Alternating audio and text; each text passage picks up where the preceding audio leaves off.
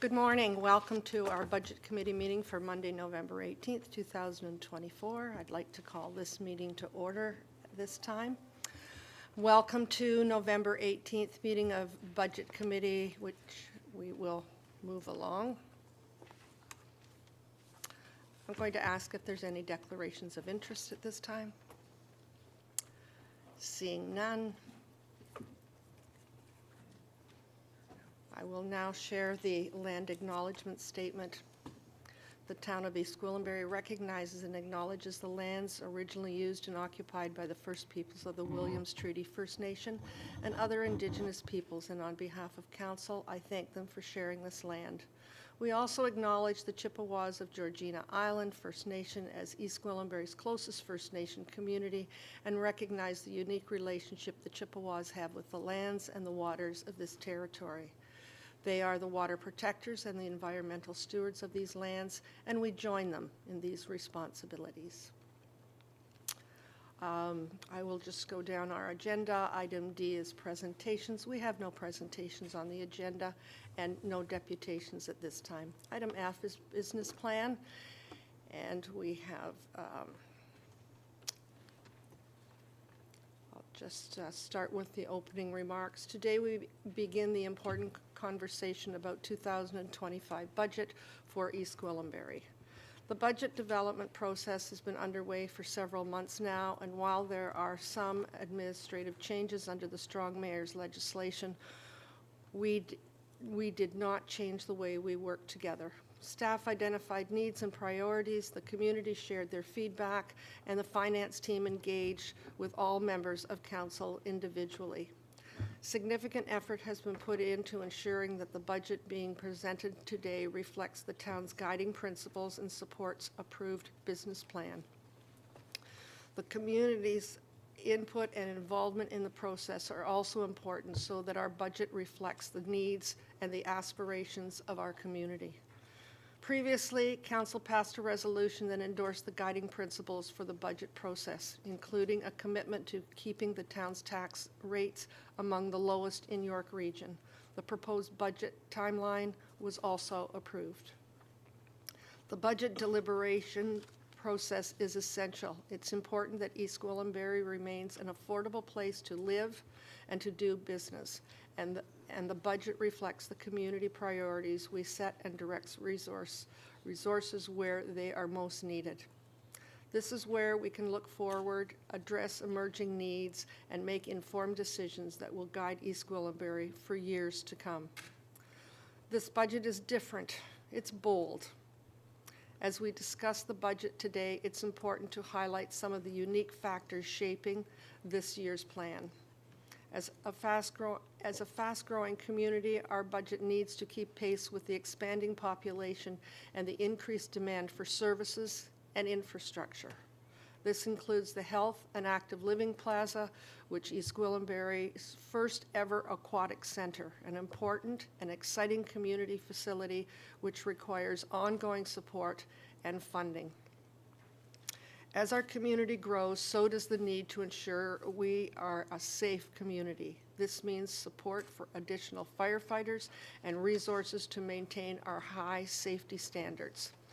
We have aging infrastructure and new infrastructure needs. East Gwillimbury has $2.2 billion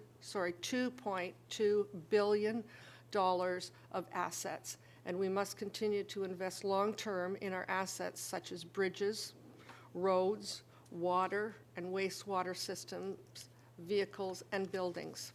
The town's infrastructure must be sustainable, resilient, and able to meet future needs. Ultimately, this budget is about making sure that East Gwillimbury remains a great place to live, work, and raise a family, both today and in the years to come. I'm very proud of the work we've done and the areas this budget contemplates.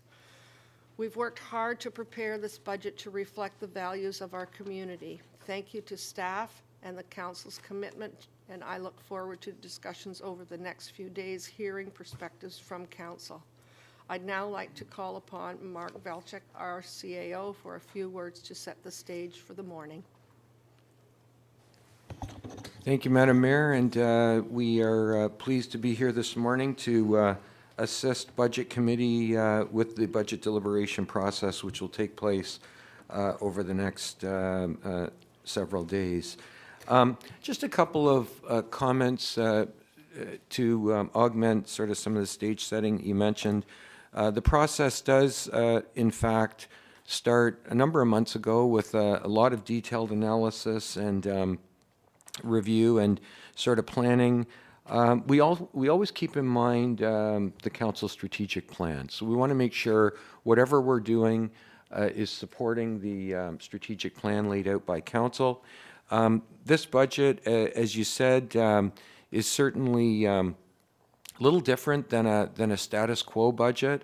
The budget, as it's laid out at this point in time, contemplates continuing with the basic programs and services that residents have grown accustomed to and depend on.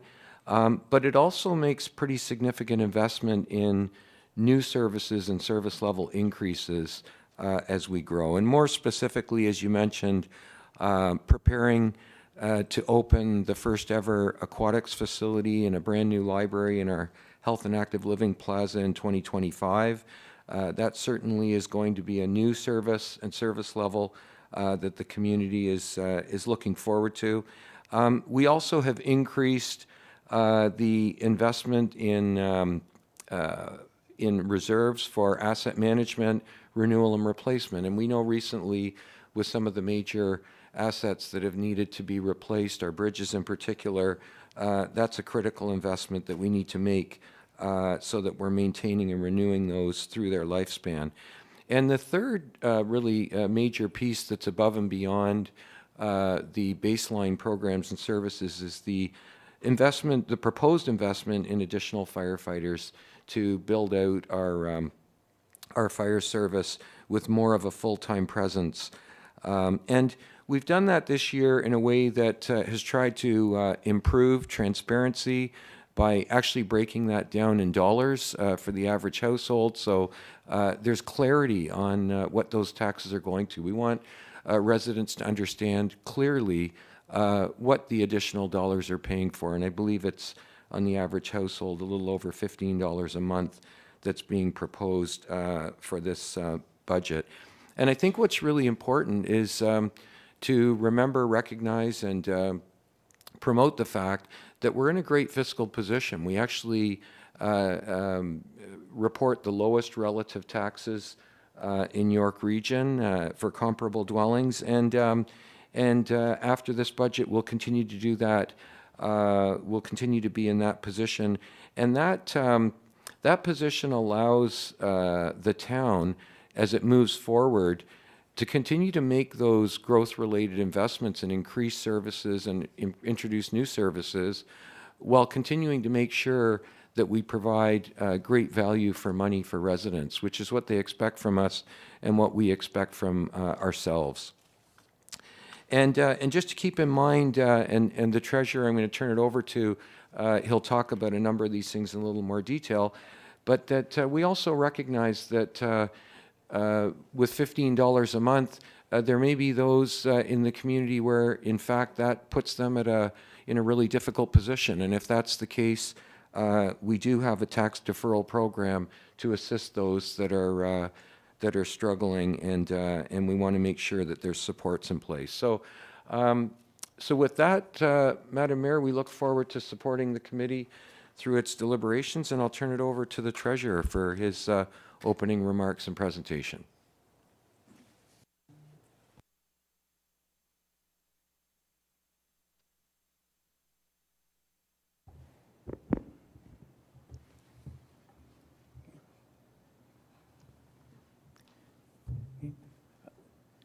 You can go to the next slide, please. Good morning, Madam Mayor, members of committee. I'm here today. I'm joined with Valerie Adema, our Director of Finance and Deputy Treasurer, and Carolyn Brown, our Director of Capital and Development Financing. And along with the clerk and her team, we'll be stepping you and trying to guide you through the 3 days of deliberations through Budget Committee. The presentation that we're about to give you is an attempt to provide an overview of the 2025 budget before we start getting into the detailed discussions. And you'll see it's similar to what we had provided as a preview in October. Next slide, please. So the graph on the right shows our priorities that have been identified by council through the 2022 to 2026 strategic plan. The graphic on the left shows how the strategic priorities filter into the annual business plan and budget deliberations and process that we go through. And once the business plan and budget is adopted by council, we filter those into the departmental initiatives and work plans that go on an annual basis. Next slide, please.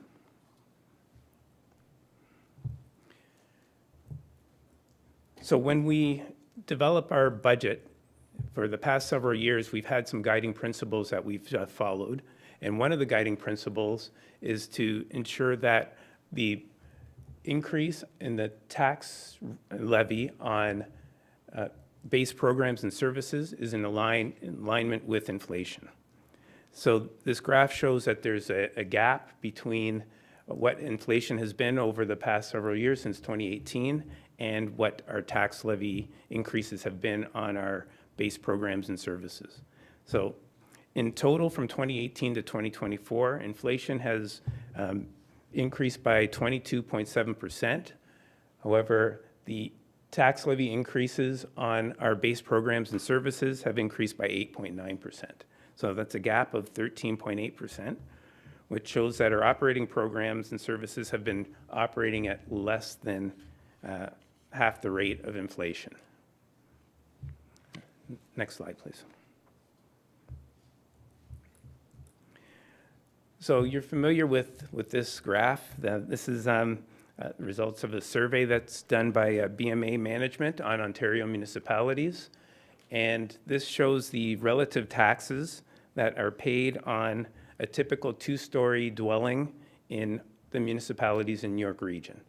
And for 2023, East Gwillimbury has been the lowest in terms of relative taxes in York Region. The next closest municipality there's a gap of $708 between us and the next lowest. And in the average York Region municipality is a gap of $1,142. And so that gap has been increasing. So last year, the gap between us and the next lowest was $616, and now it's $708. And similar for the average, the gap last year was $1,021, and now the gap is $1,142. This graph also shows the what a 1% tax levy increase would generate in terms of actual dollars for each municipality. And you can see it ranges widely between municipalities. So that makes it difficult to compare municipalities' tax levy increases if you're looking specifically at percentages, because each one generates a different dollar value. So it's hard to compare between municipalities. Next slide, please. So two of the largest annual municipal costs for a landowner are property taxes and water and wastewater billing. So we've taken the relative taxes and the average cost for water and wastewater bills and compared those with all the municipalities in York Region. And you can see that East Gwillimbury is the lowest in terms of those combined costs by $560 to the next lowest, and to the average in York Region, $912. And similar to the relative taxes, this gap has increased from 2020, from the previous year. For The next lowest, the gap in the previous year was $396, and now it's $560. And for the average, the gap in the previous year was $780, and now it's $912. So that gap is increasing. Next slide, please. So 2014 was the first year that BMA produced statistics on relative taxes. And if we take a snapshot of back in 2014, where we were in comparison to other municipalities in York Region in terms of relative taxes and water and wastewater costs, we were still lower than the average by about $183, but we weren't the lowest. So now you see in 2023, not only have we become the lowest in terms of cost, but the gap has increased by over $700 from that point in 2014. Next slide, please. So up until now, as the mayor had indicated, and that we indicated previously, the budget process has been fairly similar to what it has been in previous years. So at this point in time, this is where the strong mayor legislation changes start to have an impact on our budget process. So for the next 3 days, we'll be going through detailed reviews of the operating capital and fee-supported budgets. I believe the clerk has circulated protocol that shows how the meetings will proceed. So day one, we'll start off with the operating departments stepping through, and we'll see how far we can get. Day two, we'll have a presentation in the morning from community groups and the library, and then we'll continue from where we left off today. Day three, we will table the water and wastewater budget, and then if we have anything left over from the previous 2 days, we'll go through that. Through these meetings, the committee will be recommending any amendments to the budget. Those recommended amendments will get forwarded to council for their approval on December 3rd. Once those are approved, the mayor will have 10 days to decide whether she'd like to veto any of those amendments. If she decides not to veto those amendments, the budget is deemed adopted December 10th. If she decides to veto any of those amendments, council on December 17th will have an opportunity to override that veto with a 2/3 majority of council. And whatever happens on December 17th is the end result. The budget is deemed adopted that day. Next slide, please. So based on the direction from the mayor, the staff have gone and prepared the 2025 budget based on the business plan objectives that were approved by council. So the total estimated budget for 2025 is $74.7 million, and consisting of 4 components of the budget, which we'll be going through in detail throughout the next 3 days. Next slide, please.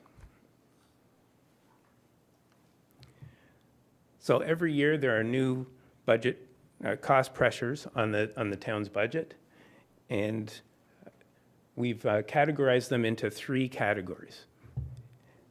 And we've also identified funding sources to offset those cost pressures. So the first category is base programs and services, which are costs associated with continuing to do what we're doing now. So our existing tax base is the main source of funding for those costs, but any additional costs, what staff will try to do is find other revenue sources, such as any available grants or imposing fees. We'll look for efficiencies and savings within our operating program, but anything that's left over has to be funded through an increase to the tax levy. The next category are growth-related costs, And those are costs for providing the same level of service to an increased volume or population. So things like maintaining more parks or more garbage pickup to more homes in the community are examples of growth-related costs. And those are funded from the new assessment that create the need for those additional costs.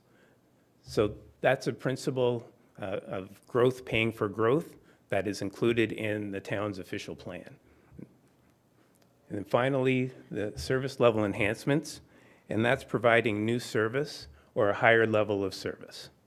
So things like operating a new pool or changing the way we provide fire services, those are examples of service level enhancements.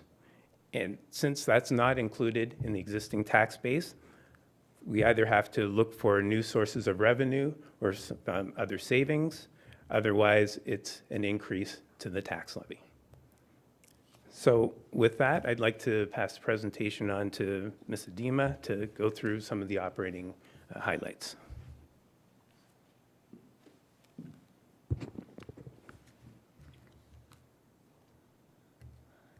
Good morning.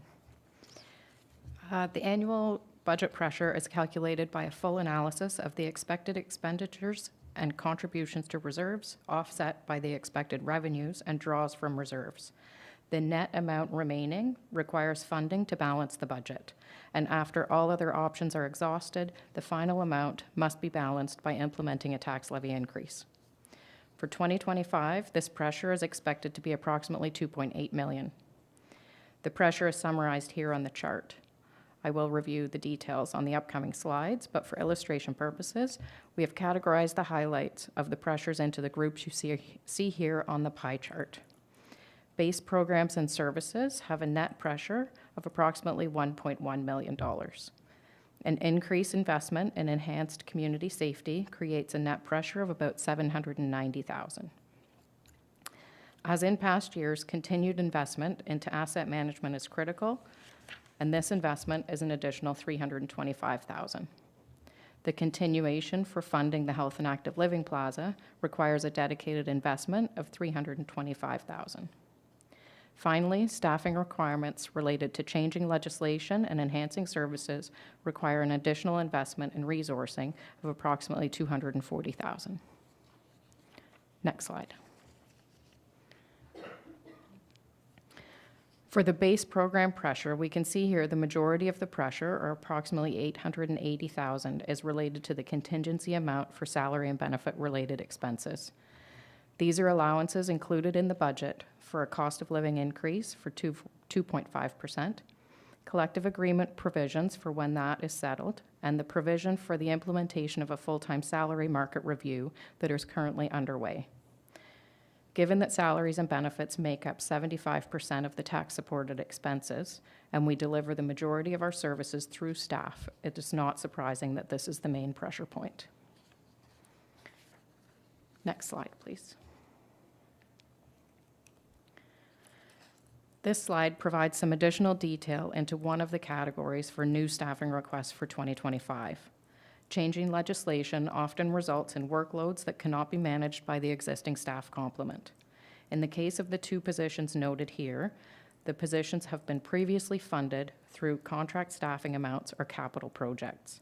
Now that the workloads and ongoing demands have been confirmed and solidified, it is time to create the permanent positions. Enhancing services also require some additional staffing resources. As with the legislative positions, the workloads for these positions have been tested through pilots and capital funding, and we have confirmed that permanent positions are required to maintain these services in the long term. The total net cost pressure related to the new staff is $240,000, or $16 to the average homeowner in East Gwillimbury. Next slide, please. In addition to the cost pressures that require additional funding that we have already reviewed, we are experiencing cost pressures that come from ongoing growth. In 2025, we expect the growth to be slightly lower than what we have experienced in recent years. That being said, there is still some assessment growth to be realized. The assessment growth for 2025 is $585,000. This comes from newly assessed properties that have been added to the property roll in the latter half of 2024. We've also increased the budgeted amount for supplementary taxes in 2025 up to a total of $600,000, which is an increase of $92,000 from what we budgeted in 2024. Supplementary tax can be difficult to estimate, as there is a time period of up to 3 years to complete full assessment from the date of occupancy by MPAC. Our team in finance works closely with MPAC to ensure that they have all the information they require so we can expedite this process where possible. Costs for 2025 that will be offset by this additional revenue from assessment growth are described here. New staffing creates a net pressure of approximately $177,000, which we will review in the upcoming slides. Increased volume and modernized processes require additional investments in software licensing, as well as increased homes require additional investments in waste collection, roads operations, and winter maintenance. There's also a variety of smaller expense lines that, when combined, add up to approximately $233,000. These would include examples such as bank fees, courier and mail, training, amongst other expenses. Next slide, please. 2025 is a year of increased and focused investment in community safety through our Fire and Emergency Services Department. Approximately $790,000 of the tax levy increase requirement this year is related to emergency services. The majority of this cost pressure, or $570,000, is related to the addition of 4 full-time firefighters. These will be discussed in detail when we review the new staffing. The balance of the cost pressure related to increased costs and enhanced services within the Fire and Emergency Services Department will be reviewed in detail during the departmental review. A further investment into asset management and the continued provision for the operation of the Health and Active Living Plaza make up the balance of the cost pressures, or $650,000. Next slide. Here we can see a summary of each category and where the overall tax pressure is coming from. As we review each of these categories, we are often faced with the question of what do these pressures mean for our residents. As mentioned earlier, a 1% increase on the tax levy is equivalent to about $327,000 in revenue. When we speak in percentages, these are hard to compare and quantify in terms of how much will this cost our resident. The far right column of this slide estimates the annual cost for the average household in East Gwillimbury for each of these categories. The total annual increase for the average household is approximately $187, or about $15 per month. As mentioned by our CAO, it's important to mention we do not take tax increases lightly. We do have a deferral program available for residents who may be facing financial hardships or be in a low-income category and cannot afford these increases. Applications are available on the website for residents who qualify, and they are encouraged to apply for this program. Tax increases can be deferred while they remain in their homes, and the deferred amounts are settled upon change of ownership. Next slide, please. New staffing will be reviewed in detail after all departmental reviews are completed. However, this slide presents the new costs for, within each of the departmental budgets. These requests are all accompanied by detailed staffing request forms that provide the details of all the requirements and the necessary statistics and reasons for why the staff are needed. The charts on this slide provide the details for the staffing requirements related to changing legislation and growth. Where possible, funding sources outside of the tax levy have been reviewed and incorporated. Capital project has been added for the capital costs relating to onboarding new staff. We've also noted if the request is for a permanent FTE or contract staffing. On this slide, the only request noted that is not an FTE is the Access and Elections Analyst. General managers will have the opportunity during the new staffing discussions to explain the nature of their requests in detail and can answer any specific questions at that time. Next slide. This slide shows the new staffing related to service level enhancements and emergency services. Of note on this slide is the expansion to the pilot to full-time hours for the Equity, Diversity, Inclusion, and Accessibility Coordinator to continue the work that is already well underway. As well, pilots for additional crossing guards have proven to be a necessary safety enhancement to protect our kids as they head to and from school. Last but certainly not least on this slide is the addition of 4 full-time firefighters. We will hear directly from Chief Mainprize on the longer-term staffing plans for the Fire and Emergency Services Department during his departmental review. Next slide. In 2025, we are all excited to be involved in the final preparation and opening of the Health and Active Living Plaza. This facility will require additional full-time staff to assist with planning and booking our extensive program offerings, as well as facility staff to prepare and maintain the facility once open. In addition to the full-time staff, a roster of various part-time staff will be recruited to assist in delivering the programs once we're open to the public. As with previous years, the management team will continue to work with the facility project management team to understand the timelines for opening and will only move forward with the hiring when resources are required.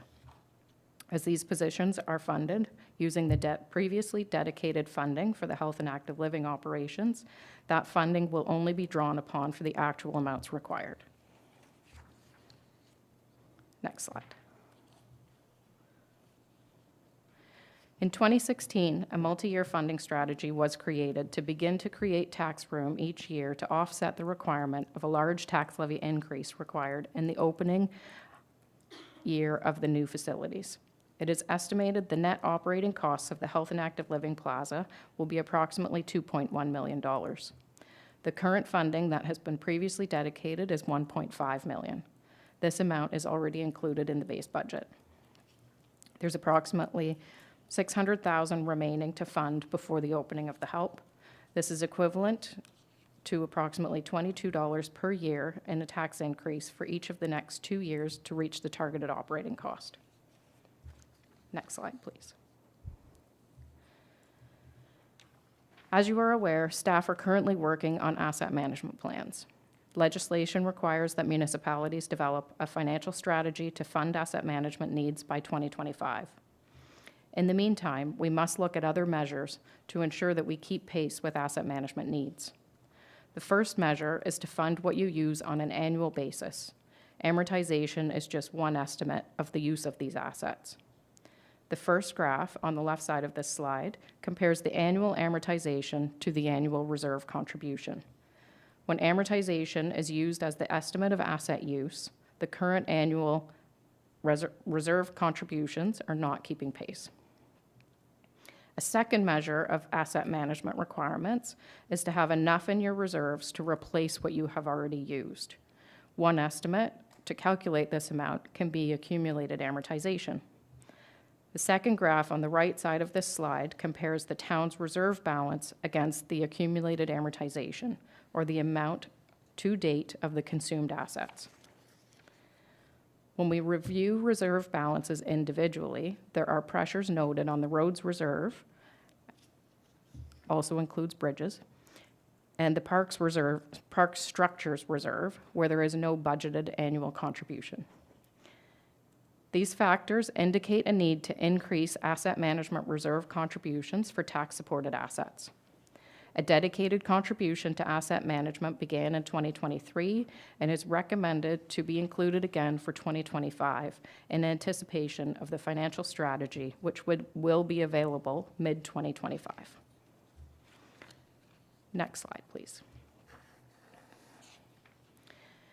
This slide details the service level enhancements that have been included in previous years' tax levy requirements. We can see from this chart that every year since 2018 has included some form of dedicated funding relating to enhancing the services that the town offers its residents. These have included continued investments in building our emergency services team, as well as dedicated funding for operating new facilities and to prepare for the opening of the Health and Active Living Plaza. This dedicated funding has enabled us to ensure that we will not need to implement a large tax levy increase in the year of opening. A growing community, as well as changes in our societal norms, all create a need for a change in service levels. In order to accommodate these service level changes, we continue to modernize, transform, and adapt our processes to provide services without always adding new resources. In some cases, we do experience pressure that requires us to add resources. We saw this in 2022 with the addition of a roads and parks operator, and again in 2024 with our environmental initiatives manager. Next slide, please. Based on 2016 assessed values, a 1% tax levy increase results in approximately $327,000 of revenue and translates to approximately $22 to the average home value of $670,000, which means the proposed increase for 2025 is approximately equivalent to $187 per year for the average homeowner in East Gwillimbury. Even with this increase, we expect that East Gwillimbury will maintain its status of lowest relative taxes in York Region. As noted on this slide, the increase is broken down between 3 categories: base programs that include inflationary and legislative pressures, growth-related pressures, and finally, service level enhancements. The budget allows for the existing programs and services with the related growth to continue. It maintains a focus on modernization and transformation so that we can utilize technology to offer improved services and enhance service levels to residents while maintaining the status of the lowest relative taxes in York Region. With that, I will pass the presentation over to Carolyn for an overview of capital.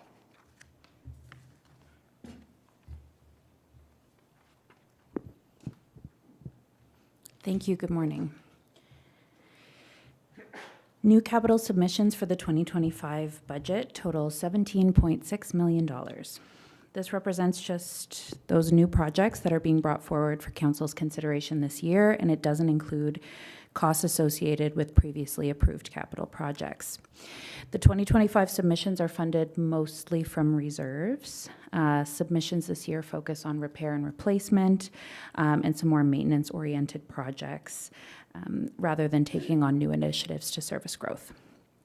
Over the next 10 years, which is the pie chart on the right side, we're planning to spend more than $251 million, about half of which is to be funded from development charges, which is designed to properly service future phases of growth. Next slide, please. This slide shows the 2025 submissions and 10-year program by department. Just over a third of this year's projects are associated with the Public Works Department and another third with the Water and Wastewater Department. Over the longer term, Parks, Recreation, and Culture makes up almost half of the 10-year forecast, which is influenced by the number of significant expansions to existing parks and indoor recreation facilities that we have planned. Next slide, please. This year, the capital budget focuses on the repair and replacement of our existing assets. This includes our regular investment in the rehabilitation of our roads and water and wastewater infrastructure network. Excuse me. We're exploring a water quality partnership project, replacing older playground infrastructure, and renovating Station 2-4 so that it properly services the department.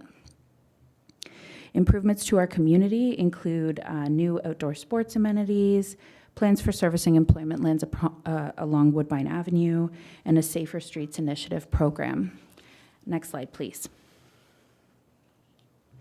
The town currently has a list of capital projects that have been previously approved and are at various stages of completion. The total value of outstanding capital costs to be incurred is nearly $70 million. Some of the works underway that are significant in terms of cost, time, and resources required include the Health and Active Living Plaza, our investment in technology through the CityView software enhancements and municipal modernization program, as well as significant investments in community improvement and infrastructure maintenance. That concludes the review of the capital budget. I'm going to pass it back to Mr. Marshall.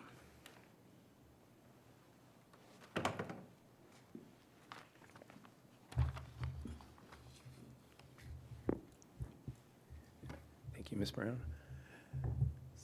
So the next component of the town's budget is the development and fee-supported budget, and that's the portion of the budget that's supported by development-related fees, which means there's no tax levy support to these programs.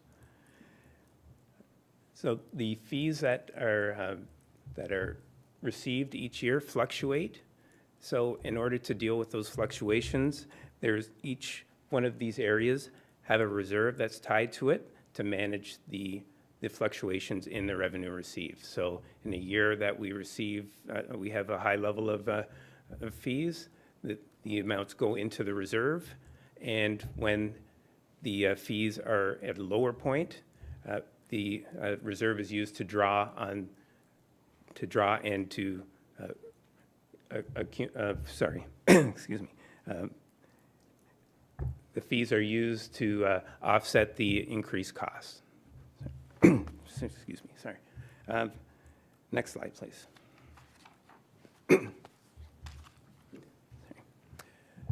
So the final component of the town's budget is the water and wastewater budget, and we'll get into more detail on that in day 3, but give some key highlights of these of the budget. The largest pressure, which is the largest pressure every year, is, thank you very much. Sorry about that.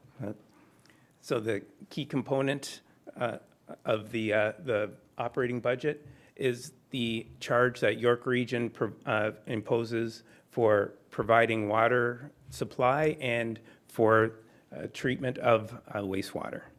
So that makes up about 2/3 of the town's operating budget, and the region has proposed a 3.3% increase on those charge that is imposed to its municipalities. The town is proposing to increase the rates that are imposed. So on the variable rate, there is a proposal for a 3% increase in the variable rate. And on the fixed rate, we're proposing a $1 per service per month increase. And that's the first time we've increased that in several years. With those increases, on the average user, it works out to approximately $5 a month. So there'd be more details that will be provided on day 3 of our presentation to get through into the details. So next slide, please. So in September, Council endorsed guiding principles for staff to follow when preparing the 2025 budget. So they're shown up here. So for the first one, which we described earlier, is maintaining the increase in tax levy on base programs and services in line with the rate of inflation. If we can click the next. So what we've shown in our presentation is that the increases on the tax levy for the base programs and services have been lower than the rate of inflation for the past several years. So we've met that guiding principle. The next principle is providing for growth-related service pressures. Ms. Adima showed in her slide that we have shown covering the growth-related pressures with the increase in tax assessment that we will be receiving. Providing for service level increases with dedicated multi-year funding plans. The budget includes contributions towards the operating costs for the health and active living plaza, and includes hiring for 4 new firefighters with dedicated multi-year plans. With our focus on continuous improvement, if you can click that next slide, please. So there are several examples in the budget of continuous improvement and looking for efficiencies and effectiveness. Some of these include the new financial system that we're proposing to help improve the customer experience and help with make our operations more efficient. The modernization program is dedicated towards continuous improvement and optimizing efficiencies. And the targeted cost savings are something that we have to, that make us look for efficiencies year-round. So it's not just during budget time that we're looking for efficiencies. This target makes us look for these savings throughout the whole year. For the funding plans for asset management, you'll see that there is a dedicated contribution towards asset management reserves that is built into the budget. And for cost of living allowances and collective agreement obligations, in our contingency line item, we've included a provision for cost of living for non-union staff and provision for collective agreement obligations as well. So the overall guiding principles were to hit these targets while maintaining the lowest relative taxes in York Region, and with the proposed $187 increase to the tax levy, we'll still be over $500 lower than the next lowest municipality, even before considering tax levy increases from the other municipalities. So with that, we'd be happy to answer any questions before we get into the detailed budget discussions.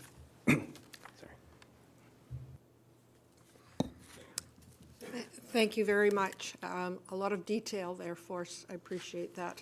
I'd like to go back to the business plan and budget development and ask if there's any questions from members of council. We'll just start at the top and work down on the questions that are here. I'm not seeing any at that point. The second one is the office. Just to move or to receive. Councillor Crone, Councillor. Thank you. All those in favor? And that's carried.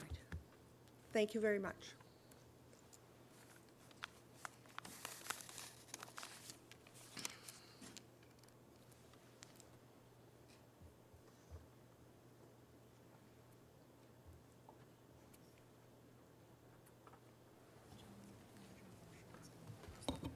Manager Marshall is going to walk us through the balance of them.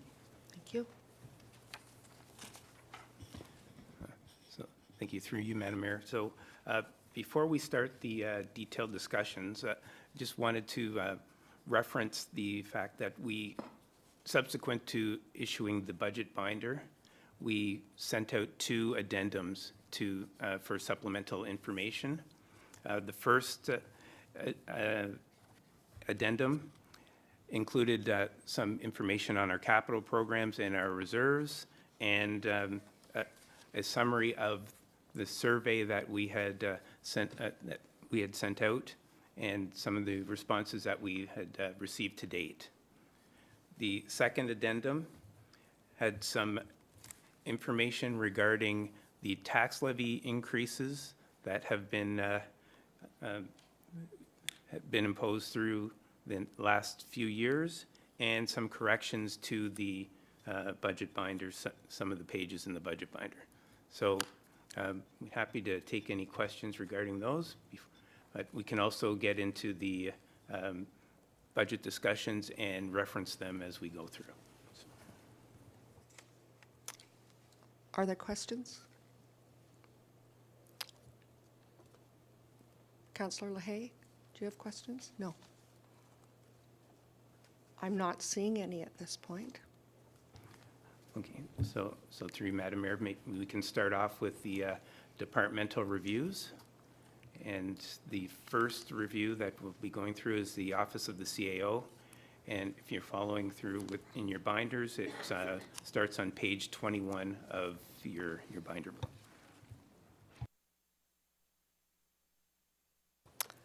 Please go ahead. Thank you, Madam Mayor. So we're on page 21 of 382 is what my page shows me here. So the first page is really just an overview, shows the organization chart and just a high-level summary of the departments that exist in the organization. And just by way of summary, the Office of CAO directly has 3 positions, myself, the strategy position, and the EA. So moving over to page 22 and 23, which really outline on page 22 the core programs and services, and on 23 the projects and strategic initiatives. You would have seen these and reviewed these and provided some feedback and input and endorsed in principle back in September. That reflects what Council had previously endorsed, and so I won't go through these, but suffice to say that these are the things that will be focused on based on this budget submission for 2025. Moving over to page 24 and 25, you can see on 24 a summary of some modest adjustments that are detailed on page 24. If you go over to page 25, it probably is a little easier to see where the 3 lines are that are changing. Standard adjustments to salaries and benefits, a little bit of an adjustment in the public engagement and corporate events, and with the addition of another staff member and some additional efforts around advocacy and that sort of thing. Attending the AMO conference was an example this year, which traditionally has not been generally provided for. I think it was successful. A modest adjustment in the training, PD, and memberships. And so if there's any questions on those, I'm happy to answer them. Questions? I'm not seeing any at this time.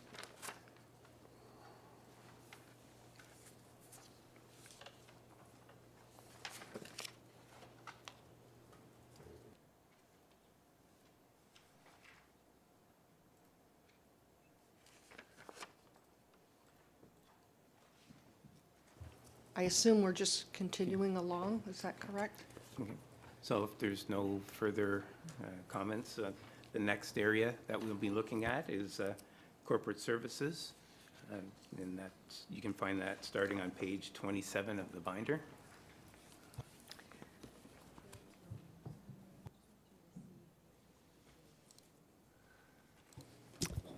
Thank you. This is a little different from other years. We need to receive now from the Office of the CAO. I have a mover and a seconder, please. Just a mover. Councillor Crothers, all those in favor? And that's carried. And now we're at corporate services. Through you, Madam Chair, I'm pleased to provide an overview of the 2025 budget for corporate services. I also want to acknowledge the team who are here today: Chris Ross, Dahlia Dumarath, Rob Halco, Bethany Lee, and our other member of the team who is also part of the CAO's office, but very much involved in corporate services, Stephanie Cromfley. Our team consists of 23 full-time employees plus 3 full-time positions that are included in the budget.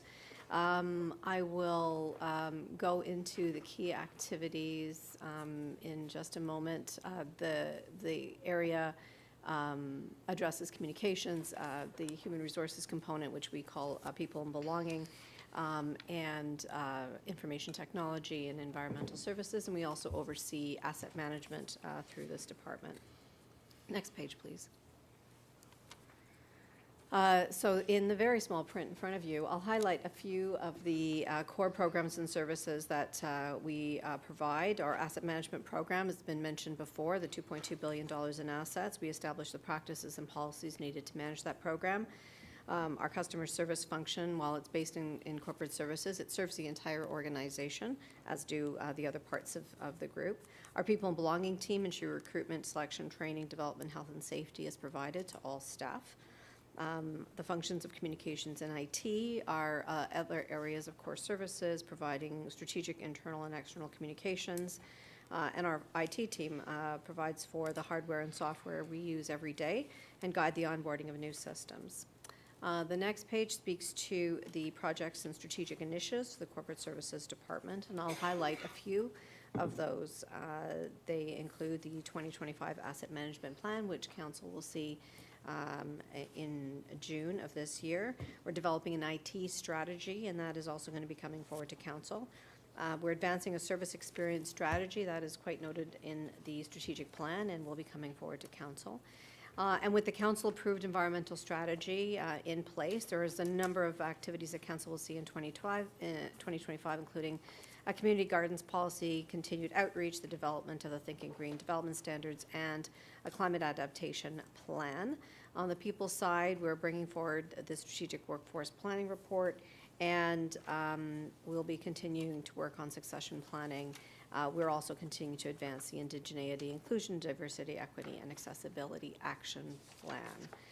Of course, with all eyes on the Health and Active Living Plaza, the Corporate Services team is very much involved providing IT support. We're going to be staffing the customer service desk there, and we are going to really rely on our communications team to spotlight the construction progress, the recruitment activities, and then, of course, on programs and services that are going to be held in that at the Health and Active Living Plaza.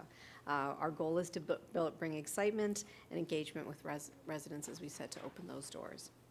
I'll speak to the department metrics next. So we have a number of slides here that speak to different department metrics for the each of the sections, the branches within the department. I'll highlight just a few. With communications and customer service, it indicates that our the interactions have been pretty consistent over the last few years. That increase in 2021 really is a reflection of the COVID inquiries that we received, and so that is a little bit unusual. Service request managed really reflects the require to hand over a service request to another area of the town, and so that's speaking to calls that are taken and we're not able to answer right away, and we have to move it to another part of the town, so that's an important area.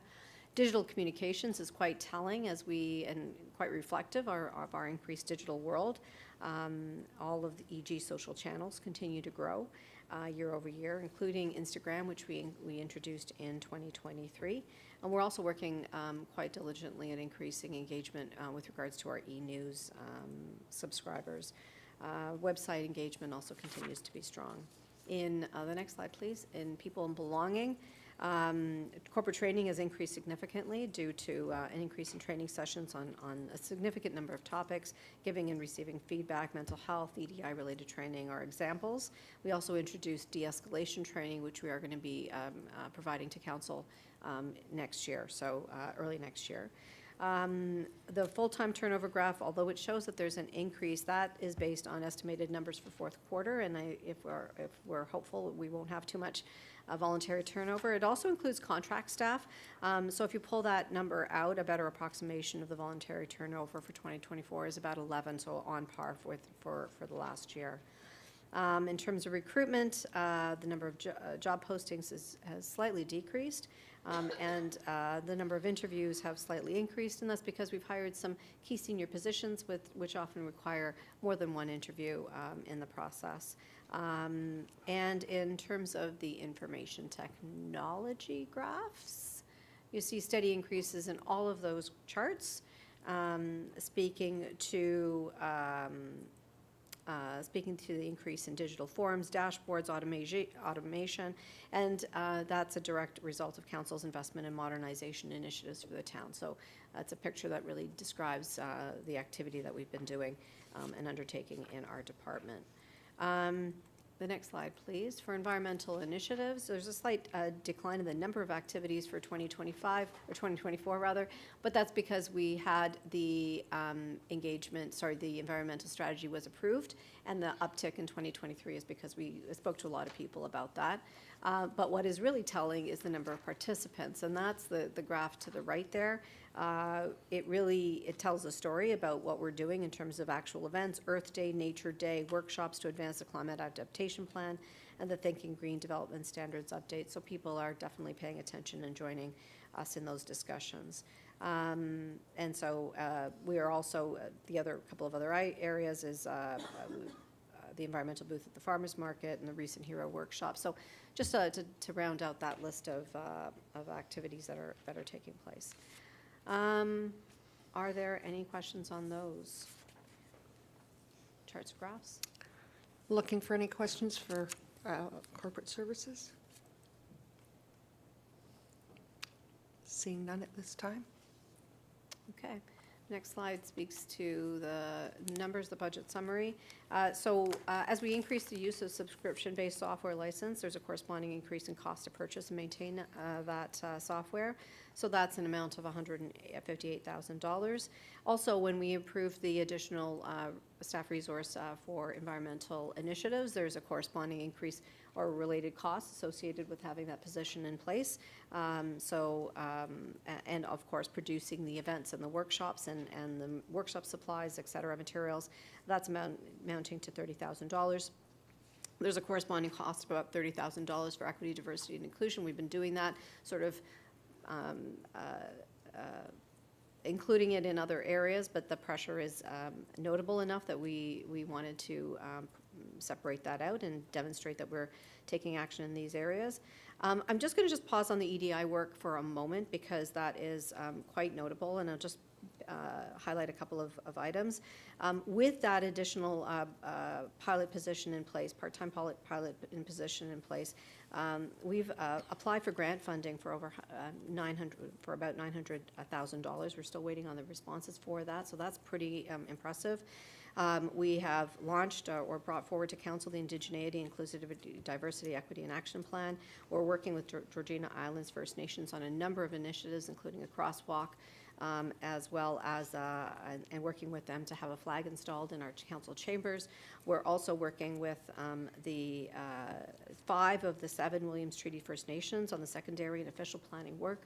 These are all activities that are incremental to the work that we've already done in our organization and are critical to the advancement of our EDI support and accessibility support for the organization. So I just wanted to point that out because there are notable accomplishments for that particular position and wouldn't have been possible without that resource being available. I think if we go to the next slide, that's the numbers that speak to the story I just told. The next slide. I think that's it. Just a question to our finance team. Should I be speaking about capital at this point, or should I wait for that? Ask for questions. Okay, thank you. I needed some direction from our director. Are there any questions from members of council this time? Councillor Roy DeClemente, go ahead, please. Just a question about process here. If there are things that we would like to see changed in this budget, if there's questions as far as, I don't necessarily have a question, I just feel that there are some things in here that I would not approve. Are we doing that now, or are we doing that after we've heard all of the presentations? In the past, we've done it either way. For me, I prefer to hear all of it and then have that discussion about where we would cut, but I just wanted to have that conversation now about how we would approach that. My understanding is that following the receipt, then members are invited to provide amendments as we go along. So we're amending each budget as we go, or are we going to listen to all of the presentations and then have that discussion? Because it's hard to put it into context if I say, okay, you've got a 43% increase in uniforms, corporate attire, and safety clothing. I'd like to see that reduced, but I also know that there's other expenditures that are going to come up that would also be subject to that inquiry. Please. Madam Mayor, the finance team had contemplated that it may have been easiest kind of process-wise to do it as we go, but Councillor Roy DeClemente's point is well taken. In the past, we've sometimes waited until the end once you have all of the information, to put forward, in this case, it would be proposed amendments. From staff's perspective, as long as we understand what the will is of the Budget Committee, I think we can support either way, but it was contemplated that it would be done as we go. I think it's really whatever suits you best. Thank you for that. Given that this is my 15th budget, we've done it either way, so I just want to know which way we're doing it today. Mr. Marshall? Through you, Madam Mayor. So to expand on CAO's comments, we were planning on going through it department by department, but there will be an opportunity at the end to do some overall review. So it's actually going to be both. So. Is that helpful? I guess I'd like to hear from my colleagues as well. Thank you. Councillor Johns? Yeah, thanks, Madam Mayor. I very much hear Councillor Roy D. Clemente's thoughts. I would just think that it doesn't have to be either or. If we are moving through it, the opportunity to speak to that in the moment and the ability to provide an amendment would be great. But then to Councillor Roy D. Clemente's point, I don't think any of us will be perfect as we move through. So the ability to, once we've also heard everything, the ability to go back would be appreciated as well. So. Thank you. Councillor Crothers? Thank you. I would really like to hear from my colleagues as we move through some of their thoughts, maybe not putting forward an amendment, but let's get thinking on what you're looking at. Are you fine with this budget? Is this an area we're looking at? Maybe we need to do something. We don't need a perfectly worded amendment, an exact amount of a cut, but I would love to hear from my colleagues as we move through. And I also just wanted to take a moment, Madam Mayor, to thank staff for all the work in this binder and for changing our process that we approved the business plan at a previous meeting, because that's a lot. And having that work already done and knowing that this budget fell out of those strategies that we already put in place, I think puts us on good footing. Thank you. Thank you. Councillor, go ahead. Thank you very much through you, Madam Mayor. So I have a process question because we've already started the process and we've taken 2 votes. So when we're voting on these various sections, are we voting approval? Have we already voted for approval of these 2 sections? And should we continue taking a vote after each section is presented? Or do we wait until the end now to vote on things after we've discussed amendments? Madam Clerk? Through you, Madam Mayor, is Councillor Leahy. So as the protocol that was distributed on Friday outlines, Council is simply receiving the overviews that are being provided by general managers. There are no approvals of a resolution. What Madam Mayor was alluding to earlier is that following each of the sections where a general manager completes their overview and following receipt of that section, members will be provided with an opportunity to propose amendments. However, members of council are also contemplating the idea of having a bit of a conversation around certain dialogues around proposed amendments they would have, and maybe if that today is not perfected, it could be provided at a later time. So that's just like a proposal that is being contemplated. However, what you're receiving right now is just simply the overviews that are being provided by general managers. There's no approvals. Thank you.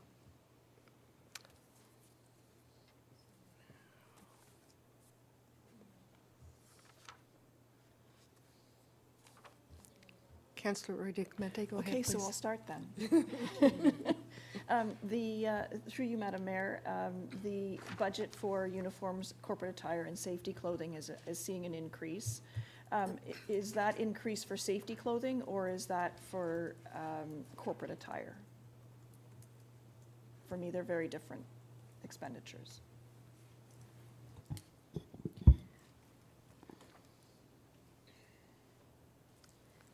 Through you, Madam Chair, it is an increase in corporate attire. So I think that my question might have answered, might have also sort of signaled my position on that is, if it's safety attire, then obviously we need to see that increase. But if it's corporate attire, I don't see the same incentive to spend that. My larger concern about this budget is the draw from reserves. We're seeing a very dramatic increase in the draw from reserves of 360,000, almost 361,000. And when we look at the overall budget, we're seeing an overall drawdown of our reserves in a dramatic fashion. It's almost a quarter in 1 year. So as we move through the budget, I'm going to be flagging that as an area of concern, that we're drawing down from reserves, and we're not. I'm not seeing the incentive or the need for additional staff in this area, where we've got areas that have bigger pressures and that are a bit more frontline facing. Thank you. Thank you. Any other questions, comments? Councillor Johns, go ahead, please. I'm just thinking about, like, this council did vote to draw down the reserves, though, in previous business plans and previous decisions to not debt service help. And it was a very distinct conversation about the conscious effort to borrow from our other categories in the absence of debt servicing, and given the fact that we have 3,700 units of water allocation out there, that could be valued close to $200 million. And so I recognize the comment regarding the draw on reserves. However, I don't see it so much as a challenge on a deficit, but more of a challenge on cash flow. So I just wanted to call that out, because I feel like we consciously arrived at the decision with the numbers that we're looking at today, and I just wanted to kind of position that in my head. So thank you. Thank you. Councillor Marguerite-Minty, go ahead. Thank you. My understanding is for this budget, for this program area, the draw on reserves has nothing to do with the Health and Active Living Plaza. So the other piece of it is that, and perhaps staff can clarify for me, the draw from 89 million to 68 million in 2025, the reduction in the discretionary reserves is not associated with the Health and Active Living Plaza. It's other program areas, but perhaps I can have some clarification from staff. So Thank you. Yeah, so through you, Madam Mayor, there's a couple of things here that maybe I can clear up. So the draw on reserves in the corporate services area is made up of two things. One is the pilot for the EDI position, which is about $136,000. The rest of it is for the staffing for the Health and Active Living Plaza, which we've carved out room already, so it has no impact on the tax levy because we've already carved out that room. So to your comment about the reduction in the discretionary reserves, it is due to other things. It's not due to the Health and Active Living Plaza, just on the discretionary side. On the non-discretionary side with the development charges, it is due to Health and Active Living Plaza. Councillor Johns. Thanks, Madam Mayor. I just wanted to clarify the position. My comment was derived from the reserves as a whole comment, so that was my position against the comment about the reserves as a whole. So I just want to clarify that. Thanks, Madam Mayor. Thank you.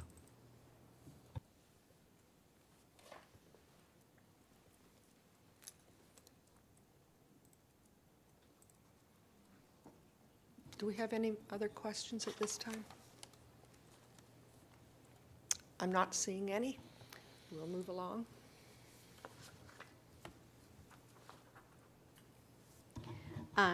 Through you, Madam Chair, I will then now turn our attention to the capital budget. I believe that's page 117 of the budget binder.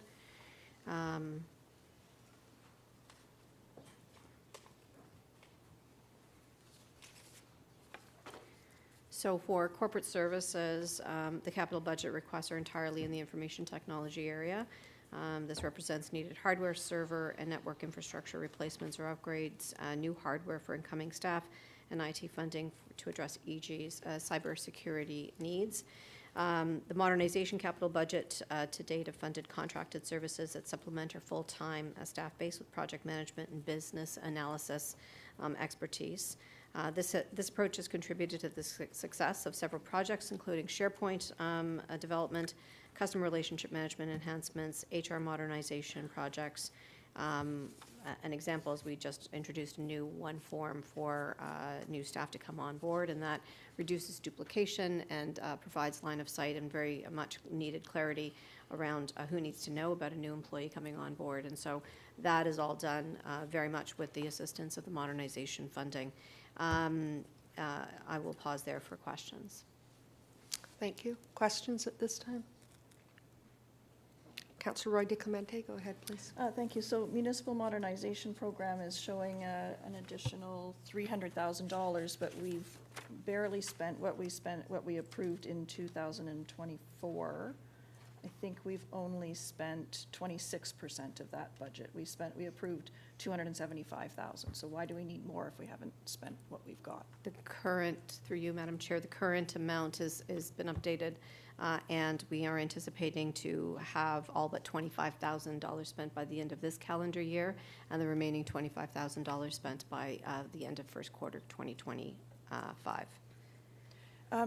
This program area has created some challenges for me to understand, because we've got projects that are specific, capital projects that are specific, like new software systems or City View or things that we can point to. This seems to be a bit of a basket, and from my perspective, it would be more helpful as I'm approving these large dollar figures to have them broken down into specific projects, because it's hard for me to justify the modernization program where we're told that it creates efficiencies and saves staff time, and yet we continue to see operational pressures and need for more staff.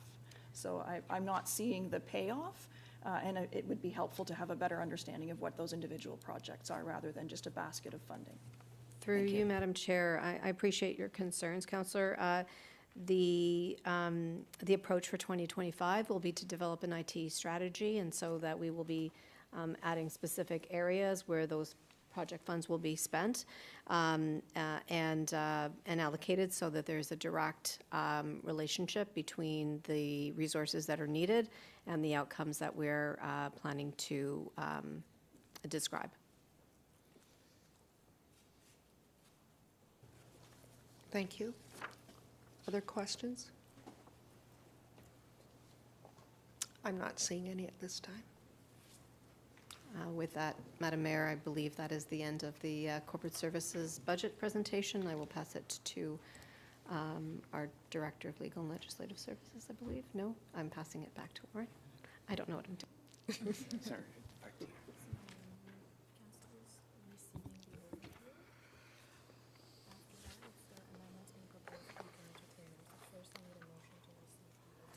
I at first need a motion to receive the overview. Be it resolved that the 2025 Budget Department Review for Corporate Services be received. Councillor Crothers. And all those in favor? And that's carried.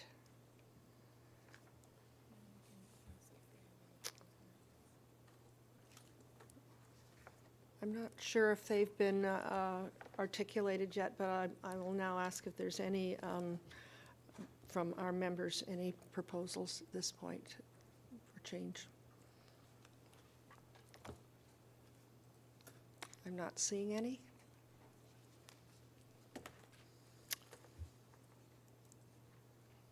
With that, we will move along to number 4, which is Legal and Legislative Services. Thank you, Madam Mayor, through you. Thank you for the opportunity to speak to the Legal and Legislative. Your mic is off. We don't want to miss anything. Thank you again for the opportunity to speak to this, Madam Mayor. And so for the purposes of your budget binder, the pages in question relate to pages 39 to 46.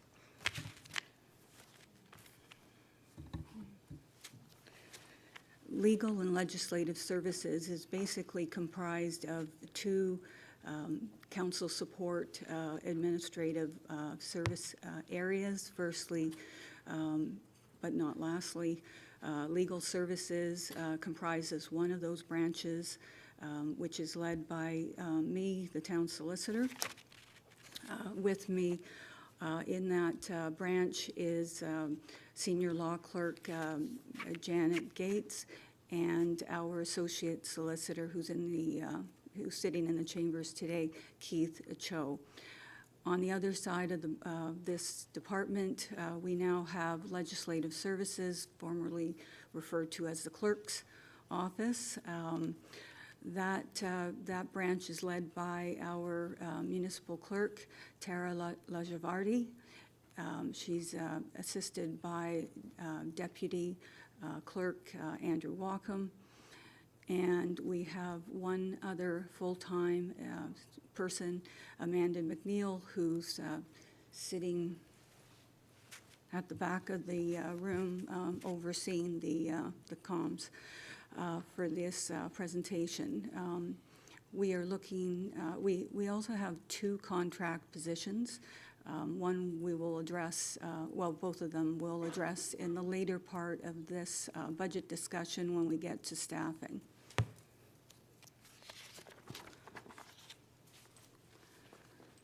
This next page gives you some sense of the programs and services which I would refer to as mostly services that we provide to the corporation. Generally, legal services provides advice to council and to the employees of this organization. I sit on the senior management team as the town solicitor and the GM of this department, and also provide strategic and business advice. Generally speaking, advice is mostly what makes up the workload. My law clerk, Janet Gates, is overseeing the insurance and risk program, and as well the transactional side of real estate matters. Keith Cho is largely involved in, again, giving advice and drafting and reviewing contracts. On the legislative services side, you'll see that there's a number of components that the clerk's office does. Besides what you would typically consider the clerk's office, which is a large part of it, making sure these council and committee meetings run efficiently, and the agendas go out on time, and that's quite an undertaking. But in addition to that significant undertaking with the volume of meetings that we conduct at East Gwillimbury, the clerks is also vested with the responsibility, the legislative responsibility of dealing with the access of freedom of information and access requests that fall within legislation as well. So, and finally, there's the election services that they provide, which is no small undertaking, because it appears that once we finish working on one election, we're busy working on the next. And there's always the opportunity for by-elections. So the clerks has a multifaceted responsibility, all driven by legislative requirements. Nothing is discretionary. So legislation requires these services to be provided in the way they provide them and set out in legislation. So we don't really have much of a discretion in that regard. You can flip through the next page, please. I'll give you some sense of what we're working on and what we would at least suggest fits within the projects category or strategic initiatives category of the business plan that has been endorsed and ratified by this council. What's up next year for 2025 on the legal services side of this department is the delegation bylaw. That's been underway for some time now. On the legislative side of these services, we've got underway, as you've heard from time to time, the update to the procedure bylaw, which is in process. We intend to develop a records management policy, which is very important. And of course, we are planning in 2025 for the municipal election that's scheduled for 2026.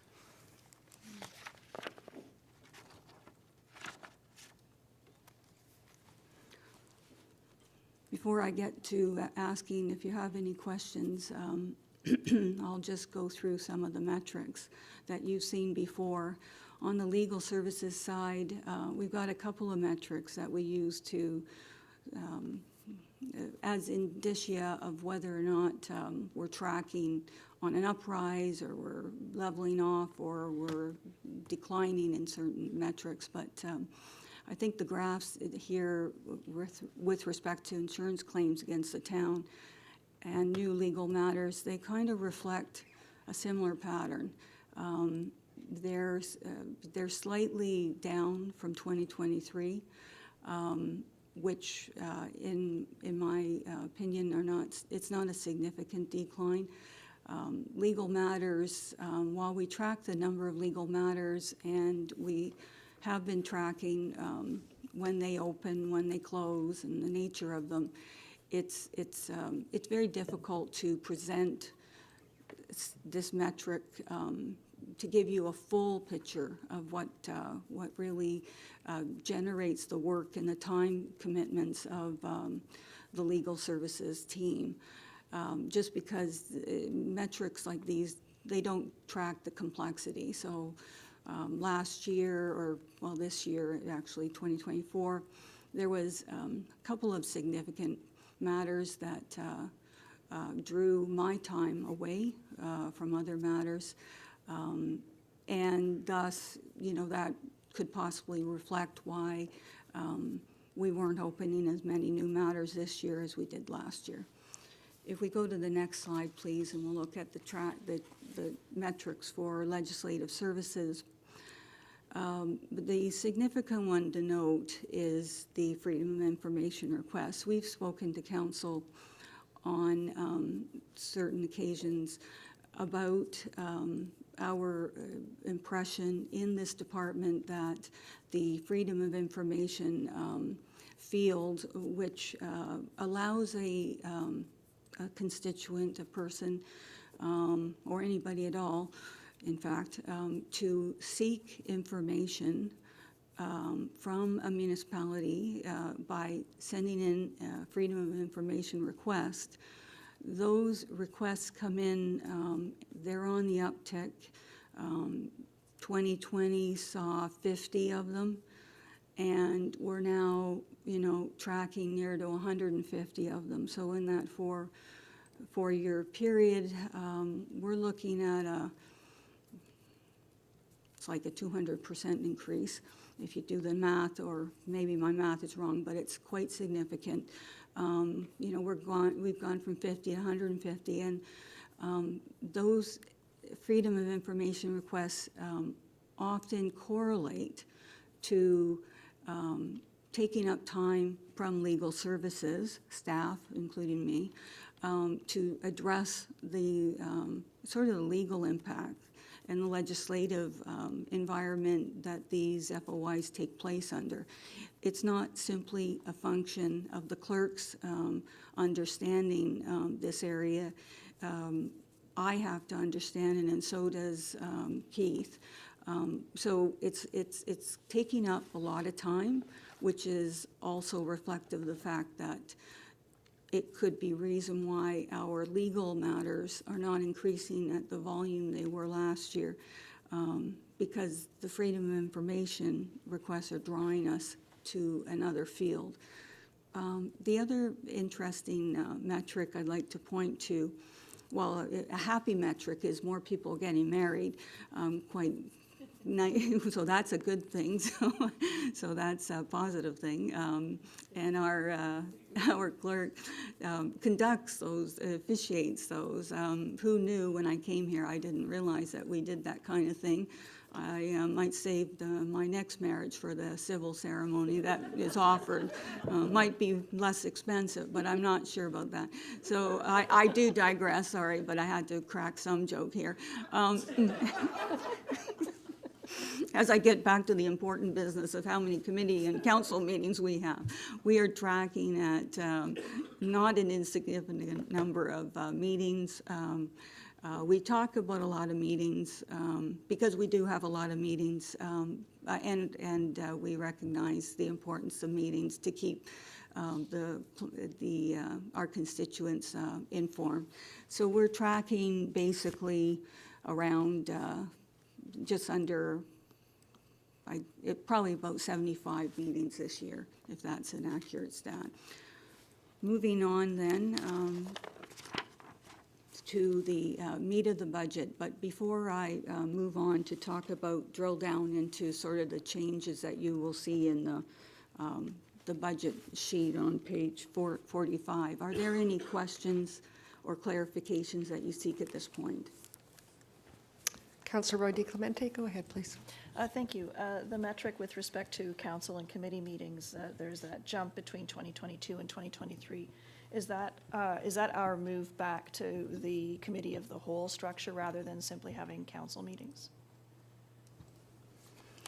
Through you, Madam Mayor, I believe that's correct. I'm looking at Tara and she's nodding, but yes, that's the committee of the whole council. Thank you. Councillor LaHaye, go ahead, please.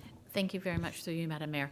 And with regard to the increase of the number of freedom of information inquiries, is there any relationship between the delays in updating the bylaws and procedures that are significantly outdated?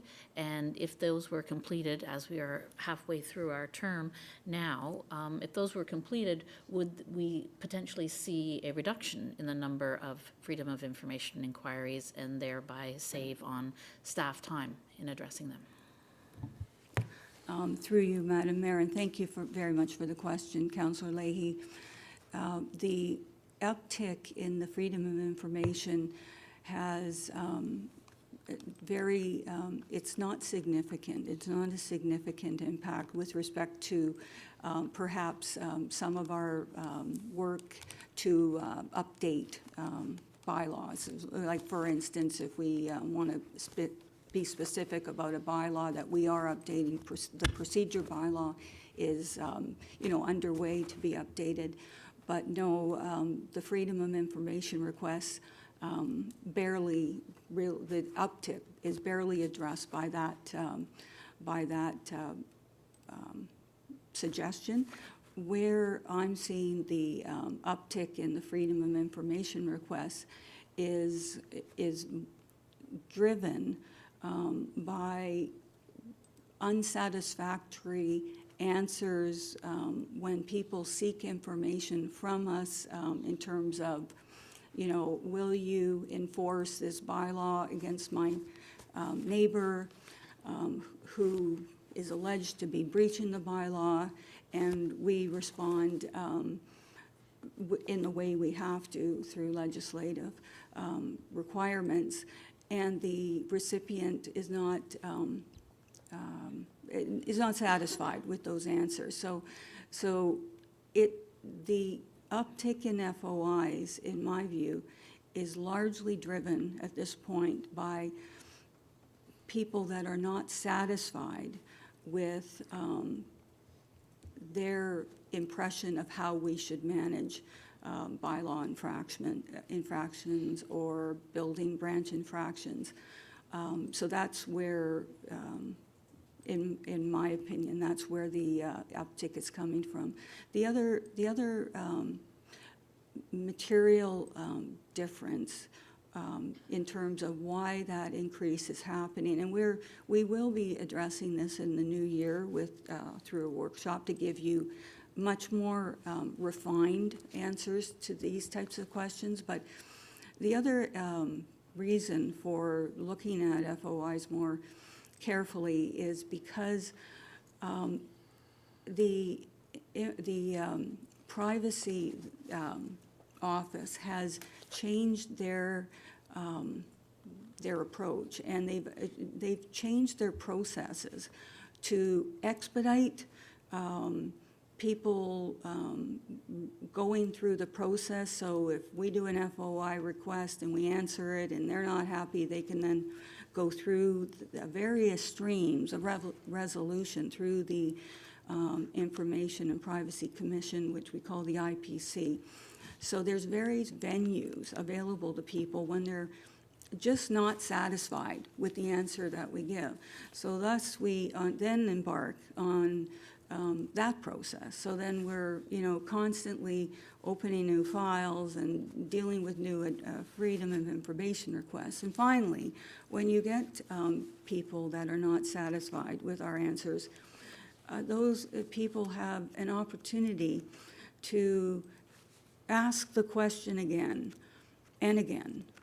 And that leads to more metrics on this page. So it's a comprehensive discussion to sort of explain why, but it doesn't matter if it's why at this point. It just is. It's going up, and I expect that number to far surpass 150 in 2025, given what we've seen to date.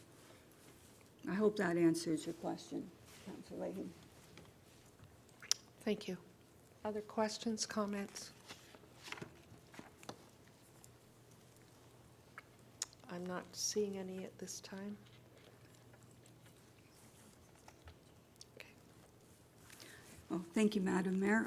I will continue then, just to get to the meat of the heart of the issue with respect to this legal and legislative services budget. I'll just sort of point out the obvious.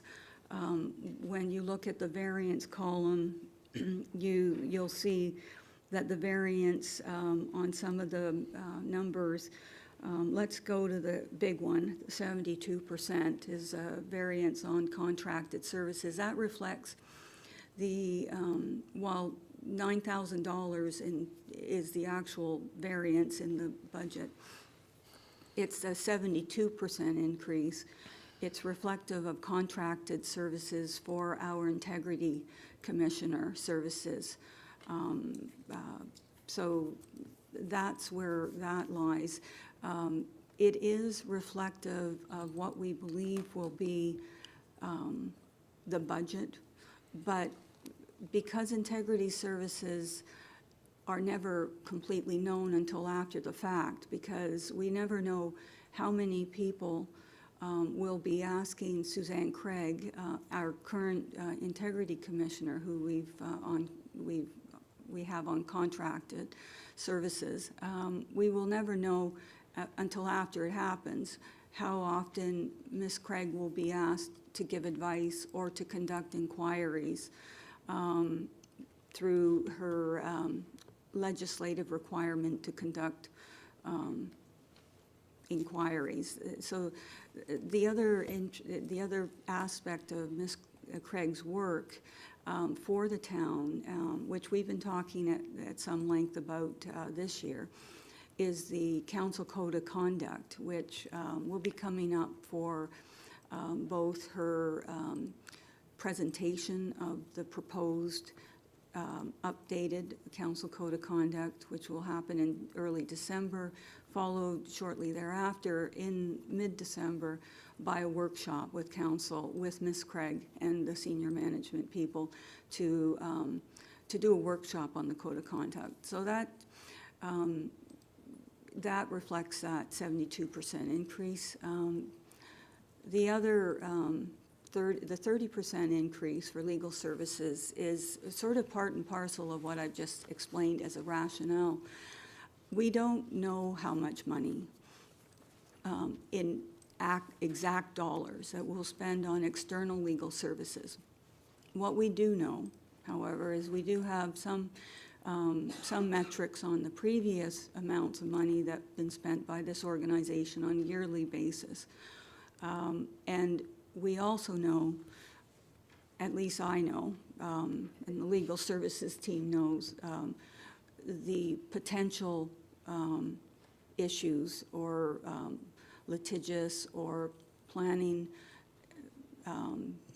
matters that will be coming forward this year. It may not be known to everyone, but it's, so the estimate of 150 is a 35% or 30% increase over what we budgeted last year.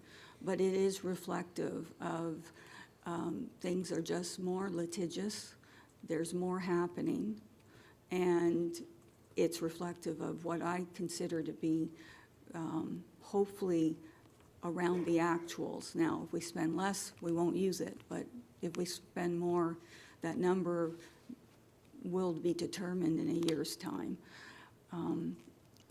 The final thing I wanted to address on this budget is that the salaries and benefits, there's a 10% increase. It's interesting, the salaries for the legal services and the salaries for legislative services, they're roughly equivalent. Well, rough, in terms of the expenditures under the salaries plus all the things that come with the salary. So they're roughly equivalent. But the external legal services on the legal side, that 150,000 that you see on the first column and the numbers column, that's for external legal services. The legislative services side of things, the clerks do all that work.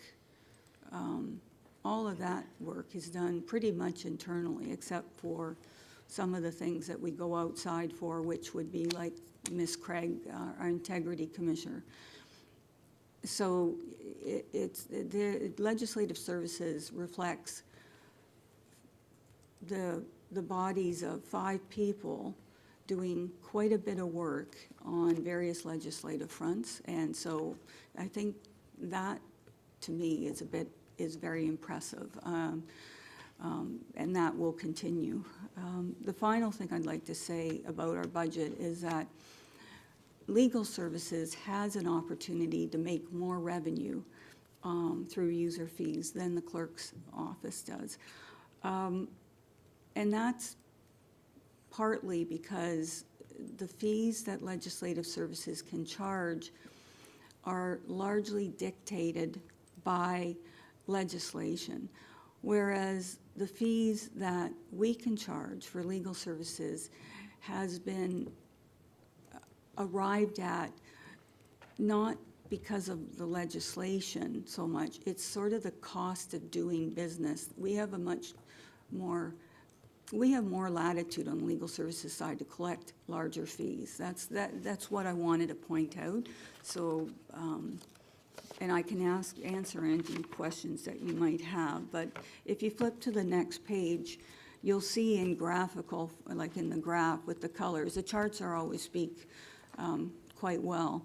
You'll see the expenditures are roughly 50-50 when you look at those pie charts, but the revenue generated is much more significant for the reason I just stated in legal services. So with that, I will be happy to address any final questions with respect to the budget. Thank you. Questions? Councillor Johns, go ahead, please. Thanks, Madam Chair. I do want to start with thanking Ms. Ingram. I'm doing a mental budget bingo in my head for the next 3 days, and I did not have our solicitor discussing second marriage savings through civil ceremonies at the municipality. So next year, I will look to get that on my card. So this is kind of more of a question on logistics, and I understand the need to ask for the increase on the legislative services line 150 with that increase of the 35,000. So, like, obviously, if we go over the budget, we are still going to pay the bill. So where does the bill get paid from when it goes over the approved budget?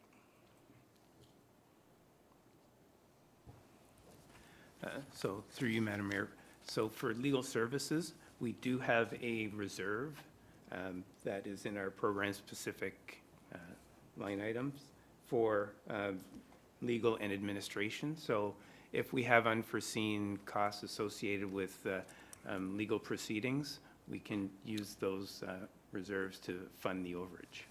So just to follow up, where can we find that line in our information? So in your Addendum 1 package, under the uncommitted reserves continuity schedule, under program specific, which is the second section on the first page. And it's titled? It's titled Real Estate, Legal, and Administration under program specific. So just to follow up, that is currently sitting close to $750,000? Yeah. So it was interesting, Madam Chair, again, through the solicitor, through the chair to the solicitor, your comment that struck me towards the end, you said, if we spend less, well, we won't spend it. This item here of the $35,000 increase, if we approve this $35,000 increase, this has a direct tax implication on landowners. And the fact that you made comment about if we spend less, well, we won't spend it, that wouldn't change for a tax levy. But given the fact that it would take, if we went over budget $35,000 even for the next 20 years, we still wouldn't spend the reserve. And that way we wouldn't have a direct financial impact. So, like, happy to hear other discussions. I did prepare an amendment. If committee wishes to entertain my amendment at the end, I'm happy to propose it at the end. If committee wishes to hear my amendment at the end, then I'll wait for that too. So, thanks, Madam Chair. Thanks, Madam Solicitor. Thank you. Other questions, comments? Councillor Roy. Sorry, Councillor Crowther, just go ahead. Thank you. If we have such a healthy reserve, what is it intended for? Can we get some idea on that? I don't want to be looking at not approving the 35,000 and instead taking from reserve. That reserve is intended for something else. So through you, Madam Mayor, the reserve is intended to cover unforeseen costs associated with things like legal proceedings. So if we end up having an extremely litigious month or year, those funds could be used to offset instead of having a tax levy impact because, like as the solicitor said, it is hard to predict. So. Thank you. So the 35,000 is more for foreseen, what we think we're going to be getting in the next year, and the almost 800,000 is for unforeseen.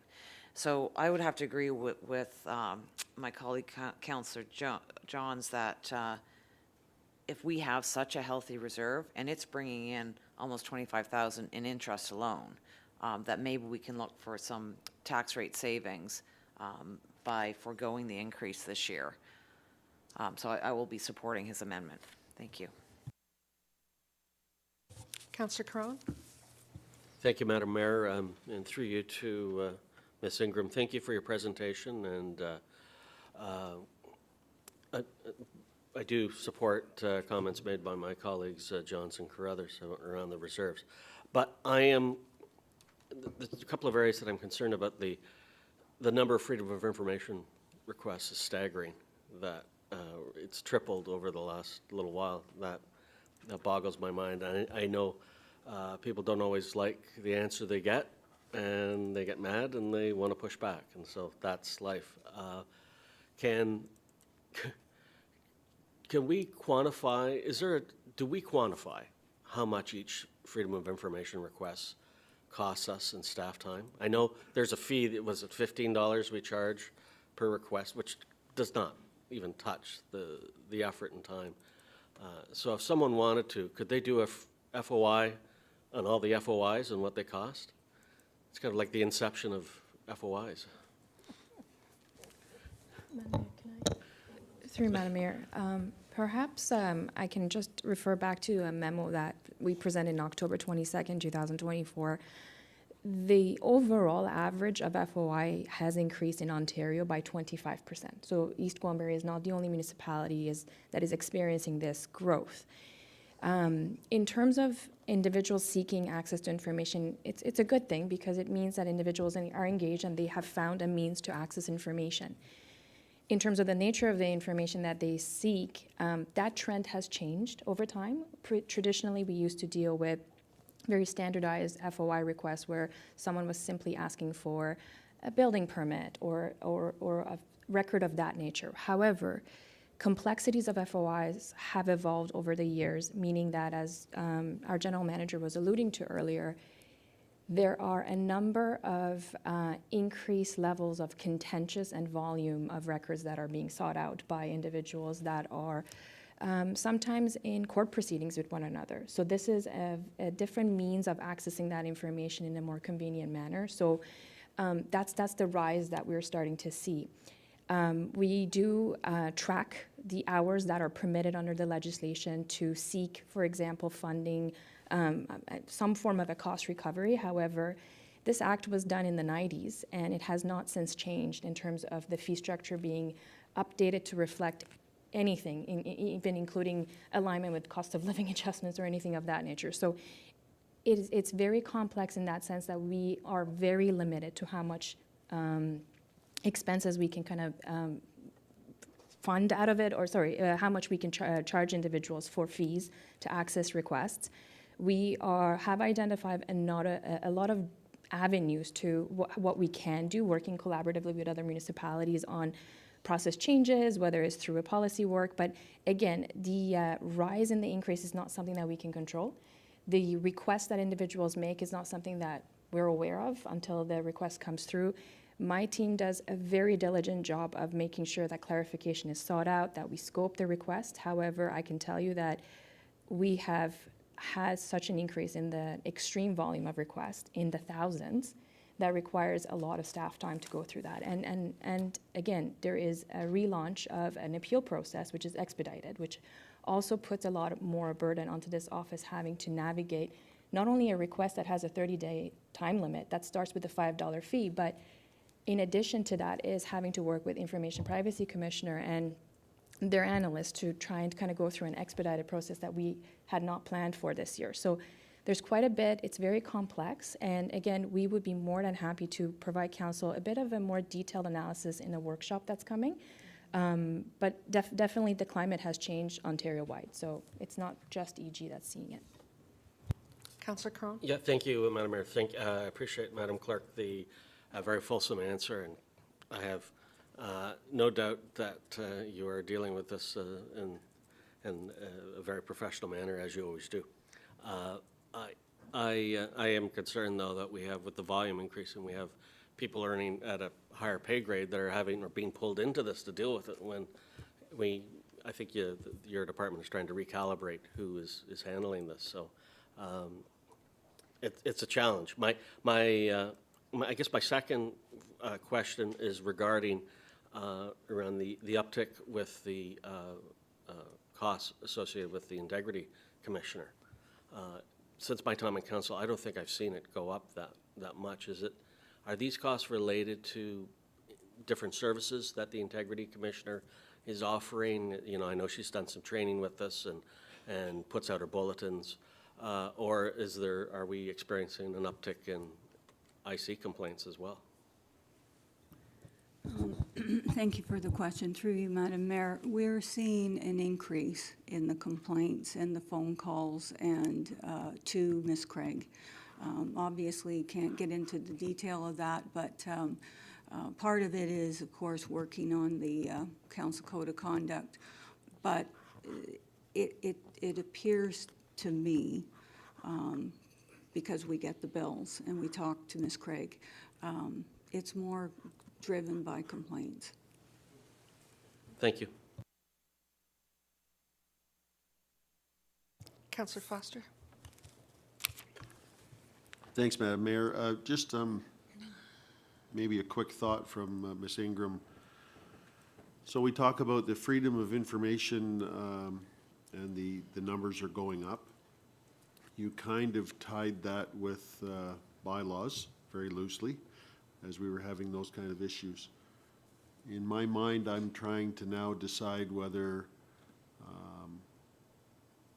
how much that does go towards bylaws, and if we're talking about in the future here when we get to new staffing, does an increase in our bylaw staffing, may there be a leveling out or a drop of these freedom of information? I'm just wondering if that increase in staff might help our position in doing that job better with more staff. Am I going down the wrong road here? Through you, Madam Mayor, and thank you for that question, Councillor Foster. I don't foresee that that will make a material difference in terms of the increase in the FOIs. The increase, if bylaws was to increase their staff, they'd still be doing the same job. I think the FOIs are increasing because the people that are getting the answers are not happy with the answers. And we have to sort of address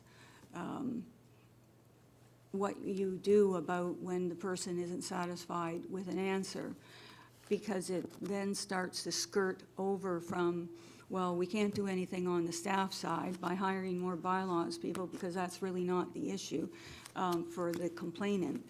We have to address whether or not that complainant is now bordering on harassing or making frivolous, what they call frivolous and vexatious requests under the legislation. And that's the way we have to deal with it. But unfortunately, that won't require more bylaws people. That'll require more time of legal to deal with that. And so it's not going to get any easier down the road as we see a more extremely sort of confrontational approach. The other aspect too that I didn't necessarily explain in terms of the uptick is that people who have sued municipalities, they're using the FOI process as a tool to seek information, or basically to replace what would normally be a discovery process in a matter of a lawsuit. They're replacing that sort of that costly discovery process, if they had to hire a lawyer, by seeking information about the other side's case through the municipality. And so it's a tool that's been used, and it is generating more FOIs that then come into clerks. And then when there's an aspect of litigation to it, it also involves legal. So again, it's, we can't just respond to FOIs anymore, because now we have to consider, well, what's going on with the litigation side of the matter, where these are being driven. So that might provide more context about why we're seeing the uptick. Other questions? Go ahead, Councillor. Thank you. Through you,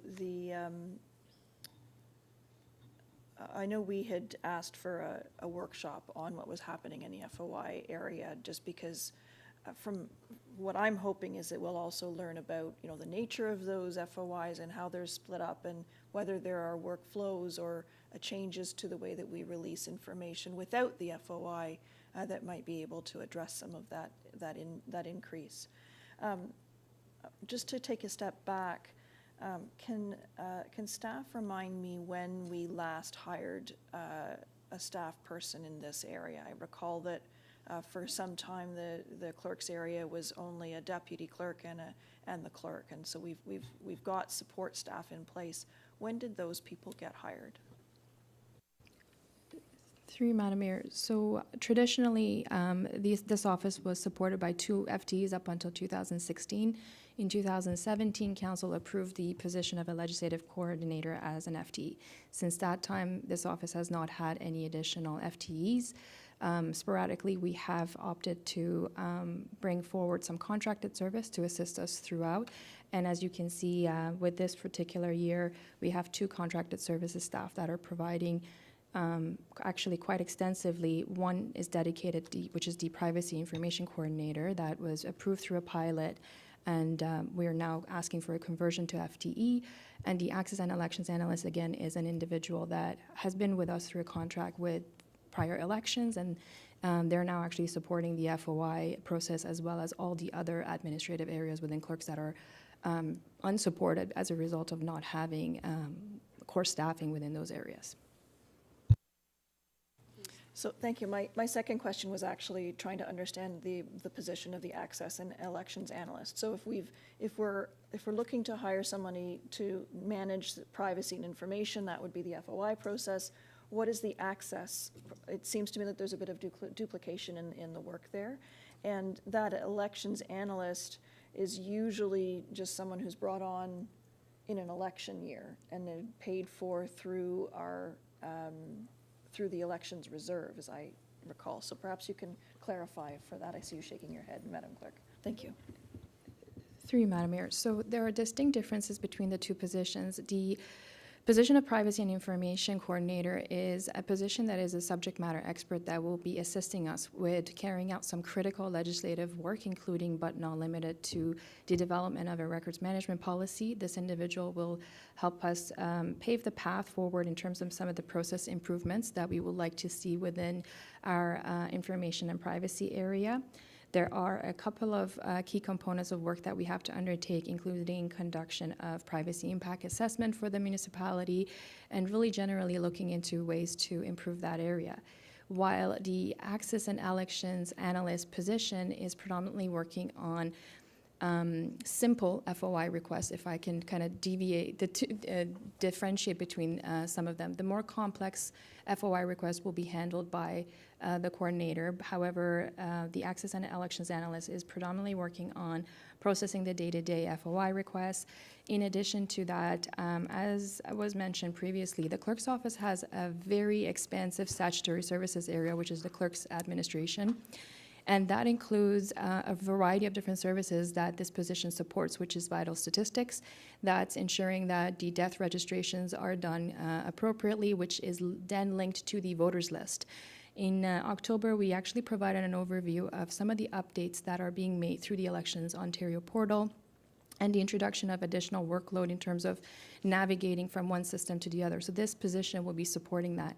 And with an election position, we traditionally tend to recruit support for this area well in advance of the election, because there are quite a bit of work that we would have to put in place for within the project plan. So in 2022, we had help come in well in advance to assist us with a 250-line item project plan that consisted of making sure RFPs were done in advance, supply of products were done in advance. So this position is really going to be helping us in that area.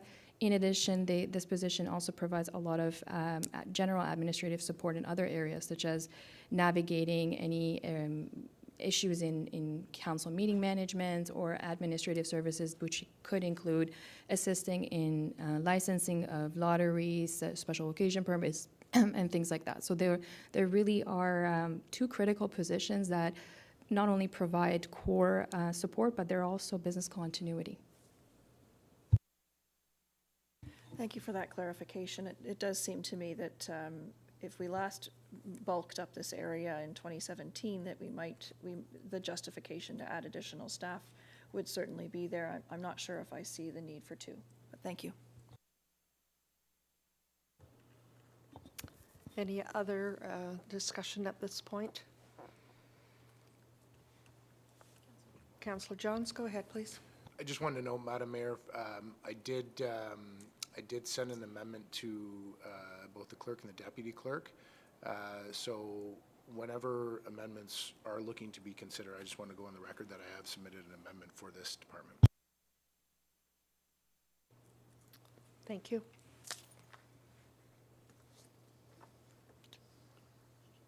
Are there any questions? Do we want to deal with the amendment now? Okay. So we have the overview. Could I have a mover to receive? Councillor Crone, all those in favor? And that's carried. And we have an amendment. Councillor, go ahead, please. Yeah, I'm happy to speak to it. Based on the questions answered that I posed here today, I submitted to the clerk and the deputy clerk that be it resolved that the budget committee recommends that council amend the legal services 2025 tax supported budget as follows in the account category in the template that was sent to us. Account category is legal services. The budget amounts 150. The amendment amounts 115,000 with the explanation of reserve level.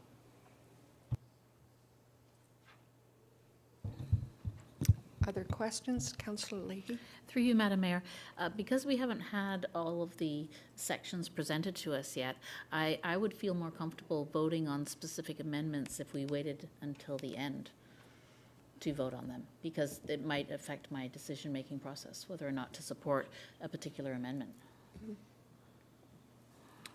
Thank you. Councillor Crothers, you had... Sir, we have an amendment on the floor. If Councillor Leahy's asking to make a motion to defer, she could place that on the floor. Is that your intent? Yes, I would like to make a motion to defer voting on the amendment until we've gone through all of the sections of the budget.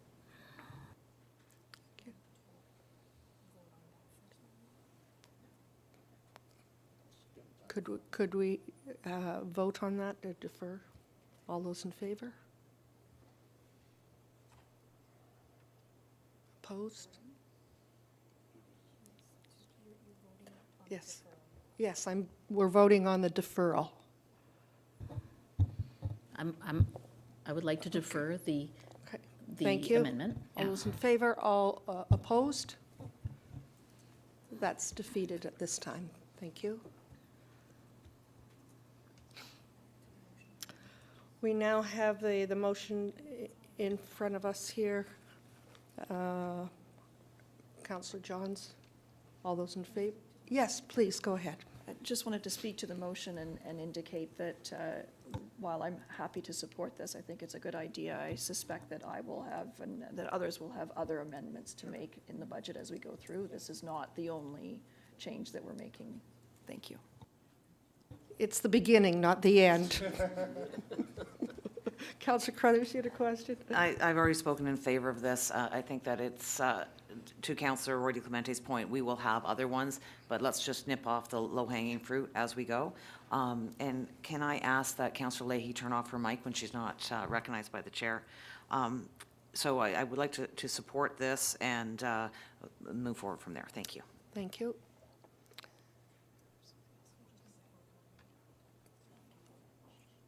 All those in favor? Opposed? That's carried.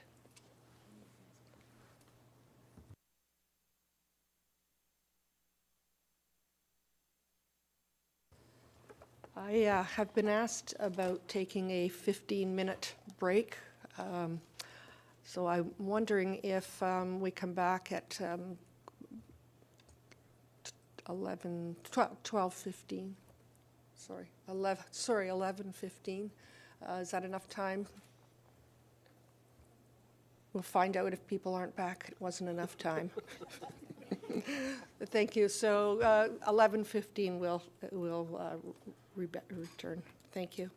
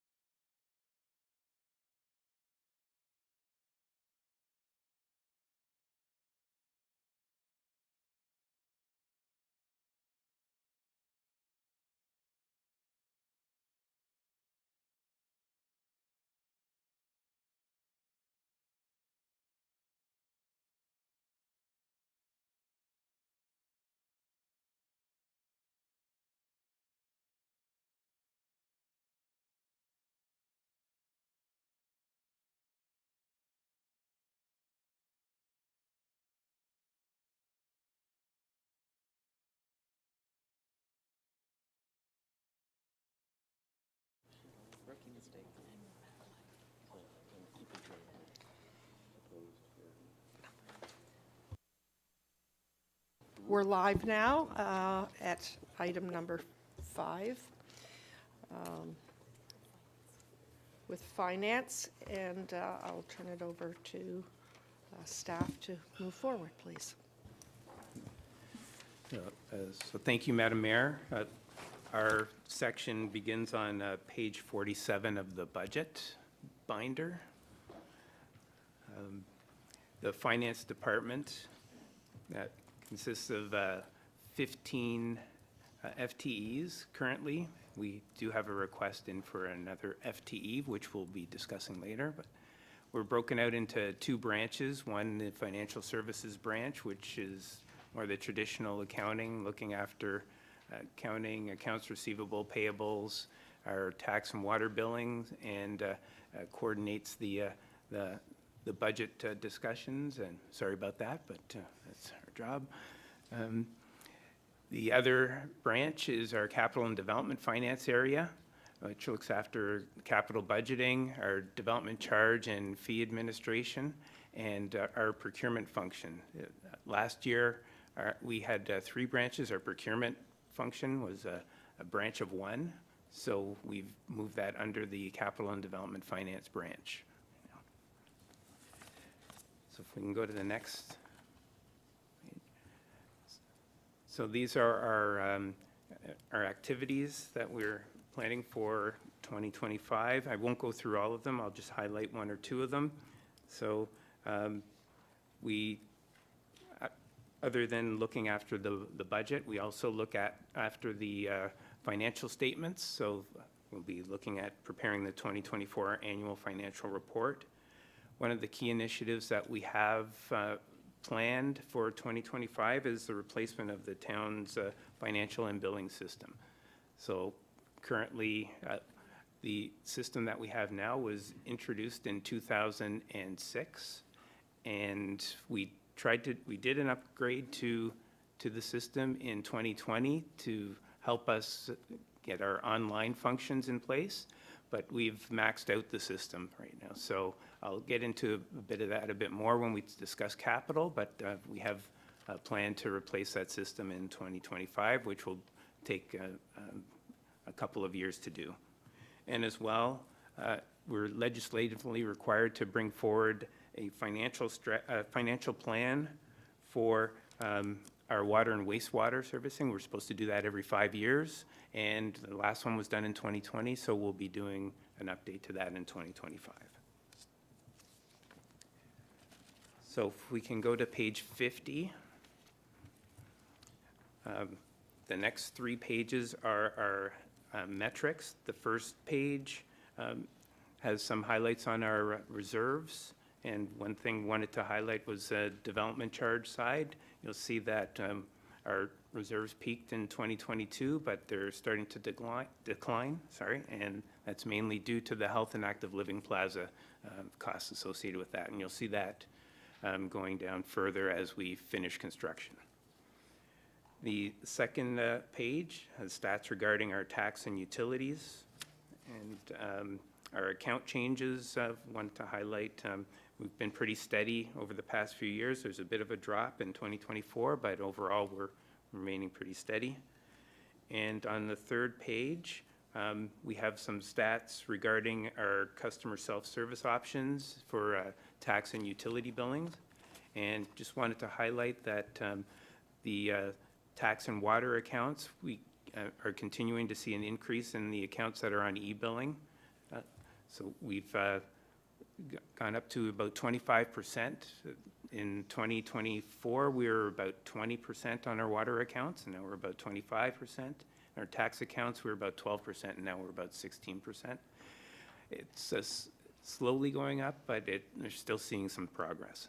So I'll pause here and happy to answer any questions on the... Questions?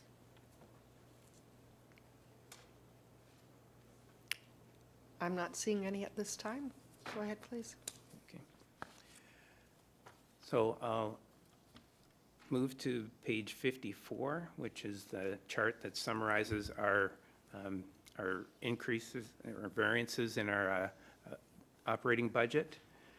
So with our department being 90% salaries and benefits, it makes sense that our major impact is on our salary and benefits. So the majority of that is with respect to the request for an additional FTE in 2025. And the balance is related to some reclassifications that we did and some benefit increases. Our bank fees and payroll charges are going up about $15,000. Our payroll processing, we've just received information that the processor is imposing a 7% increase on our contract, which works out to about $10,000. And our banking fees, just due to volume of transactions, is going up about $5,000. And the other significant, well, fairly significant increase is on our training and professional development. Part of it is related to our new staffing request, and part of it is related to some of our staff. We have a fairly young staff that are progressing through their designations, and we like to support that. So that's part of the increase as well. So happy to answer any questions on the operating budget. Thank you. Questions? Councillor Carruthers, go ahead, please. Hi, can you provide us some detail on the draw from reserves? Sure, through you, Madam Mayor. So the $69,000 you're referring to, that is related to the Health and Active Living Plaza. Last year, we had an FTE approved that part of that FTE helps support the Health and Active Living Plaza, because we'll have increased volumes in terms of the transactions that will be generated from activity in the Health and Active Living Plaza. So part of that was offset from the amount that we've carved out from the Health and Active Living Plaza. Thank you. It really does affect every department. It just wasn't top of mind how it would affect finance, but yeah, I can see that. Thank you. Are there any other questions? Seeing none, we'll move on. Oh, I'm sorry. Go ahead. Thank you. The staffing request for a senior tax and utilities analyst, can you share a little bit more about why that position needs to be a senior position, or can you make do with someone more junior? What's happening there, please? So through you, Madam Mayor, the reason we're looking for a senior position is we have one person right now who's an analyst supporting over 15,000 tax accounts, but they're not able to get into some of the detailed analysis that we would like to do in terms of our assessment base. So we mentioned earlier that some of the assessment, it takes up to 3 years to get that on the assessment roll. So we're hoping that this senior level position will be able to work closely with MPAC, not only to identify some of those areas that we could get them to kind of advance and put on the roll quicker, but also to analyze the base in terms of residential to non-residential composition and what we can do to help out with that balance. As well, it is also linked to the request that we have for to replace the financial system. We need someone who will help out with setting up that system, and we feel that it takes more than an analyst to help set up that system properly, so we can have it properly, functioning properly when we roll it out. So.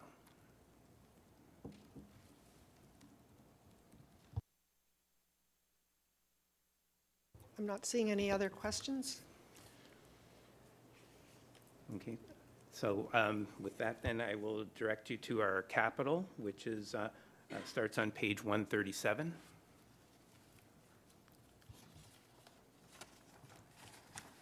And for 2025, we have two projects in mind.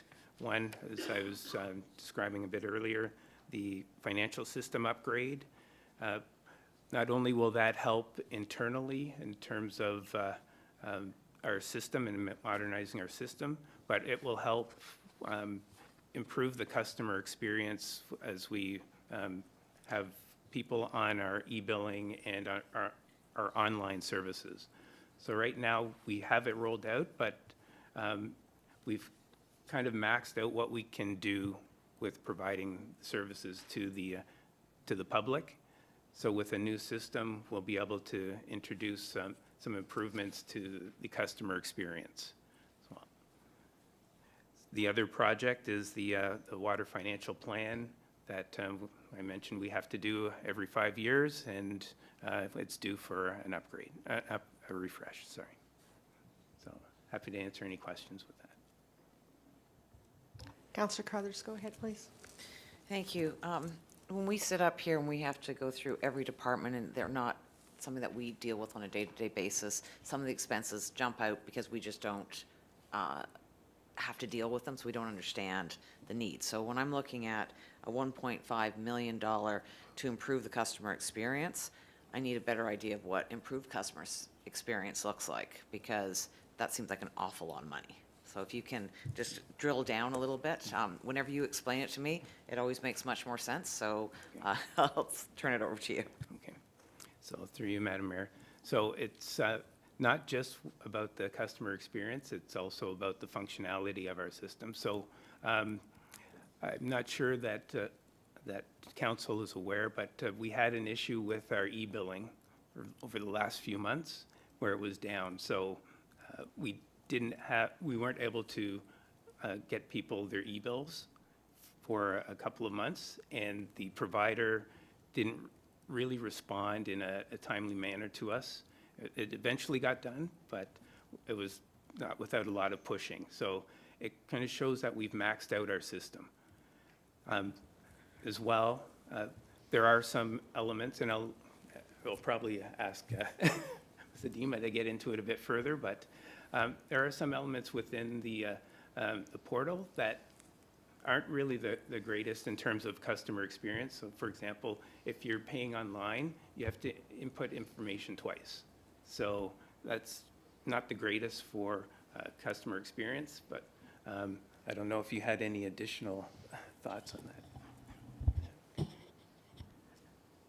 Our financial system, we procured in 2006, and the look and feel and the user interface of it for residents is actually what that system looks like for the users in our finance department. So for a general resident who is not an accountant, it is not the most user-friendly system to be able to allow them to navigate, to find their water bills, find their property tax bills, and be able to easily understand what all that information means. The other pieces that are missing from a customer and user perspective are some of the analytics that you see in other jurisdictions on their billing. Our system is not able to provide that, so we can't provide that longer term. What did my water usage look like last year? How am I doing things in my own home to conserve some water? That information is not on their bills. They'd have to go back and actually find their old bills and look at those in detail and be able to interpret what those columns of information look like. So from a user perspective, our self-serve portal, while it serves the function and gives them the information that they need to see at their fingertips, they really do need to understand how to use it, and our customer service staff spend a lot of time with those residents on the phone explaining where to find that information and how to interpret it, because it looks like a lot of numbers on the screen. That's a very good explanation. That helps me understand that it's unacceptable if you can't get a bill for 2 months. With this new system, I know some municipalities are able to push out an alert when there's an unusual water usage. Would we be able to do that with this new system? It's definitely part of the requirements that we're looking at. We do have a minimal integration with our water reading software at this point, but it's very limited in what our existing system can do. Our water meter reading software offers a lot more modernized functionality, and without that proper integration, we can't connect the two systems. So Okay, excellent. And then just one further question on this. Can you help me understand why it's the cost is for consultants? It seems to me like this is a software package, but it's being billed as consultants. Can you help me understand that? Sure. Most of our software, the way modernized software works now, is a cloud-based system. So there would be an annual licensing, and we're using that software. So it's much different from historical ways of purchasing software where you bought something off the shelf, had it configured, and then you owned that software and could configure it. So a lot of it, while it says consulting, is design of the software, working with our existing system to make sure that we can map and integrate properly.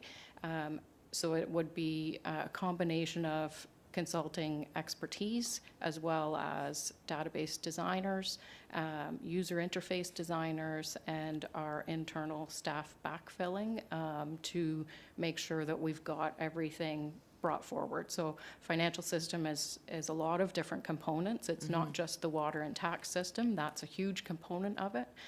However, the financial system is our receivables, our payables, our payroll, creating our financial statements.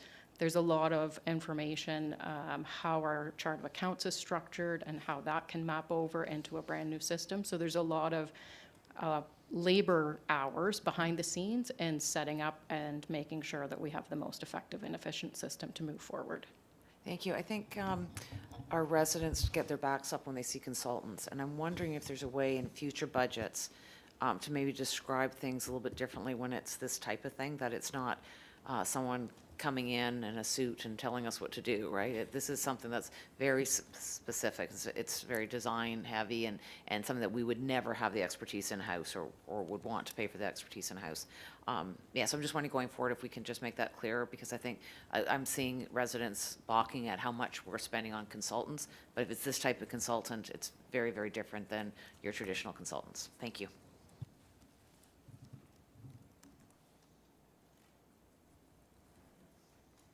Not seeing any other questions here. Okay, so the last part that I'd like to go through is the 10-year capital plan. It's on the first page of the green sheet here. And basically, other than the two projects that we have for 2025, the 10-year plan just looks at providing some support for our development charge background study that we'll be doing. We usually do it every 5 years, but it's just a provision because we do that work in-house. So in case we need to get some help with interpreting legislation, we have that provision. And the 5-year water financial plan. I'm happy to answer any questions on that.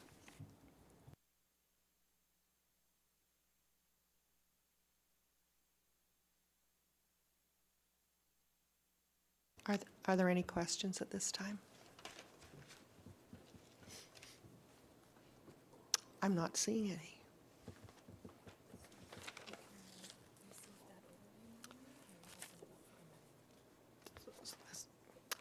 So with this point, item number 5, finance be it resolved that the 2025 budget department review of finance be received. Could I have a mover and seconder, please?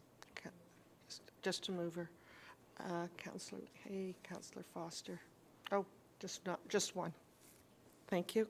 All in favor? And that's carried.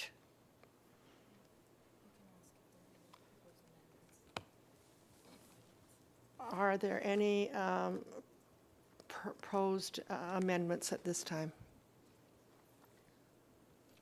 Not seeing any. We will move along.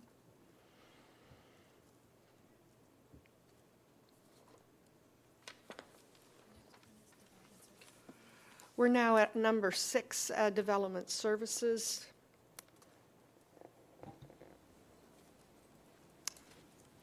Go ahead, please. Thank you, Madam Mayor. If you'll Yeah, we're at page 57 in your binders. Just to provide a very brief overview of the org chart. As mentioned, there are 29 full-time positions and 1 new FTE has been requested. And I'll summarize some of the key activities of each branch, just more so, I believe committee is familiar, but for any members of the public that are watching, economic development, their key focus is on the attraction of investment and jobs that build the commercial tax base and contribute to overall economic resiliency. Planning is concerned with the logical and sustainable growth that balances sound planning practice with our community goals and provincial imperatives. Buildings, key focus is on safety and application of the Ontario Building Code. And bylaws are largely concerned with compliance with municipal bylaws that provide the framework for productive and collaborative coexistence as a community. Next slide, please.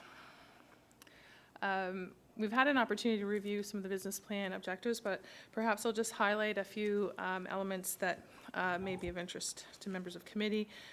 In terms of economic development, just highlight their focus on investment readiness and that they've been working on some very innovative approaches with the region and other partners in terms of reducing barriers and impediments to growth that will deliver jobs and for residents of EG and development charges and increase community tax base. So looking at some unique approaches to developing unserviced lands, for example. With regard to the buildings branch, I think members of committee are familiar with their typical role in terms of enforcing the Ontario Building Code, but also highlight the septic system maintenance inspection program as an example of some of the provincially mandated programs that the buildings branch gets involved in. And in this case, this is focus on protection of the watershed and access to clean drinking water. For planning, I'll perhaps highlight the Heritage Conservation District work that has been undertaken and the work to create a framework for a more comprehensive and sustainable approach to conservation and preservation of built heritage through the first phase of the heritage strategy work. Bylaws has largely been focusing on restructuring and achieving efficiencies in response to some staffing shortages and as a result of medical leave, and also responding, being able to respond to the service level requirements in a more timely fashion and being able to address residents' concerns. If we want to move to the slide for the metrics for economic development, I'll perhaps highlight what might be new to members of committee is the tracking capital expenditures. So it's a fairly typical economic development indicator. This is the money that flows into the community, not necessarily directly to the municipality, of course, but in terms of some of the larger projects that are happening, these are the investments in construction, in developing the facilities, and so those ostensibly are going to companies within the region, and those are dollars that are being spent within our local and regional economy. And we'll continue to track that as we go forward. If we move to planning, I think we're seeing a return into prior activity levels in terms of the number of applications being received, and we anticipate that this volume is going to increase as more servicing capacity becomes available. And on the residential side, we know that the housing market has played a factor in terms of the number of applications that have been received, and we expect that that will start to move up as interest rates decline. I did want to note that the planning inquiries has continued to increase, and that is, those are inquiries that can vary in level of complexity, but come in on a daily basis and may or may not result in full development applications, but do require staff time and resources. From the building department, you'll see a significant decline in the volume of new home permit applications in particular, and in the total applications received. That being said, we've also had a number of ICI developments in this year and prior year that would only be reflected as one application. So Loblaw, for example, or the Metris Scholastic Development, highly complex development applications, but would only be reflected as one application. So just wanted to make that clarification. And then when we go look at bylaw enforcement, I did want to note that while it looks like the inspections completed would be, it's perhaps can be better represented in future iterations, it's actually a sign of, I would suggest, underperformance in that we are not able, haven't been able to close files at the same rate that we had in prior years. So it's not an indication of a decline in activity, but it is an indication of a decline in our ability to successfully close the files once they've been initiated. Parking tickets, you've seen a drop in number of parking issues or parking tickets issued, and that is directly related to staff resourcing. And the focus currently has been largely reactive, and the parking ticket issuance is typically a more proactive activity that that we can undertake when staff resourcing permits. I can certainly answer any questions that members of committee may have at this time before moving on to the Councillor Roddy-Clemente and then Councillor Leahy. Thank you, Madam Mayor. So for me, the y-axis under complaints received could probably be adjusted to actually give us a more granular look at what's happening. So we've got 1,000 and it looks like it's flat, but there's obviously some fluctuations in there. And so if we were able to make that a little bit more detailed, I think that would be helpful. And the inspections completed, I think it needs to be relabeled. If what you're suggesting is that it's not about the number of complaints, it's about the number of complaints that have been closed. Yes. So it's not so much that the files have been opened, but it's a matter of, it's actually telling the story of capacity not being able to finish the job. And I think that needs to be, it needs to be relabeled accordingly. So that, for me, when I first looked at this, it didn't support the narrative that we needed resources. But if we were to change how it's labeled, it certainly does tell that story. Because we know, as I've said in the past, the anecdotes do not equal data. The reality is that we're hearing anecdotally that we need resources, and so I was hoping to see that KPIs would reflect that. And it didn't necessarily do that right off the bat, but as you've explained it to us, it certainly does. Thank you. Thank you. And if I may, I think in future iterations of the budget, it would also be helpful for committee's consideration if we were tracking the time, maybe divide it between the more simple and complex files and the processing time, because that is, from a resident perspective, certainly an indicator of service delivery. So I think we want to be able to track that, because that will also inform future resourcing and capacity needs as we go forward. Councillor Leahy. Thank you very much, through you, Madam Mayor. So I would like to refer to the graphs on page 63, which discuss total applications received, new home permit applications, and total permits issued. And I have a significant concern because all of these graphs are heading downwards and flatlining, and so I'm concerned about the projection for 2025. I'd like to know what the projection is for 2025 and what is ready with the town to have the permits pulled to get this jump started in 2025. Thank you for the question. I did want to note that in terms of the building branch reserve, our CBO has spoken a number of occasions in terms of building the reserve to prepare for this eventuality, knowing that with our servicing restrictions that we were going to see a decline in housing starts through this period until we have expanded capacity through the expansion of the YDSS North. So I think the issue was further exacerbated by the conditions of the housing market, which obviously the municipality is not able to influence. But I can say that we have,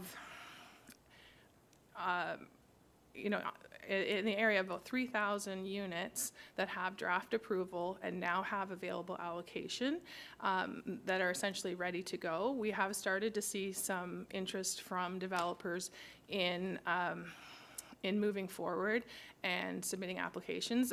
Right now, the numbers are still fairly low. We're not talking hundreds of units, but we expect that as market conditions improve, we will see more of those applications coming forward. So there essentially is no impediment from the municipal side to those being able to move forward. It's really going to be the development community, when they believe that the market supports their ability to start selling homes, they can certainly do so.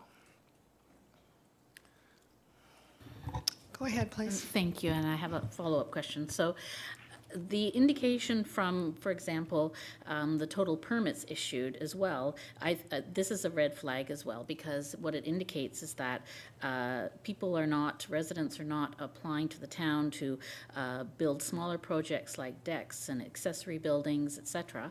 And so how do we justify new hires and bylaws if we are declining because it's a fee-based according to permits, and whether or not, back on the other side of the page, on page 64, under inspections completed, did we hire new people to complete those inspections when it reached over 3,000 in 2022 in terms of the staffing that we had, and why do we need to hire more staffing if the permits are declining? I'm sorry, could you clarify which page you're speaking to? Page 63, the total permits issued, which it continues to decline with regard to smaller projects in East Gwillimbury, and total number of inspections completed, which peaked in 2022.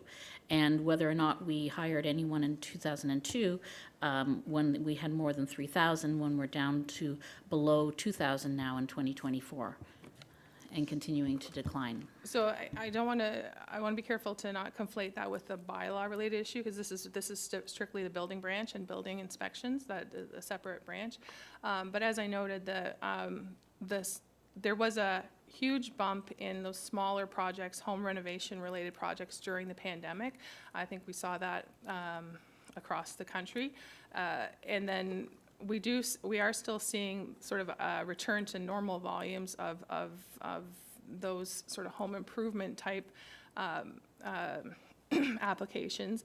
But as I mentioned, the focus has shifted in the decline in residential inquiries. There has been, on a positive note, there has been an uptick in our ICI development, and as mentioned, complex projects like Loblaw, for example, require a significant amount of staff time over and above what you would see for your typical residential subdivision, for example. So the type and the nature of work has shifted, but there have been no additional staff added or contemplated for this budget.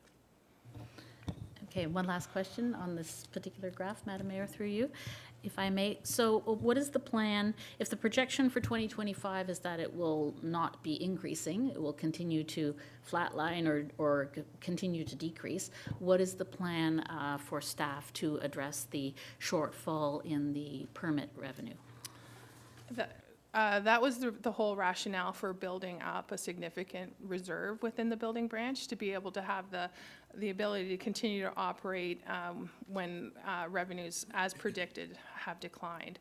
We do anticipate that there will be, as new servicing becomes available and as the housing market improves from a builder perspective in terms of interest rates, there will be an uptick in activity, but the reserve allows us a bit of a cushion to be able to operate and maintain the level of service through the next 4 to 6 years, and to be able to weather the dip in the permit activity. We are still seeing, as I said, a lot of interest on the ICI side, so that will contribute to permit revenues, but it remains to be seen what the housing market's going to do at this point. And I see our CBO. Councillor Roy DeClemente? Okay. Anyone else? Not seeing any others.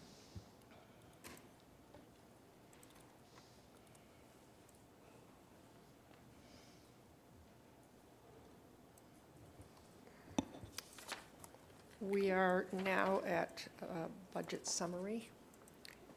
Thank you. The first, on page 57 the fee-supported budget appears at page 107, I believe. Is that right? Anyway, sorry, tax-supported, 157, yeah. Sorry? Okay, sorry, page 65, sorry. Thank you, Warren.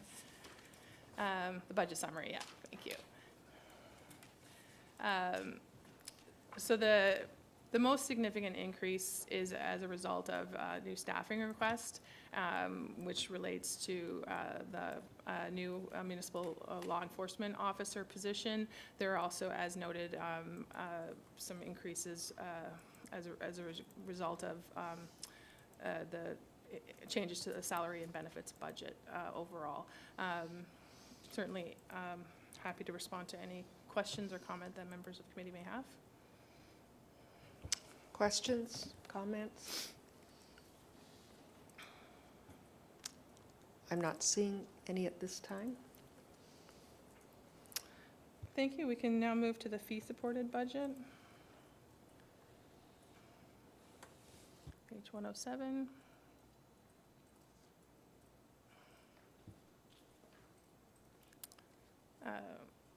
If we could go to the next slide, please.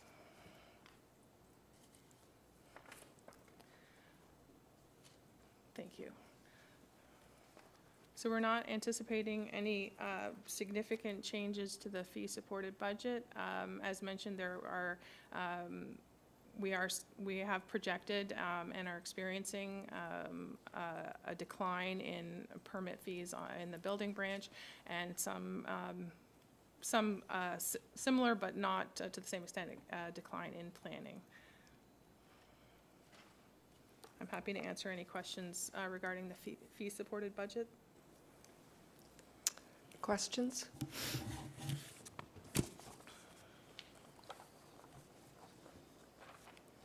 I'm not seeing any at this time. Thank you. We can now proceed to the review of the open capital projects, the previously reviewed capital projects. I believe members of committee are fairly familiar with the status. I did want to highlight that a number of the open capital projects, while all of them are progressing, a number of them were significantly impacted by legislative changes, primarily the official plan update, and then the follow-on effect of those changes that have impacted the complete community secondary plan, the zoning bylaw review, and to a certain extent the natural heritage evaluation review in terms of reference that was required as a result of changes to the role of the LSRCA.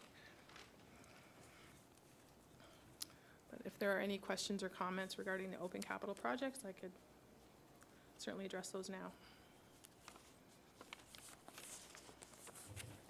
I'm not seeing any at this time.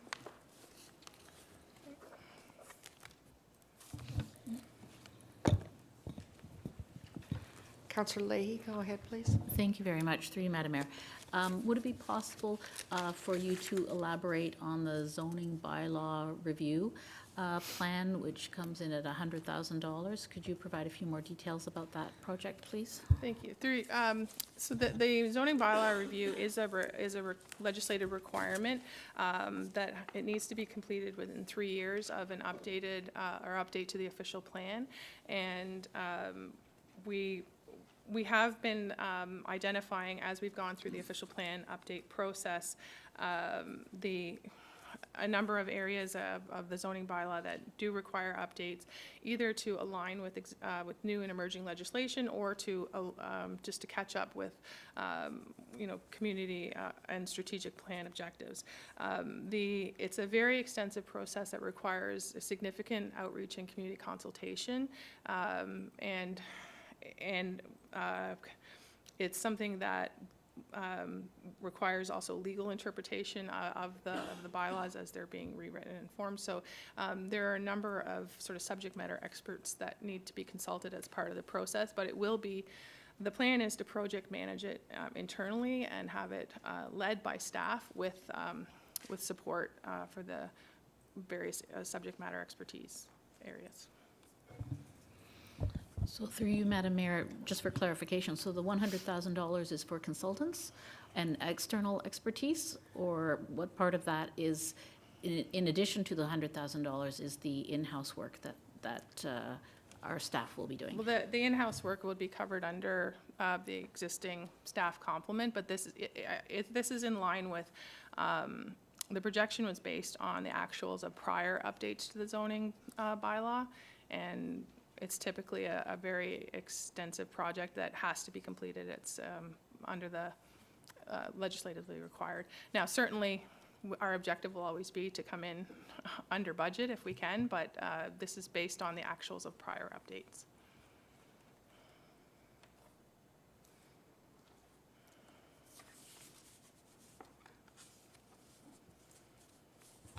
I'm not seeing any other questions at this time.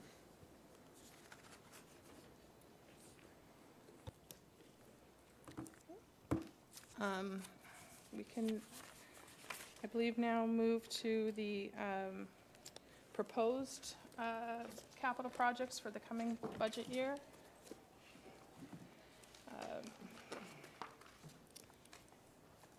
The descriptions are in the budget binder, but just for committee's information, the Heritage Initiatives is intended as a follow-on to an implementation of the Heritage Strategy.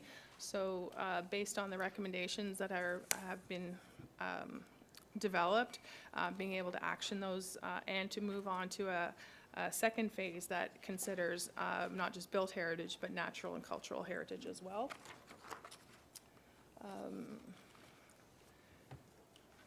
There is a truck purchase that is requirement or contemplated for a municipal law enforcement to support the additional position that's requested. And then Economic Development has identified a project to provide support to businesses during the downtown revitalization construction activities where there would be potentially business disruption and access to businesses might be impacted. So a suite of supports and training and initiatives to be able to ensure that the businesses are able to operate effectively and efficiently throughout any potential period of disruption. So happy to speak to any of those projects in more detail, should that be helpful. Any questions at this time? Councillor Crone, go ahead, please. Thank you, Madam Mayor, and through you to Ms. Bejan, and I really address this to all of staff. I'm looking at the cost for a new pickup for the new public, what's that? Bylaws, yes, thank you. I know looking through the rest of the budget, there were some vehicles that in talks with the department heads that maybe they still had some life left in them. And I'm wondering if we could request staff, maybe go back over the next day or so, and look at all the vehicle requests. What could be retained? What could we stretch another year out of? Or what could be redeployed from one department to another? And I think there's some opportunities there. I know, Parks and Rec has a Jeep Wrangler that probably could be redeployed.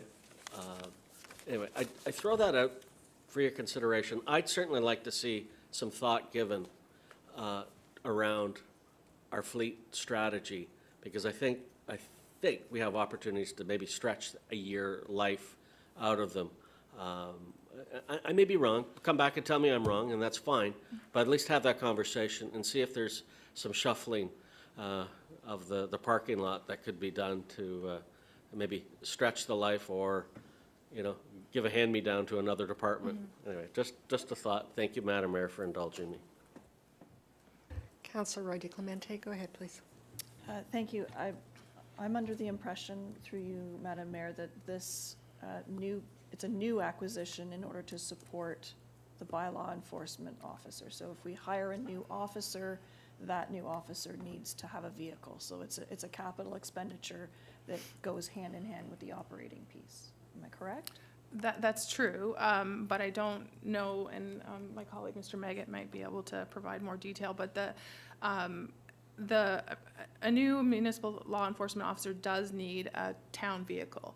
But whether or not that could be a used vehicle that's been repurposed, I don't think that would be an issue, as long as they have access to a vehicle. So that's something we can certainly look at. Thank you. Councillor Foster, go ahead, please. Thanks, Madam Mayor. I'll weigh in on that a little bit too. I think also we have to make sure that the vehicle that we're purchasing is the vehicle that is required. And I know that Mr. Maggot looks at that all the time. You know, but to put it simply, if you've got 3 pickups in bylaws, do you need 4? Maybe a lesser vehicle would do the job. So it kind of goes along the same lines. Thank you.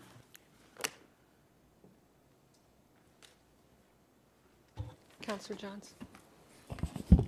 Maybe a comment from Mr. Molinari, because we'll throw it over to him, just as the call out of the payment of the pickup truck is coming from Public Works DC. Maybe give Mr. Molinari the mic a chance to comment on it. Thank you. Through you, Madam Chair. We look at all of our vehicles before we trade them in. Actually, in one of our budgets this year in EPW, we have a vehicle that is 3 years past its normal 7-year life cycle, just because we have mechanic on staff that reviews every single vehicle. And if we can squeeze an extra year out of it, we will. In terms of purchasing new vehicles, those vehicles are usually placed in the user department in order to provide the need for that particular vehicle. And once that vehicle is in the complement, then that moves over to our fleet section, and they look at it from a maintenance perspective, and they will replace that vehicle when it comes time for it to be replaced based on its condition, mileage, need, etc. Mr. Maggot's also done a really nice job with the last couple of years of speccing vehicles that are specific and useful for the work at hand. So it's not always a pickup truck. There are times where we've spec'd.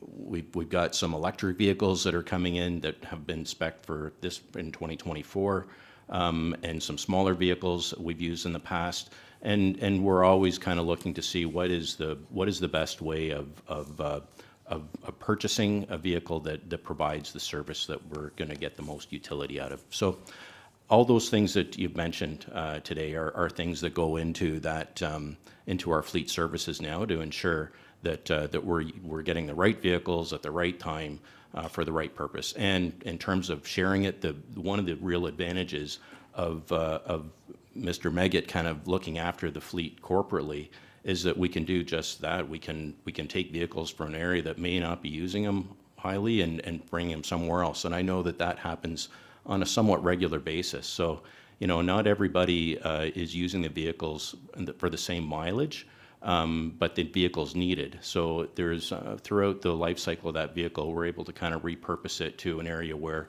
it might get a little bit more use in another area and more mileage, but in some areas it's just needed to get to a job site somewhere, but you need a vehicle in order to do that. So that's just a high level of kind of how that area is managed. And I don't know, Mr. Maggot wants to add anything to that, but that's it at a high level.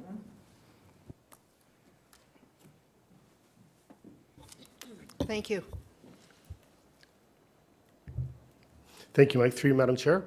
That might hit the nail right in the head. Exactly the case. We're proud to roll out several electric vehicles this year, including one for bylaw department that's going to be deployed shortly as a bit of a test project before we do further vehicles in that area to make sure it's a suitable fit. Right sizing is very important. If we can downsize a vehicle to an SUV or a smaller vehicle and still do what the department needs it to do, that's the ideal scenario. And I would draw members of council's attention to a recent arrangement we've actually had with Emergency and Fire Services, where we've deployed several vehicles from their department and actually did a swap where they needed a use for some small SUVs. In our engineering group, we needed some pickup trucks, so we did a swap with them. And we're also deploying a couple vehicles from them that we're going to go to auction that will go later this year. And rather than rent vehicles at about $1,000 a month, we've been deploying these soon-to-be disposed of vehicles to offset that operational cost. So wherever the opportunity is to maximize life cycle use, we're taking advantage.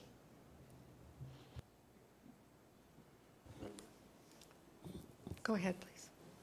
Thank you. And I appreciate that. I know we've had conversations about this in the past, how we can stretch. And I think everyone has had an experience where you've hung onto a car for too long.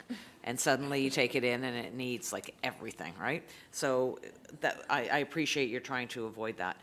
That said, though, I support what my colleagues are saying is, can we just take another look for this year? Every year, for the last number of years, we've been adding to the tax rate to help support the help. And this will hopefully be the last year that we need to do that. So we need to get through this year. And I don't think there's anyone at this table that wants the type of increase that we are looking at. So we're looking for ways to cut. And I'm wondering if for this year, if we could look where we might be able to save a little bit as far as vehicles go. I know a lot of that is going to be out of our capital side, but dollars are dollars. And if we can try and look for a couple more savings for this year, knowing that next year we won't have the same cost pressures, it would be much appreciated by everyone here, I'm sure. Thank you. Any other comments, questions?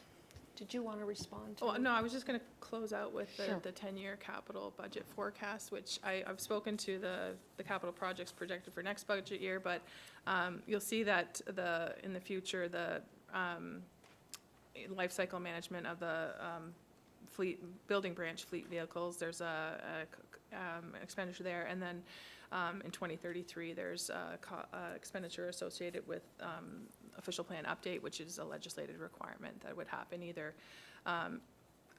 at that time where it will be required for an update. So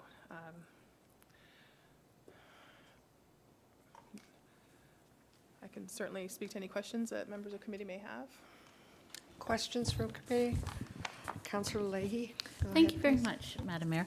I just wanted a clarification on a previous comment that was made regarding whether or not this is the last year that we need to support help with tax increases. Because I recall last year we raised the taxes by 1% specifically to address help. And then as this year as well, the taxes were increased by 1% to address help. So is it correct to say that this is the last year that we will be increasing property taxes to cover help costs? So through you, Madam Mayor, what we had shown on our earlier presentation was that we would require a 1% increase, or $22 per household, for 2025 and 2026. Through you, Madam Mayor, but it is possible that we will continue to require an increase in the taxes to address help in the future beyond 2026. Is that correct? Through you, Madam Mayor, our projection of operating expenditures is $2.1 million. And so with that would be satisfied by a 1% increase in 2025 and 2026. So that would be all that would be required. Obviously, if there are some pressures that happen, which would happen with any type of budget pressure, we would have to address that then, but it's not anticipated that at this point in time that we'd be looking at anything more than 2.1 million, but we'd have to see what the operations would be. Thank you very much. Mr. Valchek? Madam Mayor, just to augment a little bit of what the treasurer said, what we're trying to set up right now is for initial operations. Once we have those initial operations set, there will be annual operating pressures for inflation, COLAs, those sorts of things. So there will absolutely, those costs don't stay at 2.1 indefinitely.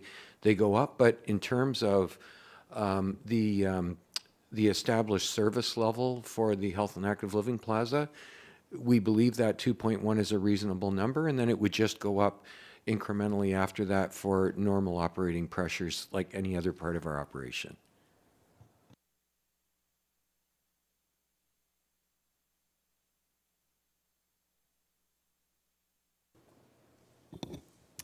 I'm not seeing any other discussion at this point.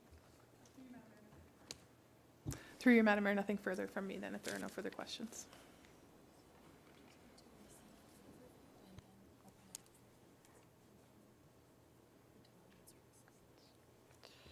Be it resolved that the 2025 Budget Department Review of Development Services be received. Moved by Councillor Roy DeClemente. All those in favor? And that's carried. Do we have any amendments in front of us today? I'm not seeing any at this time.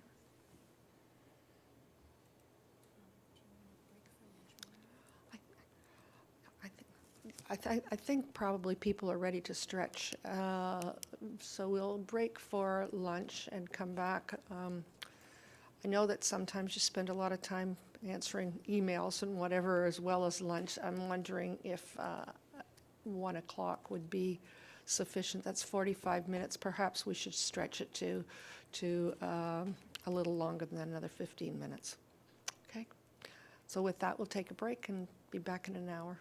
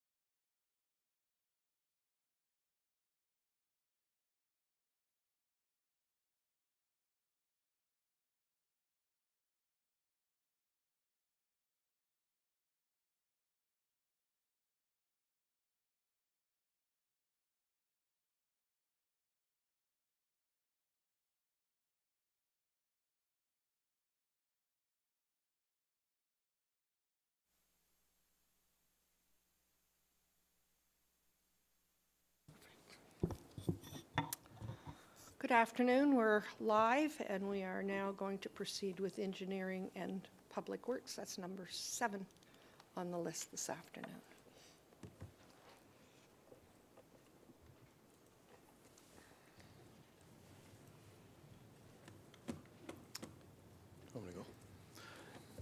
Thank you, Madam Mayor. We'll take you to page 69 of the budget binder to Engineering and Public Works. So from the org chart, you can see that EPW is made up of 2 functional areas, including the engineering branch and the public works branch. So EPW has 40.5 full-time positions, including 1 new proposed water quality analyst, 12 crossing guards, including transitioning 2 pilot guards to permanent status in 2025, as well as 10 part-time seasonal positions to assist with winter maintenance. So moving along to page 70, we have our core programs and services, and on 71, the projects and strategic initiatives. These are the same as previously shared with Council in September. Moving along to our departmental metrics, which is at the top of page 72. Looking at the top left corner, we have commercial fill volume placed. You can see that we've had reduced activity at MAP since about 21 due to COVID. Rice has not yet started their fill pit, and activity levels appear to have stabilized over the last 2 years. In terms of fill site investigations, investigations have been relatively stable over the past 5 years. Moving to the bottom of the page, engineering submissions. This is really a measure of new workload. So submissions have been stable over the past 5 years with a slight decrease in 2024. Similar to what Ms. Beijing was mentioning before, it probably has a lot to do with in the last year just with slower housing starts and higher interest rates. And we would expect that once we have more allocation, that those numbers will start to move up. In terms of active sites, bottom right, we had about 5 developments that were assumed in 2022, and that's why the 2022 to 2024 levels are reduced from the 2020 and 2021 values, and we expect that it will stay pretty much at those levels for now until we have some more development in the queue. There's still significant work. It looks like there's less, but there's still a lot of work for us to manage in the field. That part of it is still taking staff a lot of time in order to make sure that things are being done as they should out there. Moving along to page 73, total work orders tracked on the left top right or top left corner, and total locate requests. Do those 2 at the same time. We can see that there was a spike from 2020 to 2021, and that was due to the Bell fiber optic program. And since that time, 2022 to 2024, the numbers have returned to their a more stable number, which is a measure of the activity that we can expect for the foreseeable future. Top right, winter operations events. The total number of events are going to change year over year. In 2024 looks like an average year, and I guess we'll wait and see what happens in December, but we're hoping it's just an average year. Looking at the bottom right, our annual water regulatory samples, we can see that there's been steady growth over time as our water network increases, and there was a slight spike in 2023, and that is representative of the extra flushing we had in 2023, which continued pretty much at the same rate in 2024.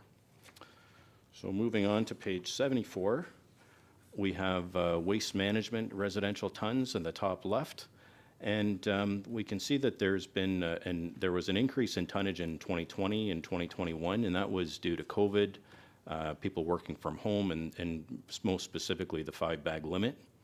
The good news is that the tonnages remained relatively consistent despite growth from 21 to 2024. So there was more waste at the curb initially, and just with growth has kind of taken that differential. Moving over to the top right, waste collection cost per household. Again, with COVID and the removal of the 5-bag limit, the cost per house was higher in 2020 and 2021, just because there was more waste at the curb. But the good news is that since 2021, there's less waste at the curb per household, and the cost per household has actually decreased, and that's despite some pretty significant inflationary pressures over that period. So we found that to be a very interesting statistic. And the bottom two on page 74 are total roads and sidewalk kilometers and total infrastructure kilometers. That's slow and steady growth to the network, just with growth over time. And those are the department metrics. Happy to answer any questions on that. Are there any questions at this point? I'm not seeing anyone. Okay. So moving along, we've got the tax-supported budget summary, which is on page 76. So the 2025 tax-supported budget closely resembles the 2024 approved budget. The budget includes operating expenditures of about $7.4 million, with a net overall budget increase of $183,000 or 2%.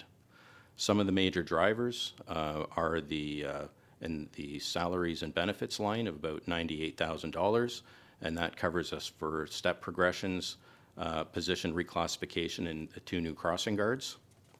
There are a couple of contractual increases totaling $72,000 for CPI. So we have $23,000 for the mosquito control program, which is listed under contracted services. And we have another $49,000 for waste collection, which is in the waste collection line item.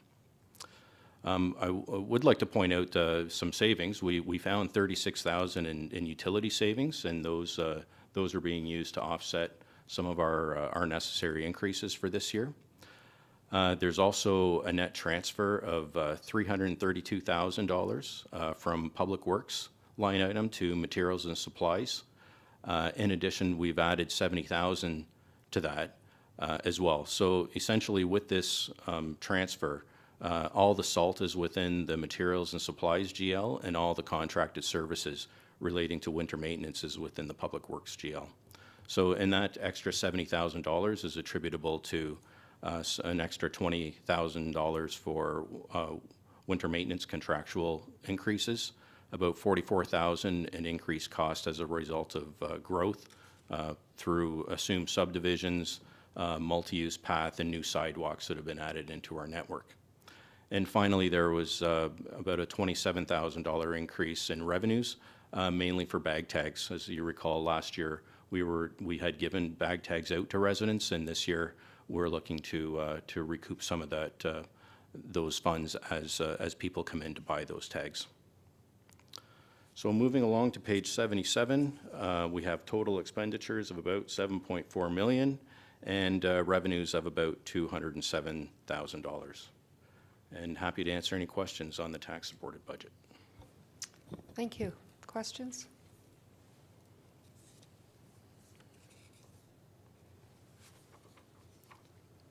I'm not seeing any at this time. Okay, so moving along to the development and fee supported budget, which is on page 107. So engineering engineering public works has 2 functional areas in the development and fee supported budget. We have development engineering and fill operations. And moving on to the budget summary on page 109, really there's just a couple of minor changes proposed for the engineering and public works component of this budget. So there's about $11,000 increase for salaries and benefits for the combined development engineering and fill operations area. And then other than contingency line and indirect corporate costs, all the other engineering public works items remain the same as last year. So any questions on the fee-supported budget? Questions from members of council? I'm not seeing any, thank you. Okay. So moving on to previously approved capital, which is Addendum 1, Item 1, Page 2.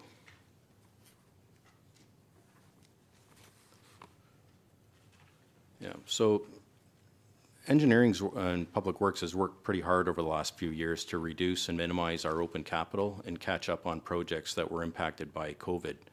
Although some projects are multi-year projects, others from time to time encounter obstacles that require more time and effort to complete depending on circumstances. So we have about 31, well, we have exactly 31 open capital items.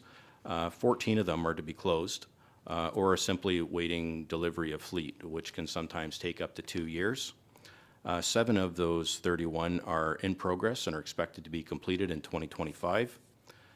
10 are multi-year projects that are in progress and were planned to be carried forward with expected completion in 2026 and 2027, or being completed by others like the region, and who typically bills us at the end of those at the end of that project. And so, and just for context, I know 31 sounds like a fairly significant number, but since 2017, 121 projects have been approved in engineering and public works. And of those 121 projects, 104 of them have been completed, and that leaves just 17 carry-forward projects. So all in all, we've got about an 86% completion rate over an 8-year period. Happy to answer any questions. Well, congratulations to start with. That's quite a feat, so thank you. Questions? Councillor Roy DiClemente, go ahead, please. Thank you. Just looking for some clarification on projects 24-004 and 24-005. It's saying that they're showing as December 2026 and December 2027 for being completed. Yes, through you, Madam Mayor. So the CI So it's the stormwater management master plan. and the streetlight rehabilitation program. Yes. So the stormwater management master plan is a couple years to do a master plan. With the public consultation and the entire EA process, that will take us a couple years to get that one done. And there's a fair bit of consultation with council on this one as well, as there's likely to be, currently a lot of the stormwater network is unfunded, and we'll have to find a funding source through that, either through our asset management plan or separately. But the master plan is going to identify some areas and some techniques in order to help get us to that point. And the other one that you mentioned was the Streetlight rehab. Oh, the streetlight rehab program. Yeah, so the streetlight rehab program is going to be a fairly significant design exercise. This is the rehabilitation. So we identified a number of poles that needed to be replaced, and those poles will be replaced in 2025. And then there's a significant number of streetlight poles that need to be, where we need to put some cathodic protection on, so that to prevent them from further deteriorating. As the streetlights look fine above the ground, it's below ground is where the problem is. They're deteriorating, and we've already had maybe 2 or 3 of those poles come down. So what we've done is the study went to go to each of those locations and analyze how much life is left in that pole below ground, and putting some cathodic protection on those will help to stabilize them so that they don't deteriorate further. So it's going to take time just to get to all the street lights that are in town. Thank you. I just noticed as well that you haven't spent any money in either of those projects yet, and I realize that they're long projects, but there haven't been any funds dispersed yet. So I just thought I would. That's why they jumped out at me. Yeah. Thank you. So yeah, the stormwater master plan is been tendered now, and that will be closing shortly. It just really, it's been workload in 2025 or 2024 with bridges and other things that, you know, we've just gotten to getting that out the door, but that will be ramping up very quickly in 2025.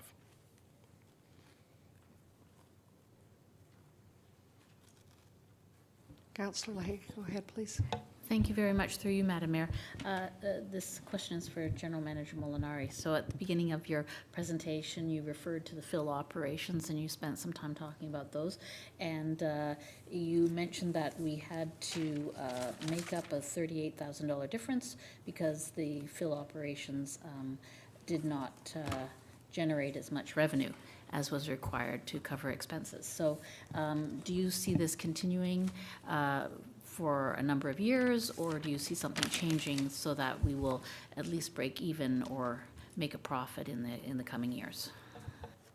Through you, Madam Mayor, on the fill operations, the tipping fees are generally providing us with, is that what you're referring to? Yeah, the tipping fees are typically providing us with revenue, and those revenues certainly offset our costs in that area. So even as we speak, Mr. Marshall, maybe you can correct me, but I believe it's positive. It's not costing us money in that area. Is that?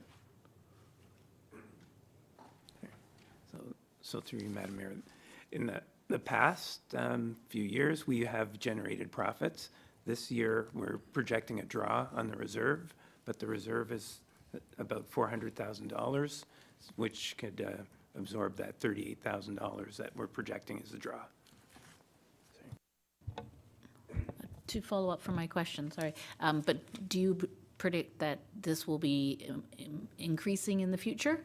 Or is there an opportunity that we need to increase the tipping fees? Or I'm just concerned that in future years we'll again have to continue to draw from the reserves, even though we have, you know, substantial reserves. Is there a trend? What direction is this trend going in?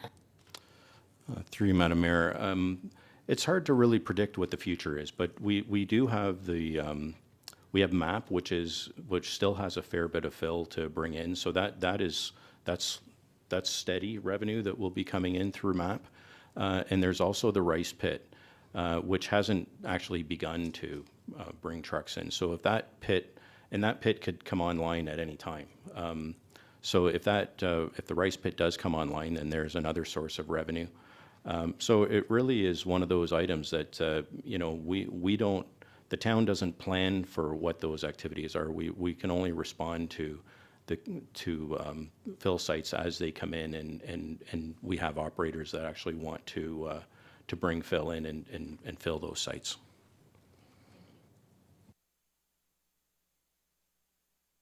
Councillor Johns, go ahead, please.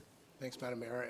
And kind of follow up to what Councillor Leahy was speaking to, the point she was speaking to. Do we have anything within our policy, our outlined policies in regards to fill? You know, this council is doing a big push on net zero and recognizing the fact that where we are from a perspective in house building, and this is the result that we're getting. Is there anything that we can do within the policy that we have currently outlined in our agreements, whereby reviewing policies to look at, you know, as geothermal expands, is there a way that we can look at expanding the opportunity for increased tipping, as opposed to increase fees, but increase the opportunity for tipping into different areas, such as the geothermal? The result of geothermal activity. Through you, Madam Mayor. I'm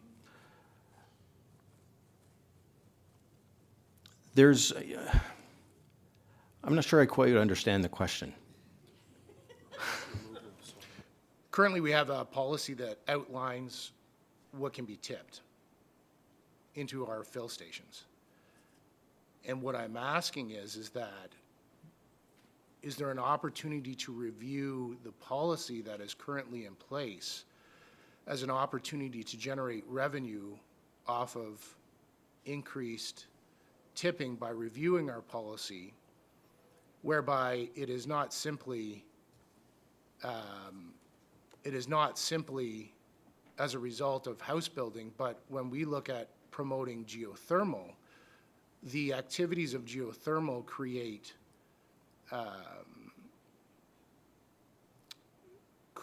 a different result, a different byproduct that comes by way of that activity. And so I'm wondering if our policy addresses that or not, because it seems to me like a revenue generating opportunity, and it's not a revenue generating opportunity that is borne on the backs of the taxpayer. Okay, thank you. Through you, Madam Mayor. So anytime there's fill that's generated, as long as the quality of the fill meets the requirements of the fill site, and it's free of debris, and it doesn't have contaminants in it, then it can be placed at the fill site. And our opportunity to establish the fees for the fill site are usually established through an agreement when that fill site comes to the town. So MAP already has its tipping fee set through that agreement, and the rice pit as well has its tipping fee set through that agreement. So there is opportunity when there's changes, when those companies come in for to extend their permit, whereby we may be able to increase those fees, and certainly when there are projects where people, such as geothermal, et cetera, if people are looking for places to put their fill, we can certainly direct them to a close tipping site that is not far away, in order to keep the costs down for trucking, et cetera, and also allow that to be revenue generating for the town. So, Madam Mayor, just to wrap it up, so I don't, because obviously a lot of work and we're talking budget, I guess what I'm saying is that if there is an opportunity to look at within our policies that outline the opportunity to support the geothermal activity, that would be appreciated. Thank you.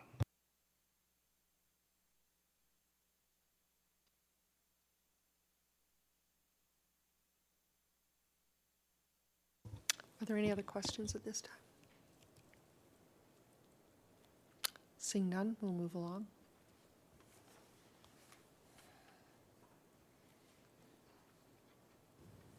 So moving along, we've got our 2024 proposed capital, which is pages 297 to 352.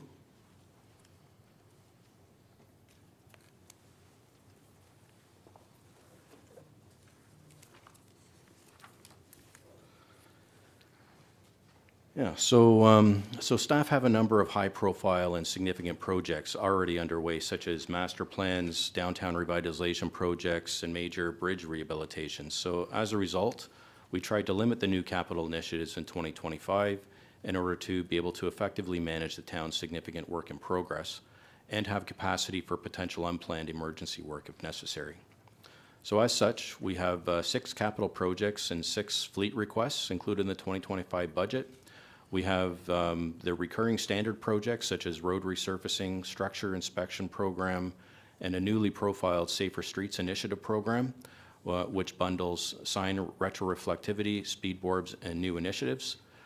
We also have the streetlight rehabilitation program and LED conversion projects, which is looking to complete the LED streetlight design town-wide, so it's ready for grant funding opportunities and also for a phased implementation.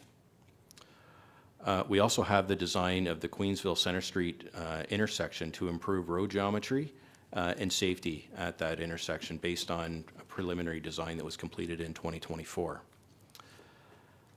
Also, similar to our road rehabilitation program, we have the first of a structured and comprehensive stormwater rehabilitation program that builds on the combined work of the town and the LRCA to inspect the town's ponds and linear stormwater infrastructure and develop maintenance and repair work plans to ensure the town maximizes utility and useful life of that infrastructure. We have 6 fleet purchases, including a sidewalk plow and a snow plow. We have a replacement garage hoist, which is beyond its service life. We have a grass mower attachment for our existing tractor to assist us with efficiently completing roadside mowing. We have 2 growth message board trailers for use in emergencies, and this one would be very helpful for us just in terms of our daily operations and as required for special events, just to provide some improved communication with motorists, which is something we struggle with on a day-to-day basis. And finally, we have, to support a future growing electric fleet, we're looking at 7 growth electric charging stations for town fleet at the Civic Center and the Operations Center, subject to being successful with the grant. And happy to answer any questions on our capital. Thank you. Questions? Councillor Roy DeClemente, go ahead, please. Thank you. The capital project 22-009, the Queensville Side Road and Center Street intersection. So from what I understand is we've expanded the scope of the project to include Orchard Court intersection as well. Can you give me some reasoning why? Because there's not that many people, and that's a huge expenditure. And it's a service level increase according to the capital page. So Yeah, through you, Madam Mayor. So there's going to be some vertical geometry adjustments at this location because it's in a bit of a valley, and that's what's causing some of the safety concerns at this location. So when you have to lift it out of that valley, it means you have to tie into the existing ground, which means that we have to go a little bit further outside of those project limits in order to do that. It was, that's why we did the preliminary design on this, because it was too difficult to scope a detailed design project without having somebody do an initial assessment of what makes the most sense. And so the preliminary design was done as a first step to kind of identify what we needed to do. Now we're able to do a detailed design on it and take it to completion. But that initial scoping was kind of our first guess, and that's why we needed to make this a 2-step process. So it's an additional $250,000, or is it $320,000? What's the additional charge? What was the original? I guess what was the original budget, and what are we adding to it? Through you, Madam Mayor. So the original budget was just for preliminary design, and now we've got a new budget that's going forward for the detailed design. So what was the original budget? Can you help me? It was $70,000. Okay, so that explains. So the total project is 320. The first phase was 70, and the second phase is 250. And it's not 250 just to add the section, the additional section, but it's actually the whole project. Through you, Madam Mayor. So the first, I think the difference here is this is usually we just do a design.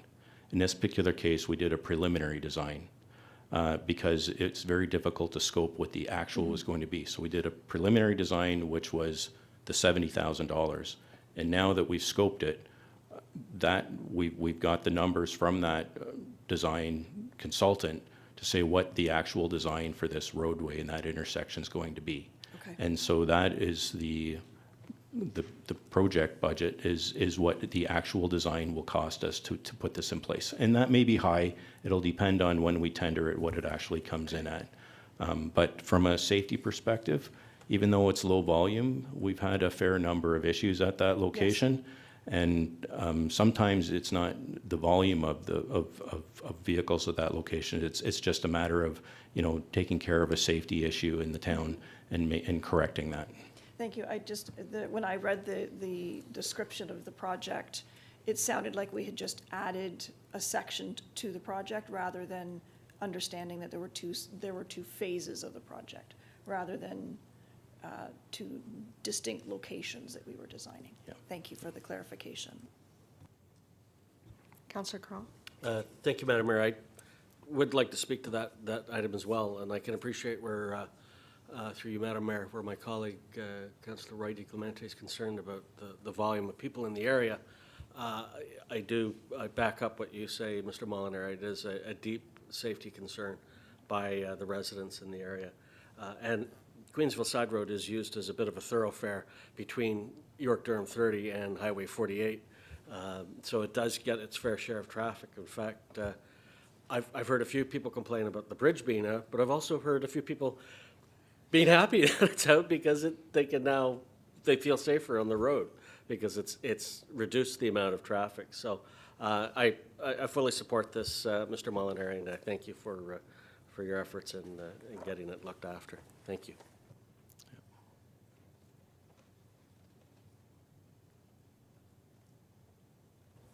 Are there any other questions at this time? Seeing none? Oh, no, that's okay. Good timing. Go ahead, please. So, thank you. The streetlight rehabilitation project for 2025, when will we actually start replacing the existing old lamps and putting in new LEDs? Because we've been talking about this for a while. Through Madam Mayor, yes, we have. This is one of those projects that's evolved over time, and I think when we first came in, our strategy was to just replace old high-pressure sodium bulbs and put in LED bulbs, and then we found that the new LED bulbs didn't fit in all the light fixtures, so we couldn't do that. Could on some, but not on all. And which means that you have to completely change the pole and your fixture in order to accommodate the new LEDs. And when you look at the cost of doing that, it almost, it almost made it unfeasible, if that's the right word, to do that. So, we've worked on different designs and different suppliers, and now we've come up with something that will work. But the payback on the LED lights is not. It's over 10 years for the payback. So the best time to replace the LEDs is when the service life of the existing lights is finished, because then you're maximizing your useful life of your infrastructure. So that's kind of pushed it out, and the fact that we've had some structure replacements that have used up a lot of our budgets, that's also had pressure on our ability to implement this project. So our strategy now is to get the design done town-wide through this project. We know that we're going to be phasing it in over a period of time if we're going to maximize utility of the existing poles. So there will be a certain amount of poles, I would suspect, starting in 2026. As we finish off the design, we'll be able to put a bit of an implementation strategy together. And by spreading it out, it also allows us the opportunity to look for some grant funding. And so I would suspect that over the next, 5, depending on how long it takes us to roll this out, there should be enough time to hopefully take advantage of a grant project, which would offset some of the costs of this and actually make it a little more feasible from a dollars and cents perspective. From an environmental perspective, it's a no-brainer. It just makes sense to do that. But we're trying to put that together with the cost side of it and do both of those in the most efficient and economical way possible. Thank you. So this is just for design, but we also have an open capital project previously for the same project. So, through you, Madam Mayor, the previous project was for the poles, to go and do the assessment on the poles to figure out how to extend the life on them. So we've extended the life through that project, and now we now have to, through this new project, we're doing the design, and there's probably a little bit of money in there to do a couple of small sections if we need to. But after the design's done, that's where that design is also going to create that implementation strategy, which will also have a budget associated with it. So there will be a number of budgets in future years as we roll this out, but we won't know exactly what that looks like until our design is done through this project that we have before us. Thank you. So the open capital is for poles, and that's 500,000. And then the new project is 350 for light heads to be Through Madam Mayor, designed? yes. I'm feeling really confused, and I feel like and I'm now going to the 10-year capital forecast, trying to figure out what's happening here. Can you help me out, Sure. please? So, through Madam Mayor, so the budget for construction, we didn't know when we put that together how many poles we were going to find that were problematic. We were lucky. We only had 70 poles, I believe, that were problematic that need to be replaced. That could have been hundreds, 1,000. It could have been much larger. So we put a budget in to make sure that we had enough money to use to do what we need to do. So I don't think we're going to need the full budget on that in order to complete that work. Whatever is not used will get put back into the reserve and will be used to fund future iterations of that implementation program. So even going forward now, it's really just our best guess as to what that implementation strategy is. We really need to do the design and look at what that implementation strategy is going to be as a result of doing that design. I think it would be helpful, not necessarily part of this process, but it would be helpful for me to understand, and perhaps my colleagues would agree, to have a better understanding of where we're at with this, what we've found so far, what the status of our existing inventory is. I know it's an asset management issue, but we're spending a lot of money on this, and I don't feel like I have a good handle on what we're doing, when we're doing it, and how the funds that we're expending will start to have community benefits. We often hear from residents that these streetlights are out. I've called 3 weeks ago, it hasn't been replaced. My street's too dark, the trees have overgrown and are blocking. There's all of that sort of stuff happening with the public, but when we say we're trying to do this because it's the right thing to do for the environment, but we're spending money or we're approving money, but we're not seeing outcomes yet. So I'd like to see a bit more of an understanding of what's happening with this. I know there was reporting maybe 2 or 3 councils ago, because I remember going to the APW, Association of, it's an American Public Works Association, where we were looking at LED bulbs and you just plop them in and everything was good. And I think that was 3 general managers ago. So I'd like to know more about this, and I'm sure my colleagues would like to hear some as well. Thank you. Yeah, through you, Madam Mayor, if we, and I agree, we can certainly bring a report back. It probably would be most informative if we were able to get a good part of our design work done. Then we could come back with some better information than coming to you, within the next month or 2. But if we come back, we can provide a fairly comprehensive report on what we've done, where we're going, and what the strategy is in order to roll that program out. Madam Mayor, I don't know if that requires a motion but I'd be happy to make such a motion just to ask for staff to provide some future reporting on the LED conversion projects, plural. Please do. All right, so moved.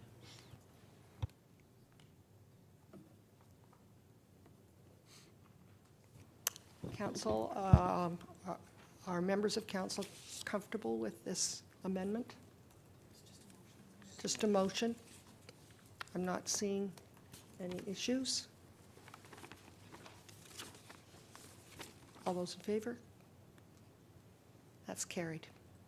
Thank you. Okay, so moving along, we've got the 10-year capital, which is Addendum 1, Item 2, page 6.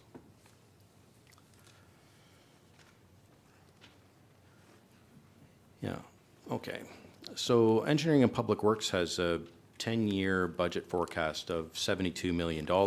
Some of the highlights from our 10-year capital include the construction projects totaling about $33 million, which includes the Holland Landing revitalization, the Highway 11 multi-use path and lighting, structure rehabilitations, and the LED conversions and Mount Albert outfalls.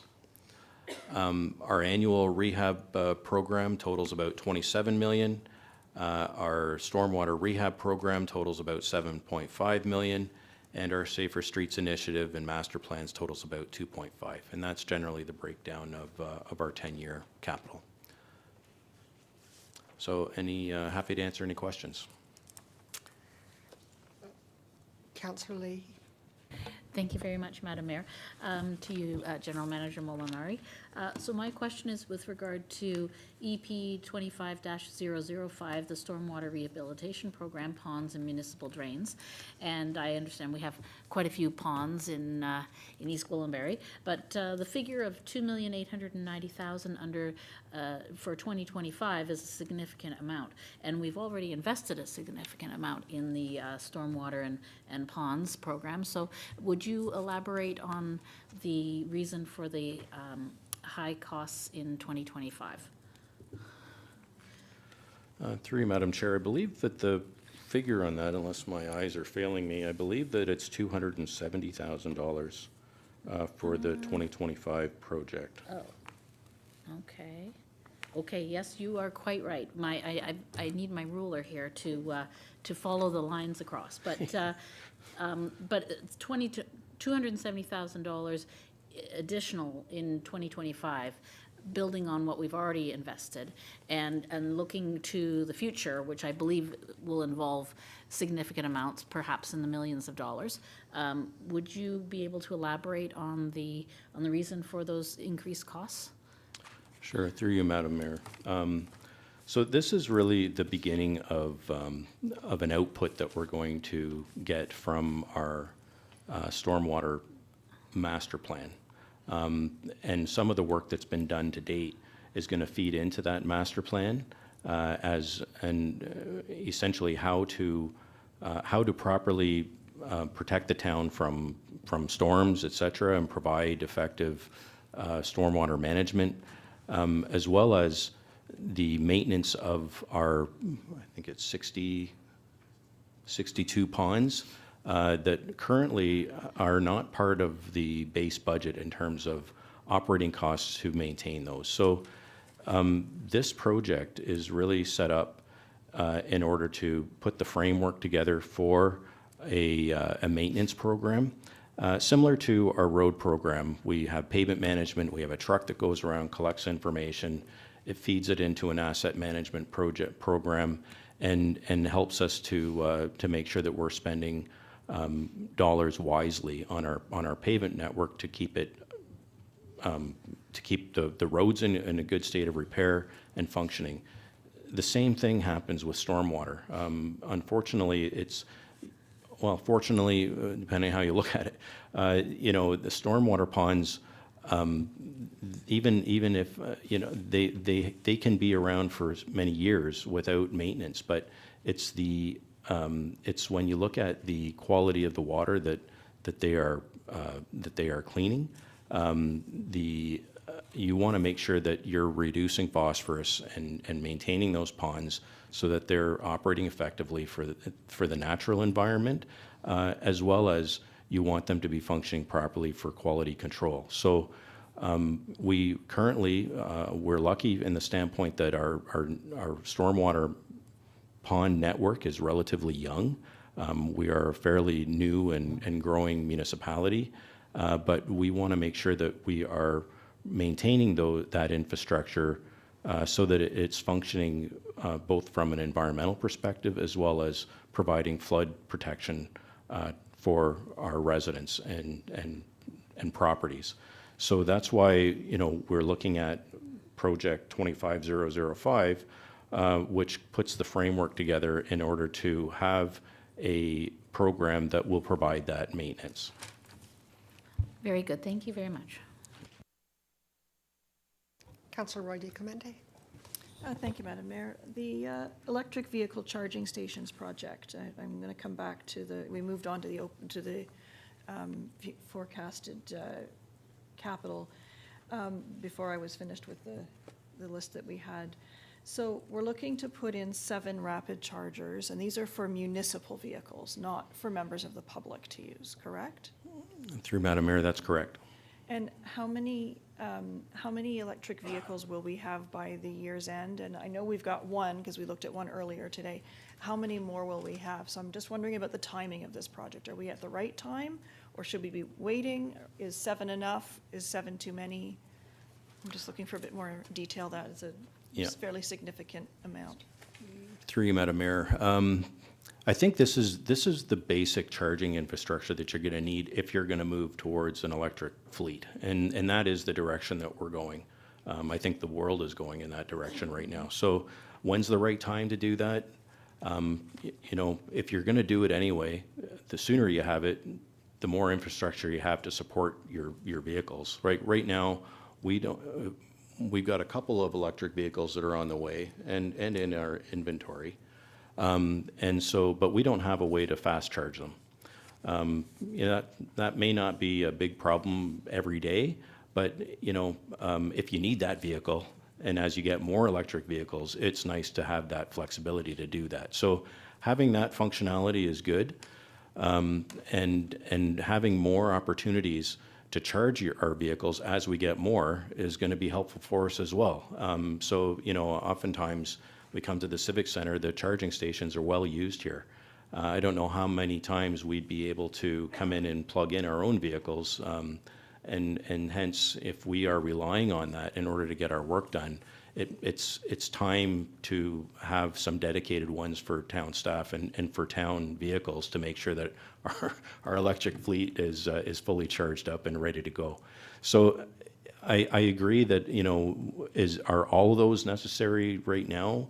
Probably not, but if there's grant funding and we're doing work in that area anyway, it probably makes sense just to kind of future-proof us a little bit while we're doing some of that work now.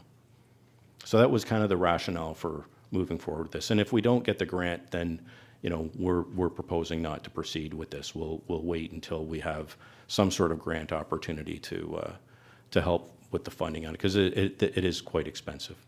Yes, and I acknowledge it's very clear that it's not moving forward unless we are successful with the grant application. And it might be helpful even as we start to look at this strategy to understand the savings that we may be realizing, not just from a zero emissions perspective, but also a savings with respect to purchasing diesel or gasoline for these vehicles as well, vis-a-vis the price of the electricity. Yeah. Thank you. Councillor Leahy, go ahead, please. Thank you very much, through you, Madam Mayor. My question is, again, with regard to the EV charging stations and whether or not we are finding a supplier that is a Canadian or a local manufacturer to provide these. Through you, Madam Mayor. So we're working very closely with Hydro One on this. They're actually helping us with the application. And I do believe that is a fully Canadian charging station, right? Yeah. Yes, they are. It's good to know we're supporting local or national, at least. Thank you.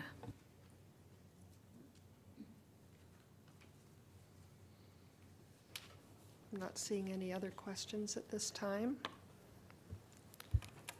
I have a mover, please. Councillor Hay. All those in favor? And that's carried. Pardon me. Just going to ask about the amendments for the engineering and public works.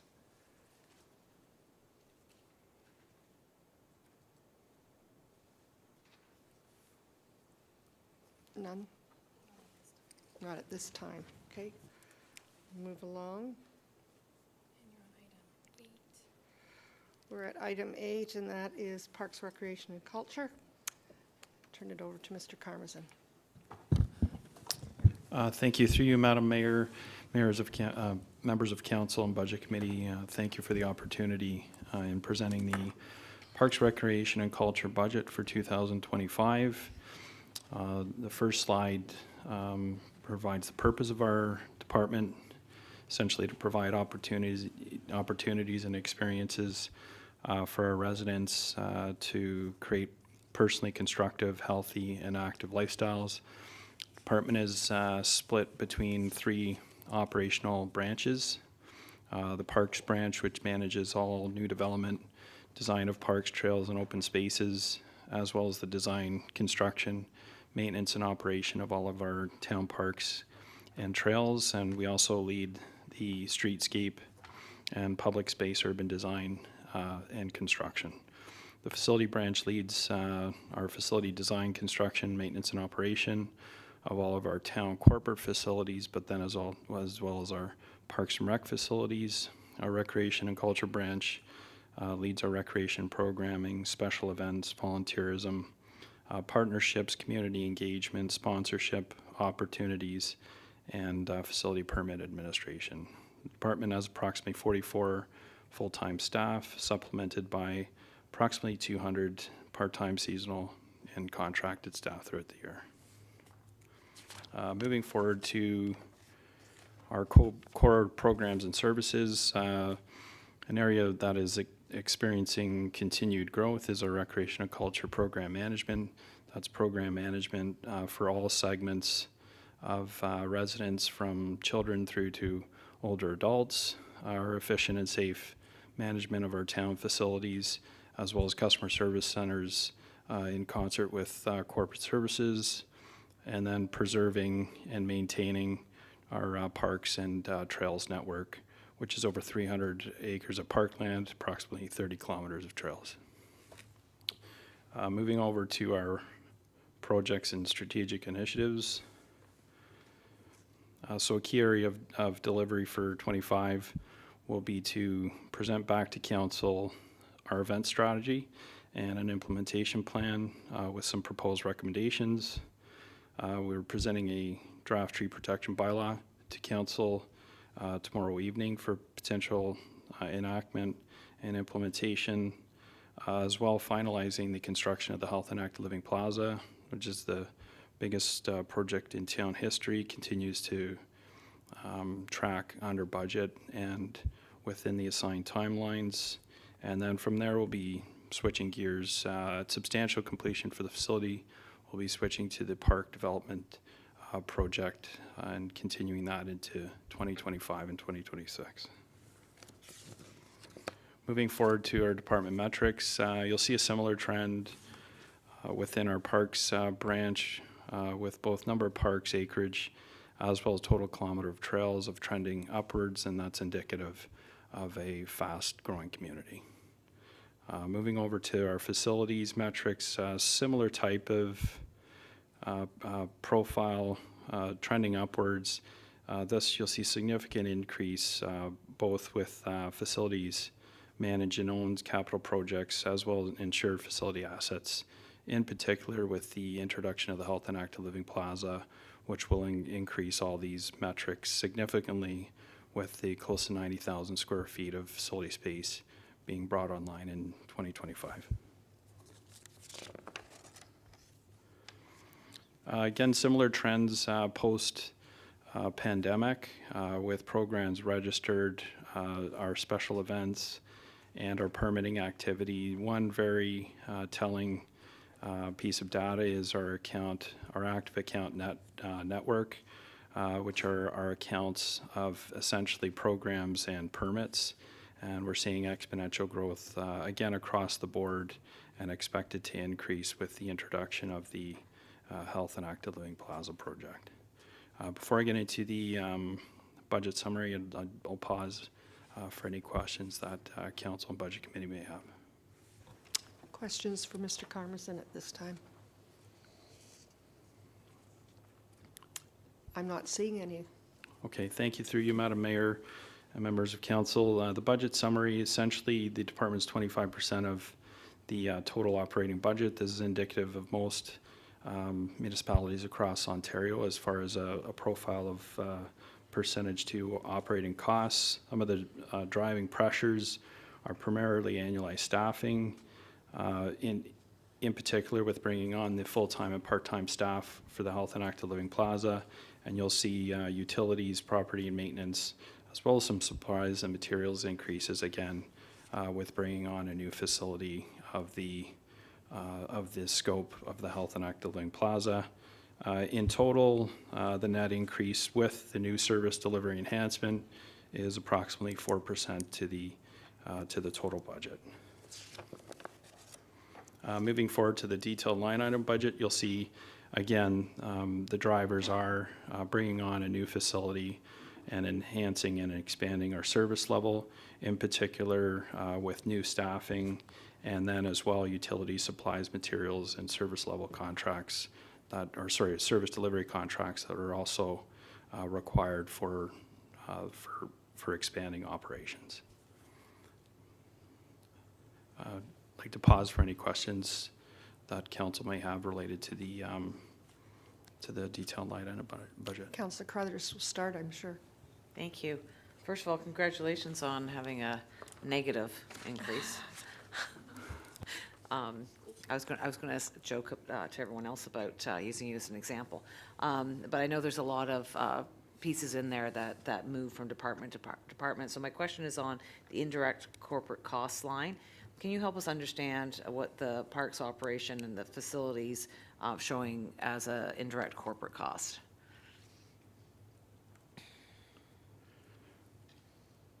Through you, Madam Mayor, I'd refer the indirect corporate cost to our town treasurer and GM of finance. Thank you. So through you, Madam Mayor, the indirect corporate costs represent costs that support the operations that are from our corporate departments such as finance and legal, and these costs get charged out to the other areas that are not tax supported. So 20,000 is going towards the it's going to the capital project. So there is a capital project that requires work from facilities, so we can recoup those costs from the reserves and development charges that capital project supports. And so that's part of the salary that is charged from that area, from the facilities budget, moved over to the capital project because of the time that person needs to work on that capital project. Okay, so although it's a capital project, this is a salary to support a capital project. Right. For a facility. Right, so so the salary is included in the operating program. Right. So to move those costs in the capital, that charge goes out through indirect corporate costs. Oh, okay, got it. And then the 32,000 in parks operation.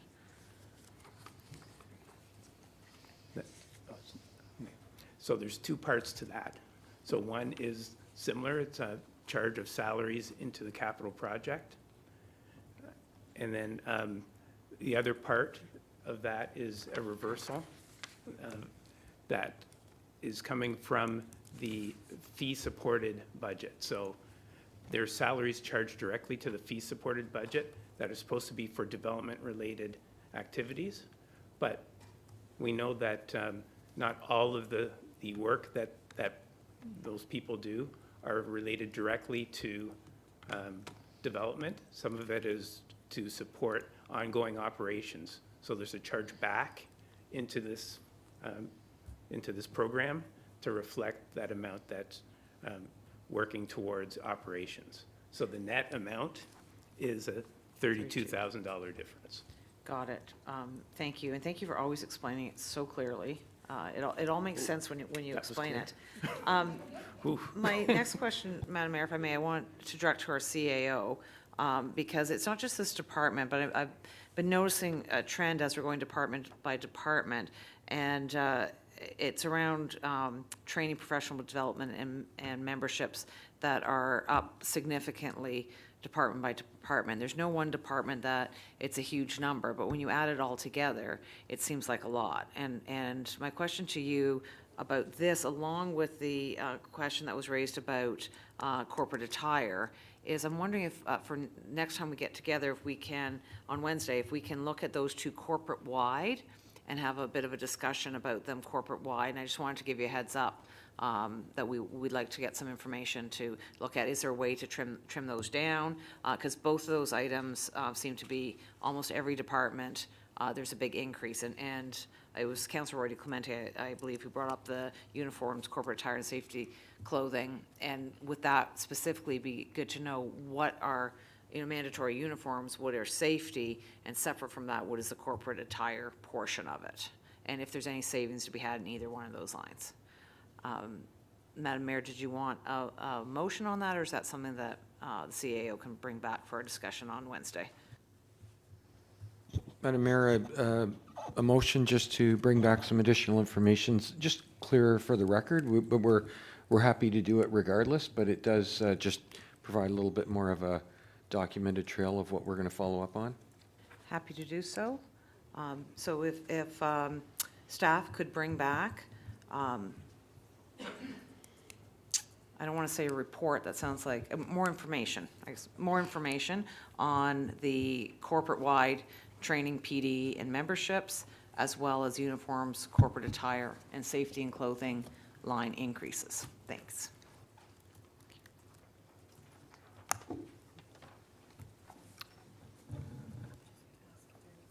Any questions on this item? All those in favor? That's carried. Thank you.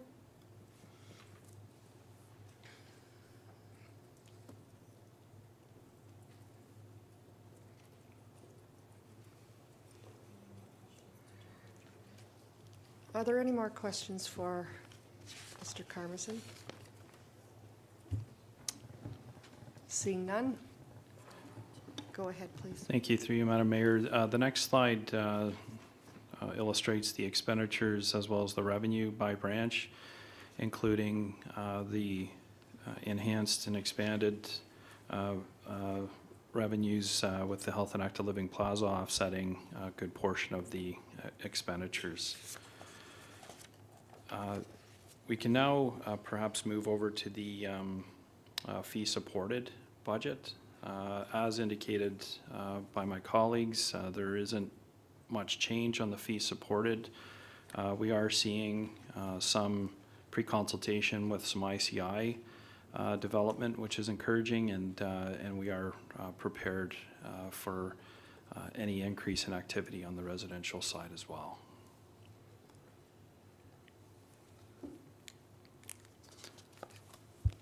Questions? I'm not seeing any. Okay, then we can move through to the open capital. Parks, Rec, and Culture has approximately 30 projects in varying degrees of progress. We are anticipating approximately 20 of the 30 projects being closed out for this year. Those projects that won't be closed out this year are typically multi-year projects that involve design and then some type of a construction activity, possibly seasonal construction activity. But we're hoping to have, again, 2/3 of those projects taken out of the hopper, so to speak, and completed. Moving forward to the proposed, do we do proposed capital or tenure? Proposed, okay, thanks, sorry. Just needed to clarify that with finance. Proposed capital, we have a number of proposed capital for 2025. I can provide council with a highlight of some of our proposed capital by community. As an example, radio line trail extension to Green Lane, Rogers Reservoir, and the Green Lane GO Station. This is a trail extension from the community of Sharon through to Rogers Reservoir. We're experiencing an increase in scope of work due to LSRCA requirements of the land being very low-lying and a requirement for boardwalk. LSRCA has committed to potentially funding half of the funding that you see before you. So at an upset limit, we're requesting the $100,000 additional funding. However, LSRCA could could fund up to half of that. And we have good, on good authority that they will support the project of up to that amount. The Nokita Trail parking lot at the Nokita Trailhead, that's a supplementary parking on the west side of Yonge Street. Again, we have additional LSRCA requirements for earthworks, for site servicing, as well as stormwater management. There is an additional amount that is required that we have determined after our permit through to the LSRCA that's required to build that supplementary parking lot. In Brown Hill and Hall Landing, we have projects such as the playground replacement to stay current with our safety standards, and as well as a beach volleyball court that was in high demand amongst residents, and part of the expansion plans at the Mount Albert Lions Park. At Sharon Hills, we have pickleball court expansion, which is an additional phase. We resurfaced the tennis courts and added a disc golf course, and we're now looking to expand our pickleball network with additional courts in Sharon Hills Park. With the Hall Landing Community Center, we're planning some upgrades as far as the elevator replacement. It's at its end of life, and as well as some housekeeping with some roof replacement activity. And in addition to that, we're looking at refreshing the sports complex rubber flooring, and as well as the showers and change rooms within that facility, which is long overdue. And then the last of our facilities to be on fire suppression systems is the Ross Family Complex, and it's a risk management item that is high priority to safeguard that facility moving forward. Happy to answer any questions related to the proposed capital before council. Questions? Go ahead. Councillor Johns, go ahead, please. Thanks, Madam Mayor. One of the, through you, one of the items that you didn't speak to, but it is under the capital projects PR 25-001. It's a repair and replacement for the council chambers where we sit. Targeted for starting work next year and then completion 2026. It's worth $370,000. At the appropriate time, I will be putting forward an amendment to not do this project. I think that in a time when we're all running around working to pick up pennies, I think spending $370,000 in this room is not the appropriate spend at this time. Thank you, Madam Mayor. Councillor Leahy, go ahead, please.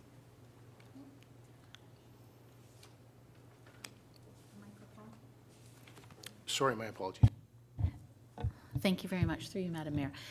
So my question is actually a good segue to Councillor Johns' question, because I was looking at the previously approved open capital projects list, and there are two items on that list, and I can give you the numbers, and both are affected by the fire and the loss of the Howard House. In the previously approved open capital budget, item number 22-013 and item 24-014, which involved Civic Center and Temperance Hall site improvements for $340,000. Will there be any correction or adjustment of that because the Howard House was lost? And is there an opportunity there if that money was allocated towards the Howard House, if it could then be readjusted and reallocated towards the cost of the council chambers refresh?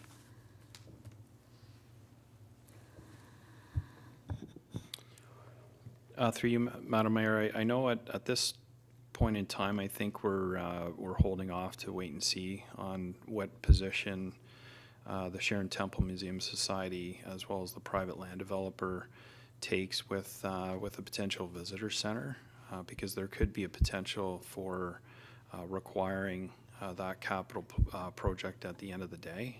And so I think at this point, we're in a bit of a holding pattern related to that particular capital project. When we determine with certainty on the requirement or lack thereof of the for the capital project, we can certainly report back to council, and then at that point in time, the funds would normally be returned back to reserve, and then council would have the option to reallocate those funds as they would see fit. Thank you. Thank you. Councillor Roy DeClemente, I believe you had your Thank hand you. up. Yeah, I did. Thank you. I guess I had a couple of questions with respect to the proposed capital projects, but the open capital, regardless of whether the Howard House moves or not, we still want to service, we want to hook the Temperance Hall up to a new, up to servicing, because the septic system over there is quite old and we have the allocation available for it. So that project was for the Temperance Hall to be connected to services, and whatever the Sharon Temple requires as far as whether it's a house, a new build, anything, it will still require a sewer. So that project, I would argue against closing it, just because we know we need to make those connections. Mr. Carmers, and I imagine you want to speak to that. Yes, through you, Madam Mayor. You will see partial expenditure, a partial draw on that capital account, and I believe staff have performed the work for the servicing of the Temperance Hall. We were so when I had indicated a holding pattern, that was more for the servicing on the potential Howard House or potential visitor center on site at the Sharon Temple. Thank you. So what about the parking lot over there? Is that also in here? Or is that, I believe that might be the temple's requirement to pay, since it's the parking lot that they use. But I recall that there were some capital funds set aside for that. Through you, Madam Mayor, it was a previous capital project. It was taken off the books because we were waiting on the potential visitor center project to occur first, understanding that there would be some disturbance to that parking lot with both heavy vehicle and equipment traffic as well as construction activity. So that again is something that we can visit in the future, as well as tracking what the future will involve with that site, and whether or not a visitor center will be included on that site. Thank you. So the question that I had about open capital was with respect to 2022-007, the 404 Gateway feature. We've been talking about that feature, I think, for as long as I've been on council, and we don't yet have a sign that says "Welcome to East Gwillimbury" on the 404. So I'm just wondering what the status of this. It says here it's reviewing alternate concept plans, but we haven't got any plans at all. Through you, Madam Mayor, there was a couple challenges with that particular project. The first is working with the Ministry of Transportation Ontario to actually site or find a location for the sign is one challenge that we've undertaken. Now that we have a location, we have started on some concept plans that we can then present back to council.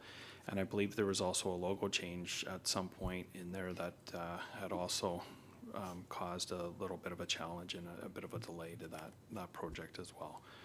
But we're hoping to have some concepts back before council into 2025 to then extend that project, hopefully for completion in 2026, 2027 at the latest. So this one is showing, the chart that we have in front of us is showing that it's estimated complete in June of 2025. So that won't be happening? Through you, Madam Mayor, potentially the design, reporting back on the design concepts, but not the full scope of the capital project. Okay. And to be clear, the 400,000 is for construction and design? Through you, Madam Mayor, that's correct. Okay, thank you. So what I wanted to do, if I may, Madam Mayor, was just have a conversation about the park structures reserves. And I think that might help inform our discussion about the proposed capital. We're taking the projected opening balance is 1.14 million, and after 2025 is done, we're looking at $107,000. So that drawdown on the Parks Reserve is concerning to me, and it informs my, as I look at every one of these one of these proposed capital projects, I am concerned about the fact that we're basically drawing it down to almost nothing. 107 won't get us a pickleball court. So can we have a bit of a conversation about that and the strategy around that, please?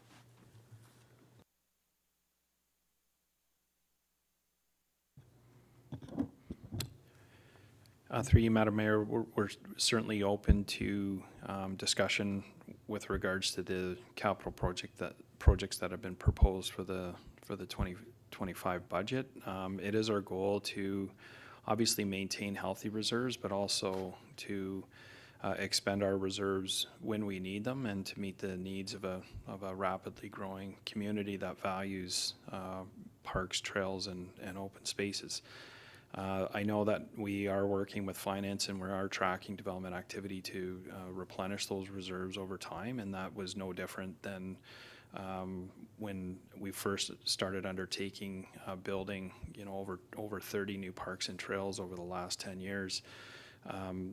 Our reserves were at a point where they were certainly robust, but now that we've undertaken that activity to meet development pressures, we're seeing our reserves, drop, albeit, but we are planning to replenish those with the next phases of growth, as well as our next phases of design and construction to meet community needs.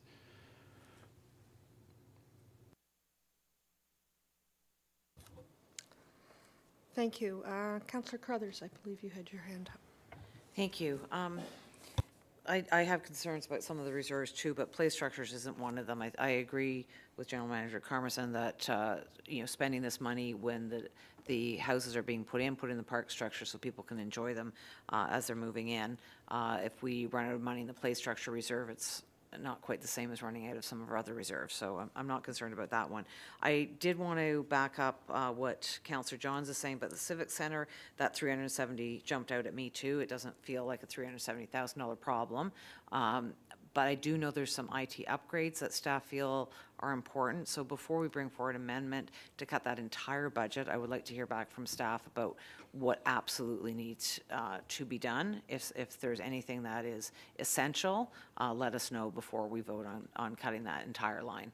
Maybe it's a reduction, a substantial reduction in that line, but maybe there is some money that needs to stay in that line. So if that could come back to us when Councillor Johns brings forward that amendment, that would be helpful to the discussion. And then the one item I want to talk to, maybe Councillor Foster wants to talk about this too, is the Nokita Trail parking lot. Something that's very much needed, and I choked on the initial budget, and now we're coming back for another 114, and we can put that in pickleball court quantities, it's the parking lot or a pickleball court, right? So I just wanted to know if there is anything else we could do, or if we're too far down the road on this site, that if we want a parking lot, we've got to bite the bullet on this extra 114, or is there an opportunity to pause and take a look at an alternative, because $300,000 for a parking lot seems like a lot.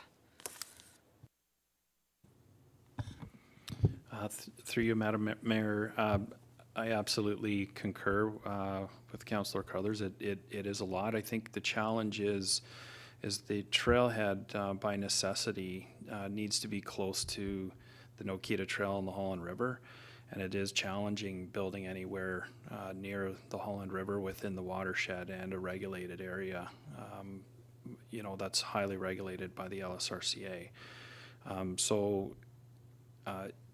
If it's deemed a requirement to have a lot to supplement the Nokita Trailhead, then it's staff's recommendation that the parking lot be placed where it is, and that unfortunately comes at a cost.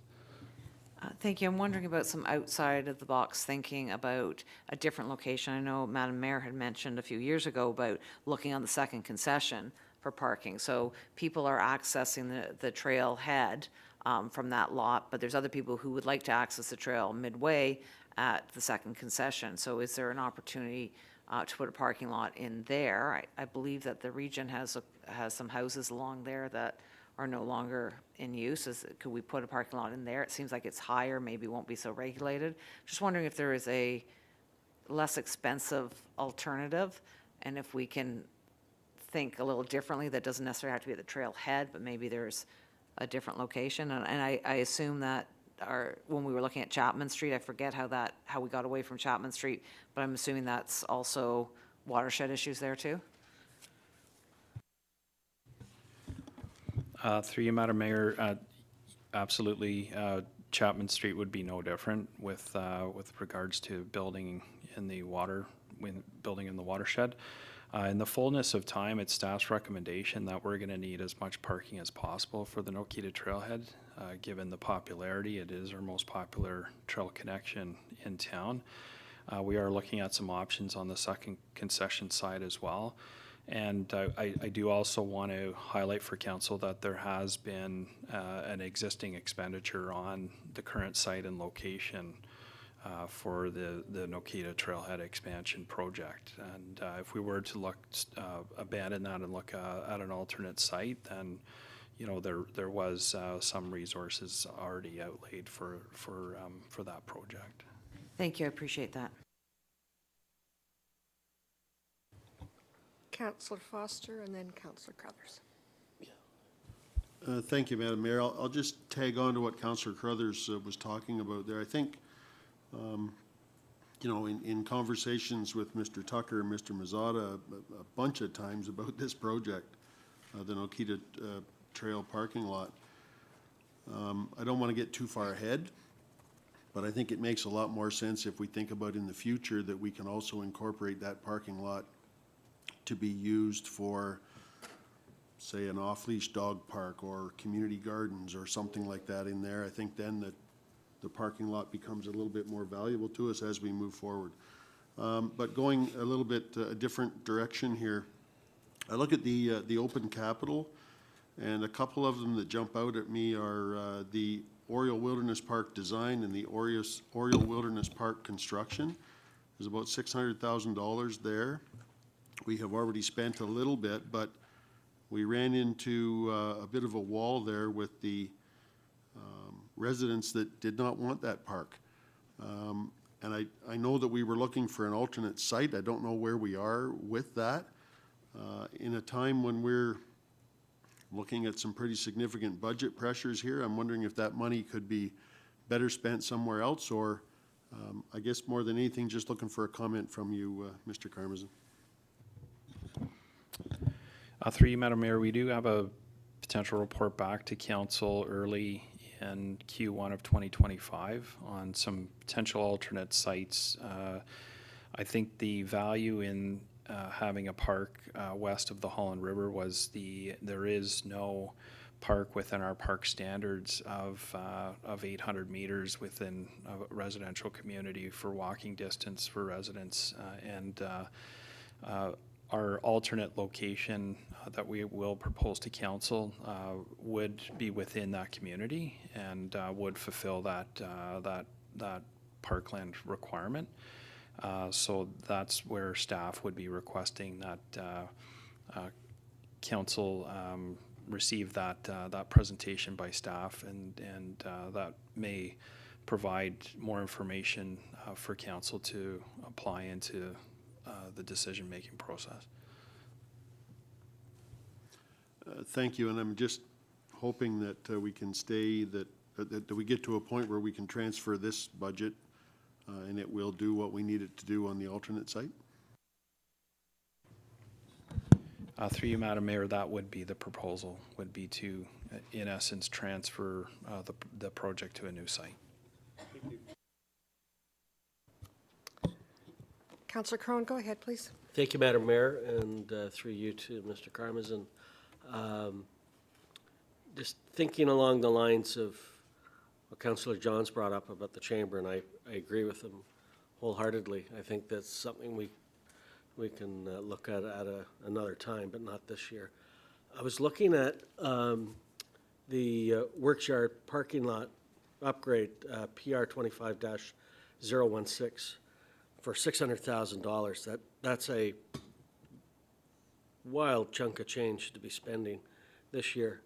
I'm wondering, you know, just like the council chamber, there's nice to have and then there's need to have.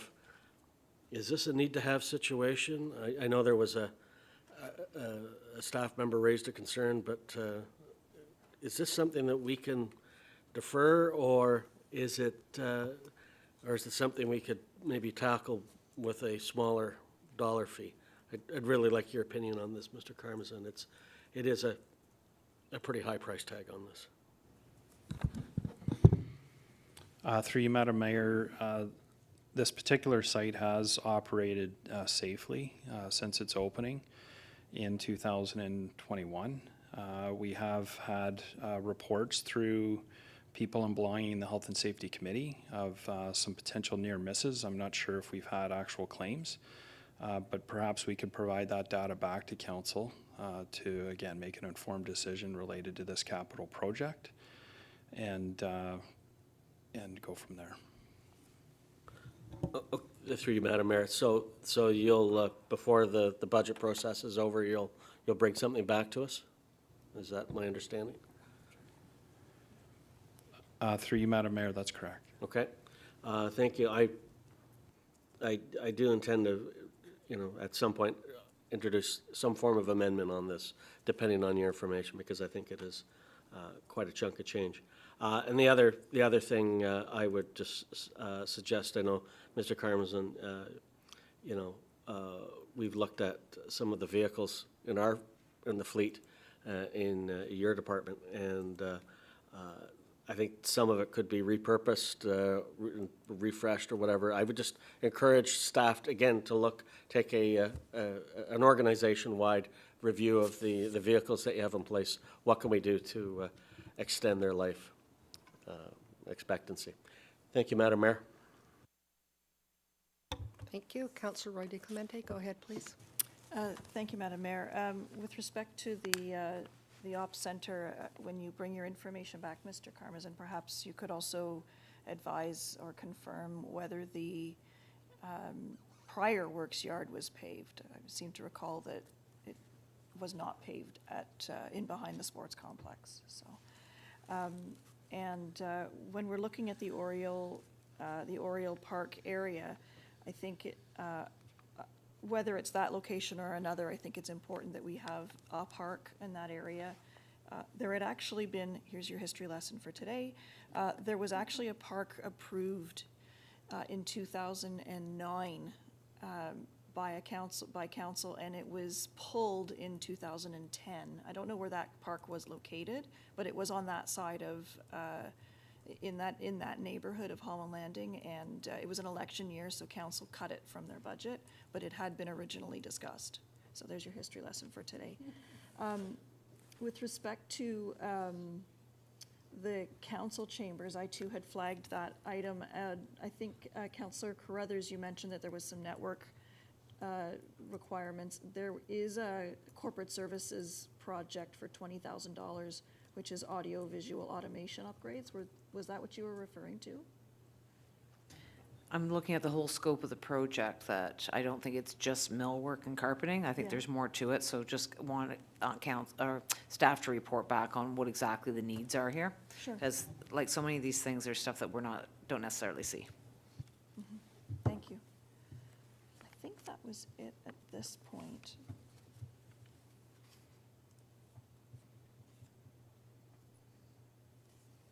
Thank you, Madam Mayor. Thank you. I have item number 7, Engineering and Public Works. Did you? Go ahead. Thank you, Madam Mayor. I'm sorry, I did have another item, and that was, I'm starting to need reading glasses, and I'm being vain and not putting them on, so I'm struggling a little bit today. The investments in, well, they're here. They're right here, and I don't want to put them on. Anyway, the Holland Landing Community Center, the elevator replacement, as well as, I believe there's 2 items for the Holland Landing Community Center. Yeah, the roof repairs. So that building is needing a little bit more than just a new elevator and a new roof. Do we have, where is it in our capital projects to, I know that we're hugely focused on the Health and Active Living Plaza. These are obviously urgent repairs, but I'm concerned that we're gonna be looking at renovating and updating that facility in the not-too-distant future. At least I hope that it's the not-too-distant future. And I don't want us to be doing throwaway jobs just to get us through. This feels like a Band-Aid, but I think I'd prefer to have a transplant. Through you, Madam Mayor, a refresh of the Holland Landing Community Center, an expansion, wouldn't occur until 2033 is when it's scheduled for. These are absolutely necessary to operate a safe and efficient building. In particular, the roofing to avoid from water infiltration and ill effects of water damage. And then with regards to the elevator, there is a potential to perhaps incorporate the machine room equipment as well as the lift into the new design as well. So that could be a potential opportunity, so it is not throwaway. Those types of things can be certainly repurposed with a potential expansion and enhancement of the community center. It seems to me that 8 years is going to be a long time for us to wait for that facility, given its importance in the community. I know the Health and Active Living Plaza will address some of that demand, but it's still an important facility, and it's pretty aged. So I'm just flagging that as a potential for us to consider moving up a little bit as time marches on. Thank you. Councillor Leahy, go ahead, please. Thank you very much, through you, Madam Mayor. With regard to the Holland Landing Community Center refresh and the renovations that are going to be taking place 8 years from now in 2033, I sit as the council liaison for the Accessibility Advisory Committee, and multiple times members of the committee have raised the issue of the washrooms not being accessible. And so I would like you to point out to me if there is any line on this budget that includes the renovations of the washrooms to make them accessible in the Holland Landing Community Center.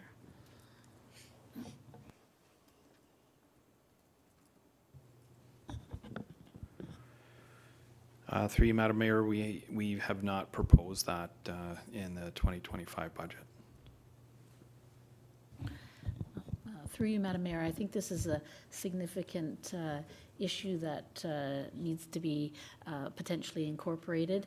And if that's a possibility, if it could still be included in this budget, I would look to perhaps Aaron or our CAO to see, or even our treasurer, to see if there's some way that funds could be found to address the washroom accessibility issue in the Holland Landing Community Center.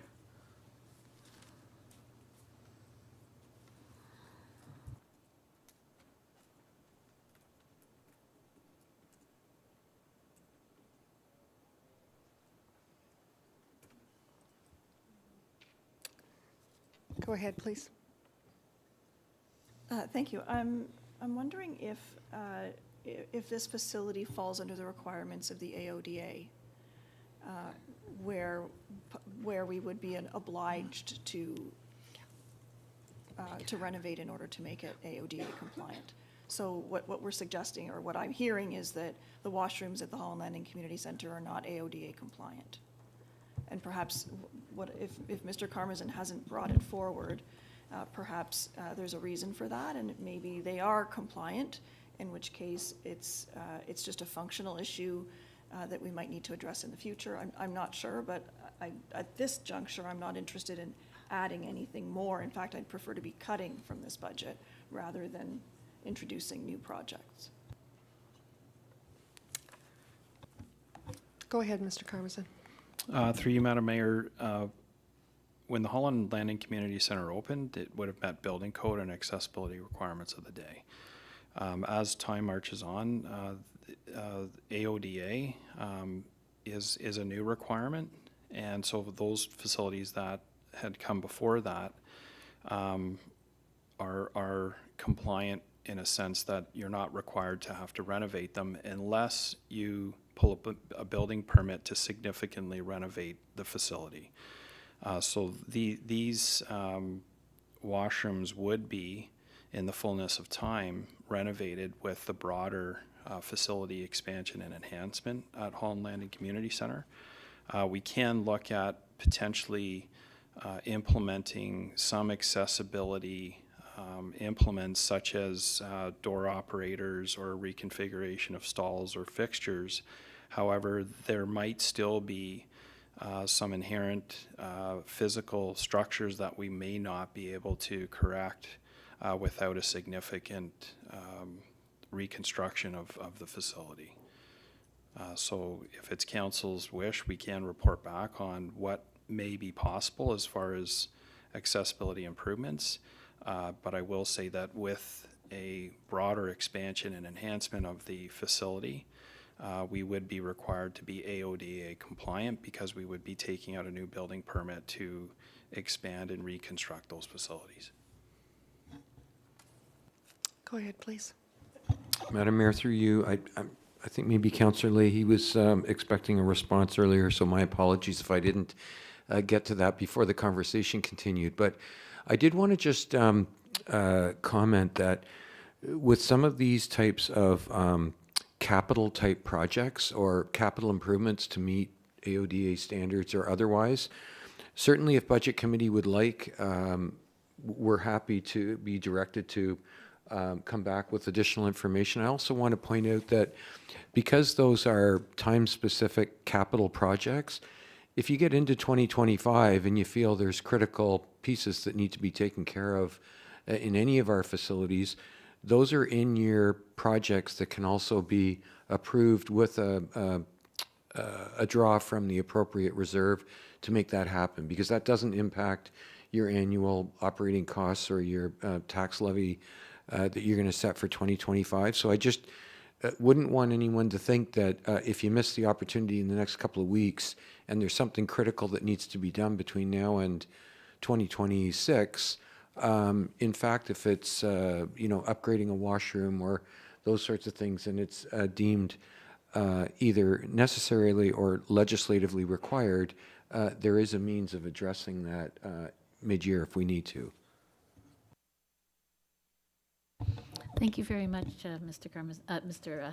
Valchich, because I think it feels like 8 years is a long time to wait for those members of our community who require additional accessibility features in a community center that won't be properly renovated for another 8 years. So I appreciate that. Thank you.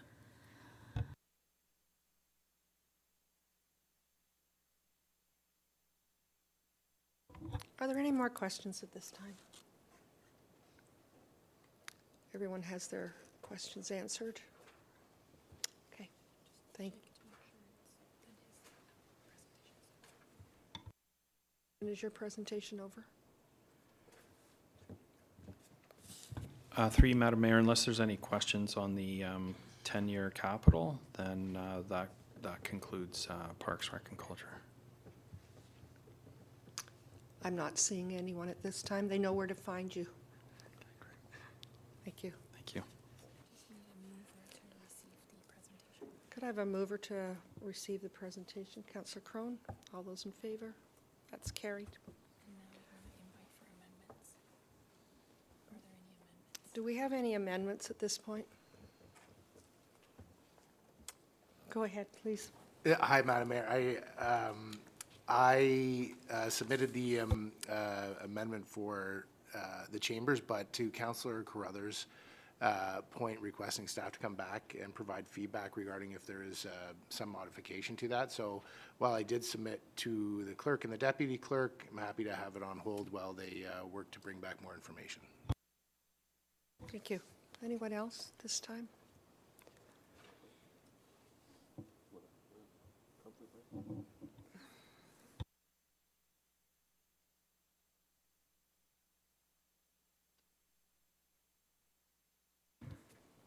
We have a balance of the agenda still to go over. I'm just wondering if people would like to take a 10, 15-minute break stretch and come back in and conclude later this afternoon.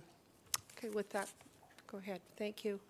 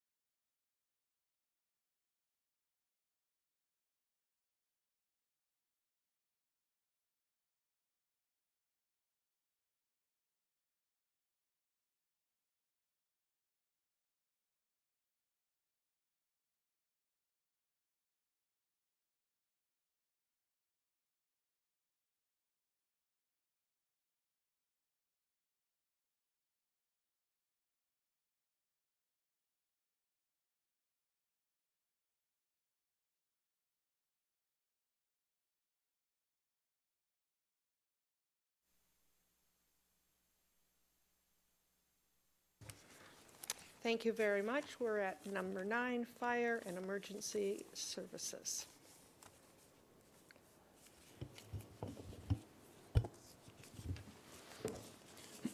Madam Mayor, members of the committee, thank you for the opportunity to provide an overview of our proposed 2025 business plan.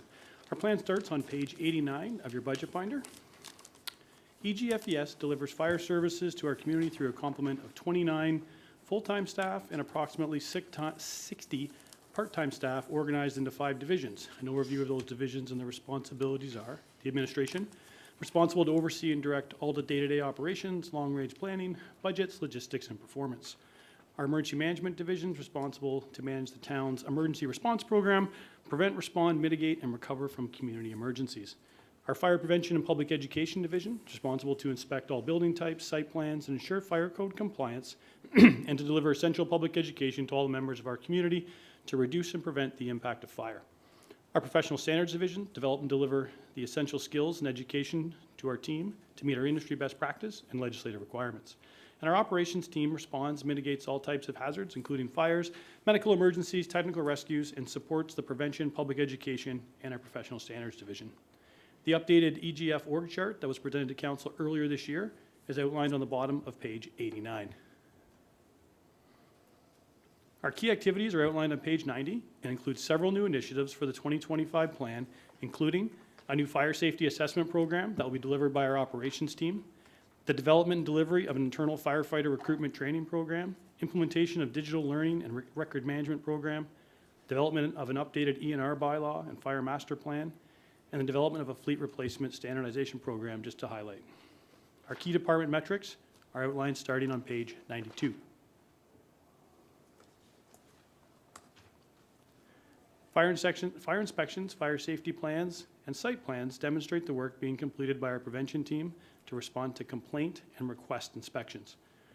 Page 93 outlines the work of our public education branch related to the number of events they attend, where they deliver public education, and our home smoke and CO alarm program. And the total number of training hours completed by staff, 90th percentile response times, and total incidents are detailed on page 94. Are there any questions related to our departmental overview or department metrics?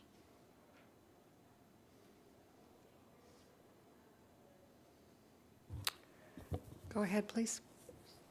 I'm just wondering if we might be able to get an amended, on page 92, the fire safety plans. I wonder if we might be able to get an amended chart that might give us a bit more information as far as how many actual safety plans have been reviewed, because the y-axis is a little extended. So it's somewhere more than 0, but less than 500 for the last 5 years. I can provide that exact number, but maybe even before the end of this presentation. I'm going to send the text. Okay, thank you.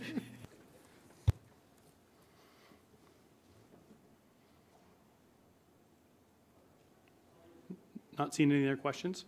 The EGFES operating budget summary is outlined on page 96. Key changes resulting in increased operational costs include the addition of 4 new staff in the operations division, the rates of our contracted services for our emergency communications, and the addition of a medical advisor, increased costs of building utilities, software and licensing costs to manage our training, staffing, incident reporting, and department metrics, and the transition of an ongoing annual capital project of approximately $46,000 into the appropriate section of the operating budget, as it's an annual and ongoing project. Are there any questions related to our operating budget?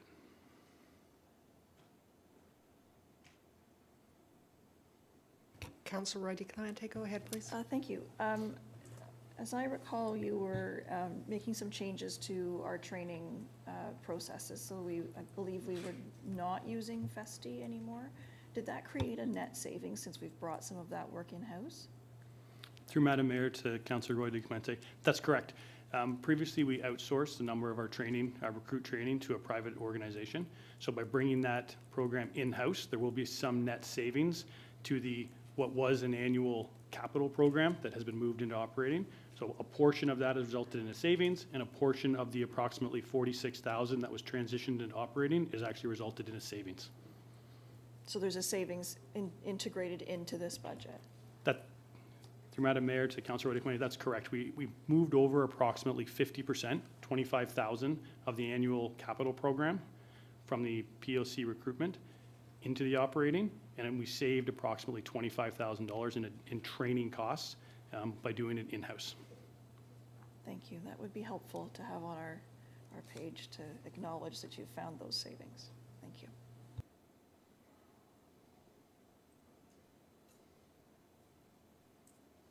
Councillor Hay, go ahead, please. Thank you very much, through you, Madam Mayor. In a previous budget, we approved specific funding for some renovations and alterations to the Mount Albert fire station, and I don't believe that those were undertaken or completed in any way. So would you be able to share with us where those funds are located right now, and if they are going to be redistributed, or what's the plan for that previously approved money, specifically for the Mount Albert Fire Station? Through Madam Mayor to Councillor Leahy, a bit of a preview to our ongoing capital project, so it's going to be but I can speak to it now with your indulgence. So that we've received the quotes to complete that work. I suspect it will be started before the end of the year and completed at the end in Q1 of 2025.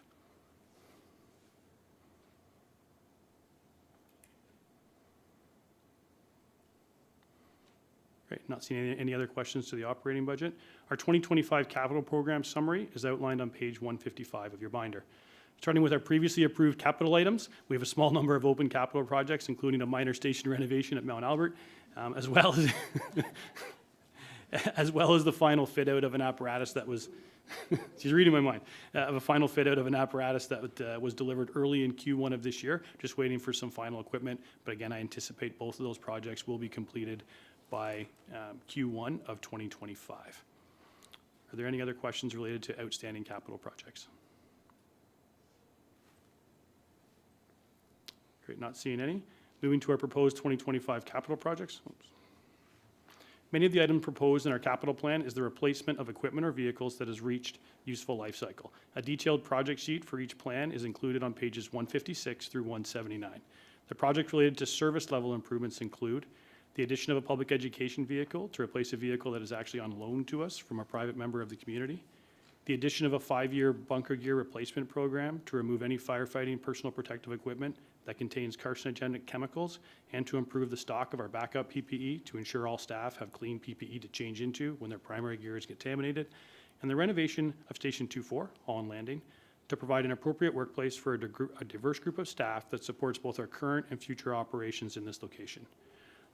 Our 10-year capital plan consists of multiple long-range fleet replacement schedule, which includes approximately 1 fire apparatus per year, the land procurement, station design and construction of a new fire station in South Sharon, Green Lane area. Are there any questions for our capital plan?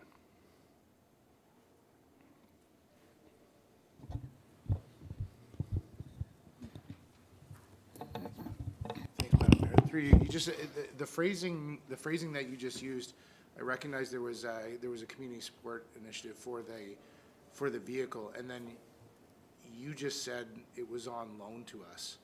So have they requested it back?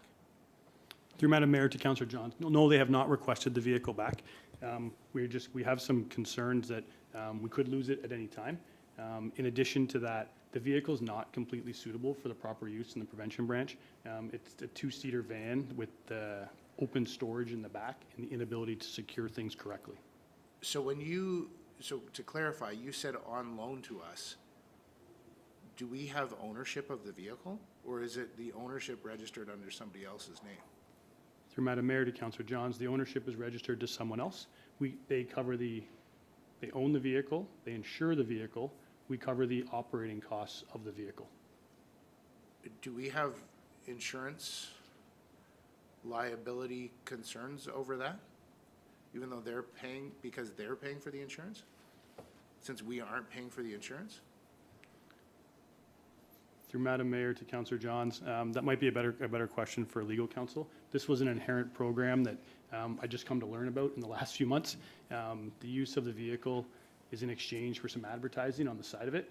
and they insure the vehicle. Okay, I don't want to take up too much of committee's time with that, because I'm sure we have umbrella coverage that addresses that in the policy, but I mean, if we don't own it, we have concerns about it, and we have concerns about people being in it, then I suggest that what we do is we give it back and then figure something else out, seeing as we don't own it. But that's my 2 cents during budget committee.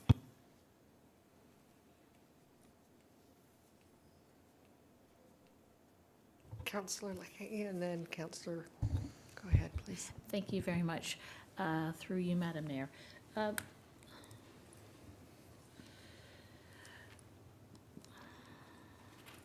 I'm gathering my thoughts. I'll put that thought on hold for now. Thank you.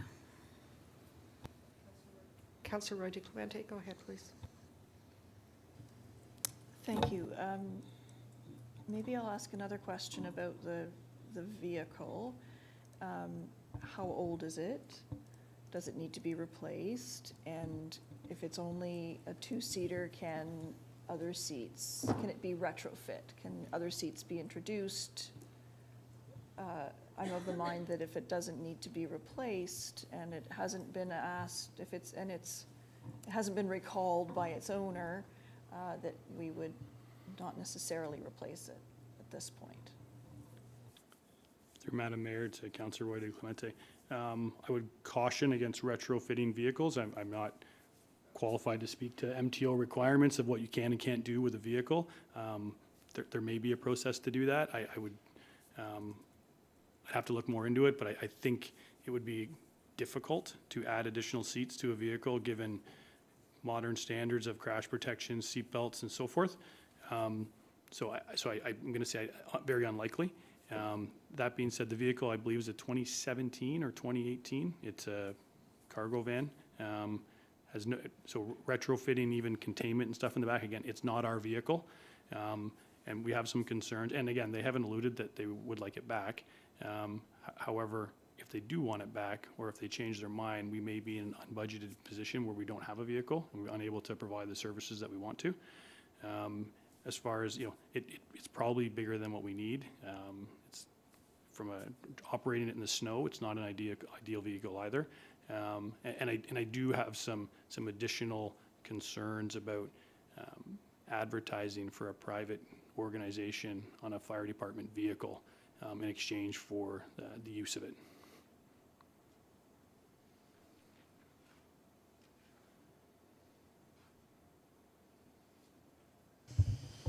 Councillor Leahy, please. Thank you very much, through you, Madam Mayor. So my question was with regard to the replacement of the bunker gear. And during the Association of Municipalities of Ontario conference in August, the delegation from East Gwillimbury, we spoke to the Solicitor General in person and applied for a grant to go towards funding the toxin-free bunker gear. And so I'm just wondering what the status is of that grant, if we have any idea if we're going to get any funds through that grant to replace personal protective equipment. Through Madam Mayor to Councillor Leahy. So the grant that was opportunity that was provided by the province wasn't for the replacement of bunker gear. There was some discussion initially that's what they originally had discussed in concept. What the grant actually ended up being was the ability to replace what we would call the replaceable soft goods. So helmet liners, balaclavas, and gloves.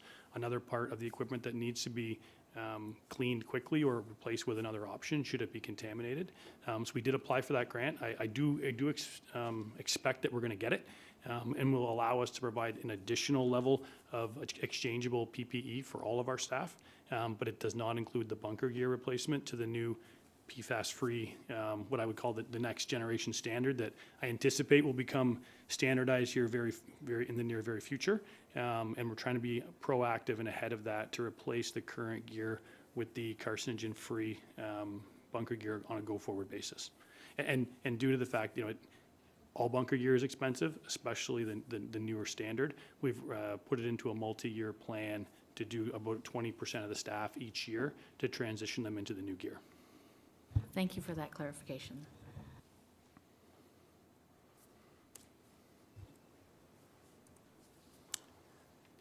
I don't see any other questions. Continue. We're all finished? Is there any other You're all questions? finished. Very good.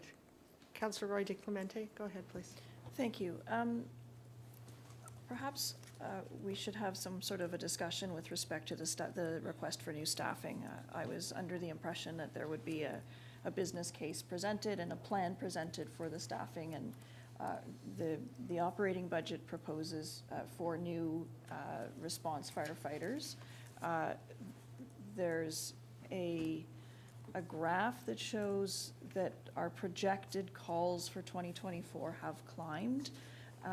We're looking to spend $750,000 on the Holland Landing fire station, but I'm not seeing an overall plan about what that will get us, what the plan is for 2025, where that starts, what the plan is to continue, how to fund those plans, what's happening. It's a big investment. I think it's time for us to make that investment, but I'd like to see more to justify it. Through Madam Mayor to Councillor Roy DeClemente. So is there specific information? So I'll speak a little bit to the staffing, I guess.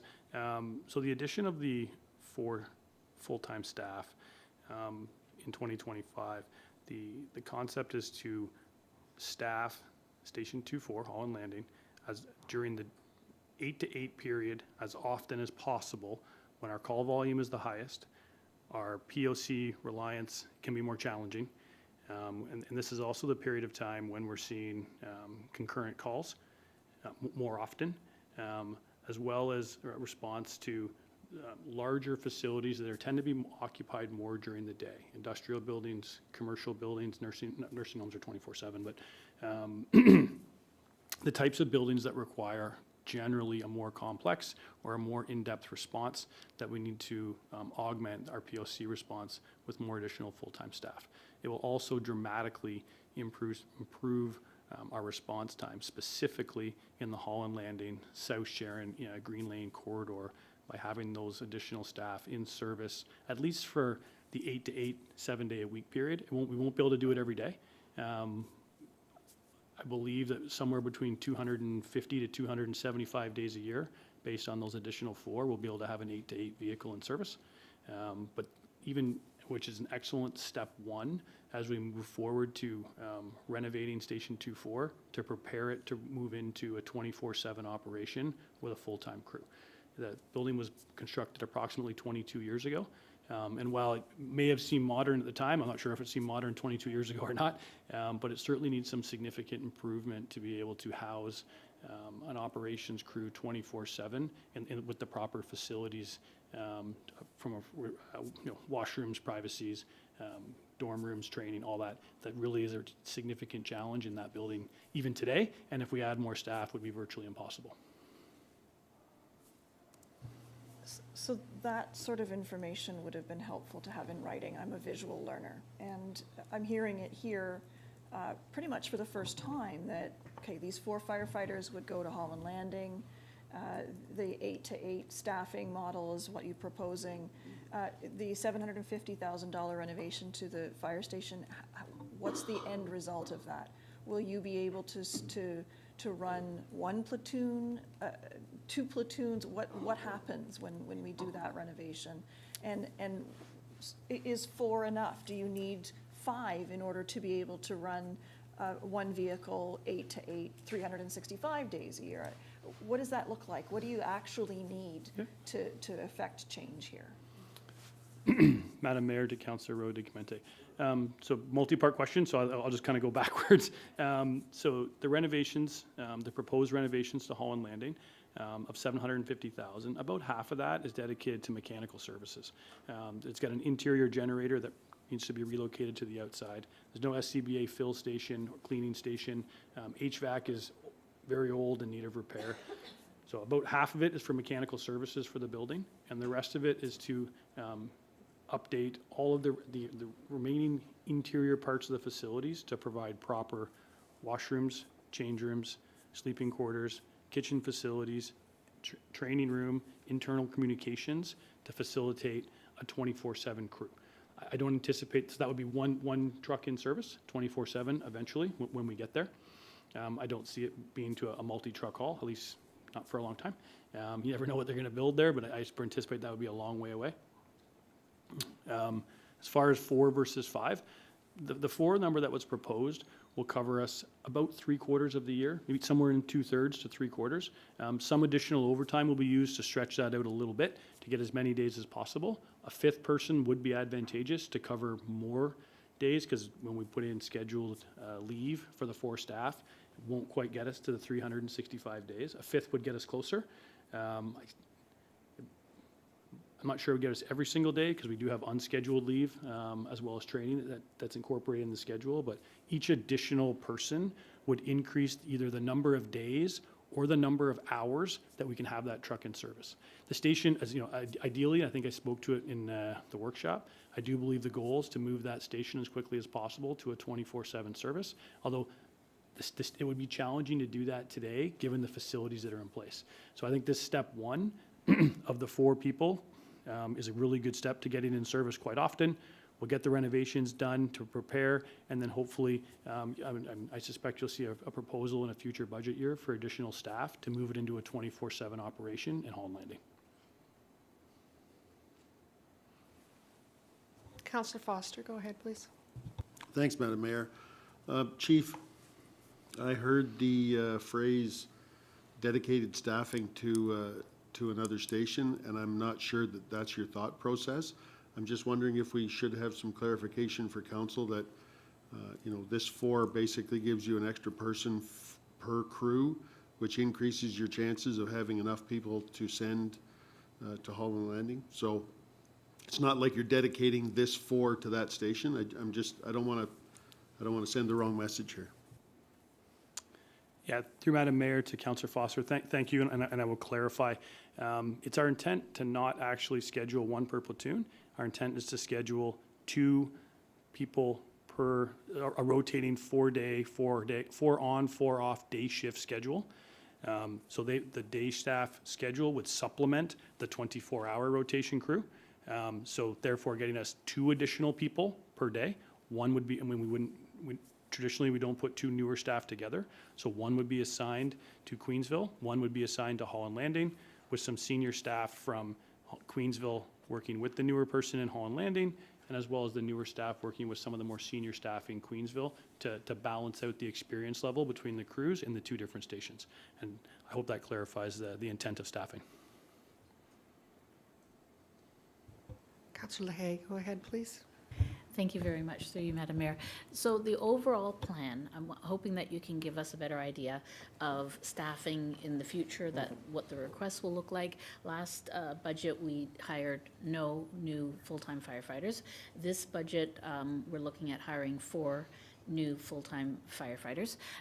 Moving forward, taking into consideration factors like retirements, that the potentially current firefighters may be retiring within X number of years. What is the plan in place to properly replace those retirements, as well as moving forward over the next 2 to 3 years, what the plans are of adding additional full-time firefighters? Through Madam Mayor to Councillor Leahy, just for clarity, retirements, so those are approved complement positions already. So if a member retires, we would have the authority to replace that person on the approved complement by council. So we wouldn't need to come back and ask for additional staffing to do so. That would just be an automatic replacement. As far as the long-term strategy goes for staffing, there's certainly going to be some more information to come. It's my intent to come back to council in early 2025 with an updated ENR bylaw that's going to provide some service level options for the members of council. At that point in time, council is going to have some decisions to make to set the service level inside the community, and you're going to be able to decide the number of response level you would like to see for the members of the community in the different areas, and that service level. What you require to achieve that will come with the staffing recommendations to do so. So this initial first step in 2025 is going to plug what I would consider our biggest hole today. It's going to cover a number of immediate needs that I see as important to fill as soon as possible. But what you're going to get a more comprehensive options to determine the service level that this council wants to see. And then once you determine that service level, you'll see it'll provide you with the recommendations to achieve that. Go ahead. Through you, Madam Mayor, one last question with regard to staffing. So what are the opportunities in the future that we will see the Mount Albert Fire Station being fully staffed at some point in the future? So through Madam Mayor to Councillor Leahy, all of my recommendations will be to address the risk to the community from greatest to least. So today, Mount Albert, based on statistical information, response, data, community risk, building type, occupancies, density, all the things that we use to measure community risk, is fortunately, it's our lowest risk area. And the recommendations to provide additional service levels in there, again, will come from council. You'll make that decision based on the risk model that's presented to you, but that scale will be from greatest to least, and then council will have to determine what level of service they want to provide in that area when they're able to do so.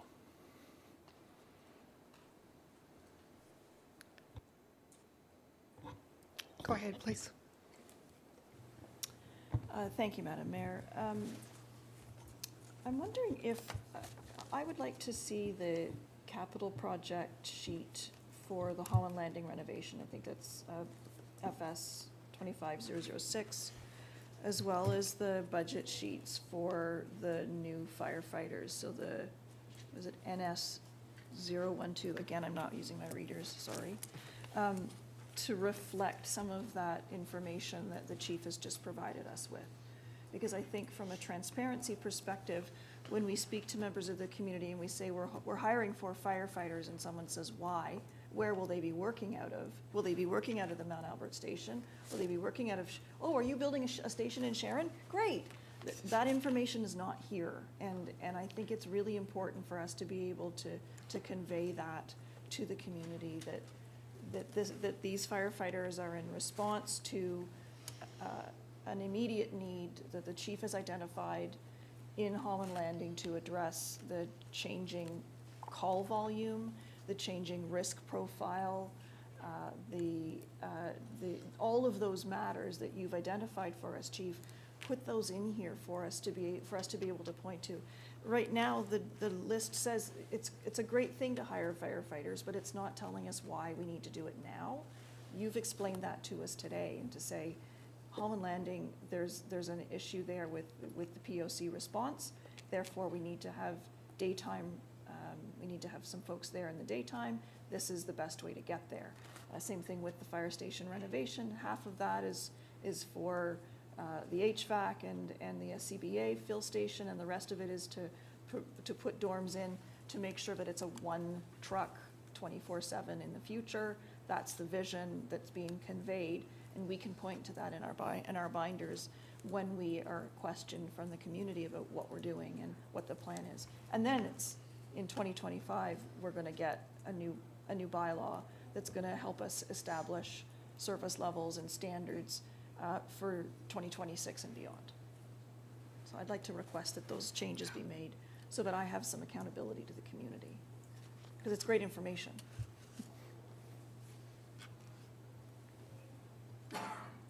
And if I have to make a motion, I'll do that.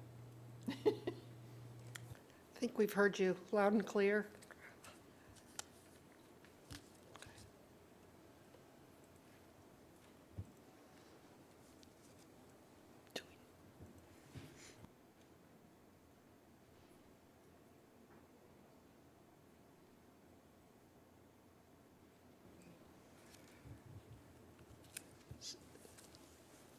So Councillor Roy DiClemente has spoken regarding moving forward with this. I'm not sure how we want to handle it, but I think it's important that when we leave here today, we know what the intent is for these Holland Landing in particular. Madam Mayor, certainly committee can, as I said earlier today, put a motion together if you like, but the request was very clear. It was if we could just update new staffing sheet NS012 and the capital sheet for Holland Landing Fire Station, just to provide additional information reflecting the verbal explanations provided by the chief today. So that's something we can easily have for you for Wednesday. Thank you. I'm seeing nods.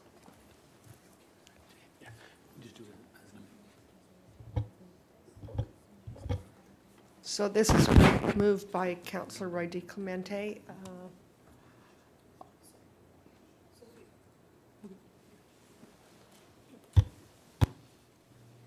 Thank you. So I'm happy to make a motion that we receive the presentation and request that the 2 budget sheets be updated. And that, I think that covers it. Thank you. Questions? All those in favor? And that carries. Thank you very much.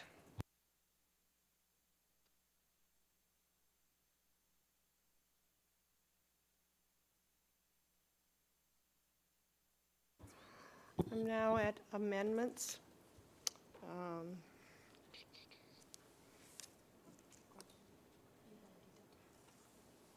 Are there any amendments that need to be dealt with at this point?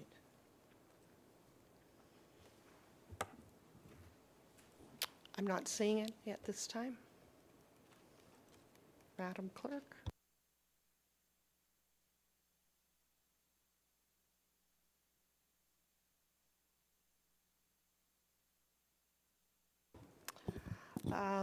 We need to, I'd like to know whether council is, would like to confirm if they wish to consider this item on day 2 of the budget committee taking place on November 20th. If all agree, then move to item G and then adjournment. Okay. So we're at number 10, Office of Mayor and Council. Be it resolved that the 2025 budget department review of the Office of the Mayor and Council be received. Yes, go ahead, please. I think we're not receiving it. We're deferring it to next week. Sorry, next Wednesday. Wednesday. But before we adjourn, I had a couple of questions in general about when we're discussing certain things that I wanted to ask. I'm wondering if now is an appropriate time. I think now is a good time. Okay, so some of the expenditures only appear on our summary page, such as asset management and in-year savings, and I'm wondering at what point we can have a discussion about that. I have a number of questions about asset management, and I wanted to raise it today so that staff could be prepared to discuss asset management in general on Wednesday. How much we've put in, what's the dedicated tax levy that we're putting into asset management, so we have a really clear picture and a good discussion on asset management on Wednesday. And is that when we would be discussing that in the in-year savings? Maybe that's a question for Mark. Mr. Felchik? Yes, Madam Mayor, and you don't, at least I won't speak for the clerk, but I don't think you have to defer anything until Wednesday. I think when you choose to adjourn your proceedings today, wherever we leave off, we'll simply pick up on Wednesday. Councillor Crothers is asking about some of the centralized expenses and some of the reserve schedule impacts. And I would think, Mr. Marshall, once we complete the mayor and council portion and we go through the new staffing, just as we've done today with the departmental items, at that point we would have a catch-all for reserves and some of these other areas, asset management or whatever else on those centralized accounts that council wishes to discuss. Is that correct? Through you, Madam Mayor, yeah, that's correct. Thank you. Is it possible to get anything sent out in advance on asset management to get an idea of what we currently have? Or if you can just send an email and let us know where it is in here. I can't find it in the binder, the exact amount. I know it's within another line, I believe. So if we can get the exact amount so we can ask intelligent questions on Wednesday, that'd be appreciated. Thanks. Through you, Madam Mayor, if we can provide some information, just to be clear, the information, when you say what we have, does that mean the contributions that we're making, or what's in the reserves, or both? Both, Okay. both. So I know over the last few years, we've put in a 1% dedicated. So what is that generating for us? And I'm trying to make sure we fully understand that that will continue generating for us, even if we don't add in another 1% this year, and trying to just get a handle on how much we have and how it is growing over time, so that we can have a really good discussion on it, because asset management is something that's so important, and we're getting that, we're hopefully getting an asset management lead, so we'd like to know where we're at ahead of that. Thanks.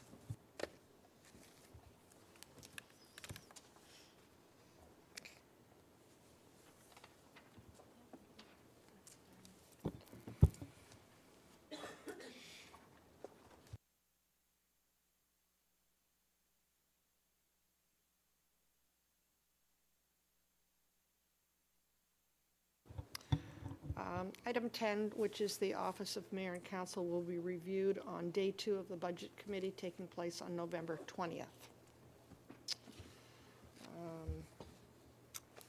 Item G is our next Budget Committee meetings, continuation of 2025 budget deliberations, and that would be Wednesday, November 20th, 2024 at 9 a.m., Wednesday, November 27th, 2024 at 9 a.m., and an adjournment to this meeting at 3:46 p.m. All those in favor? Oh, a mover. Councillor Foster. Thank you. All those in favor? That's carried. Thank you. It's been a long day, but very productive in my mind, for sure.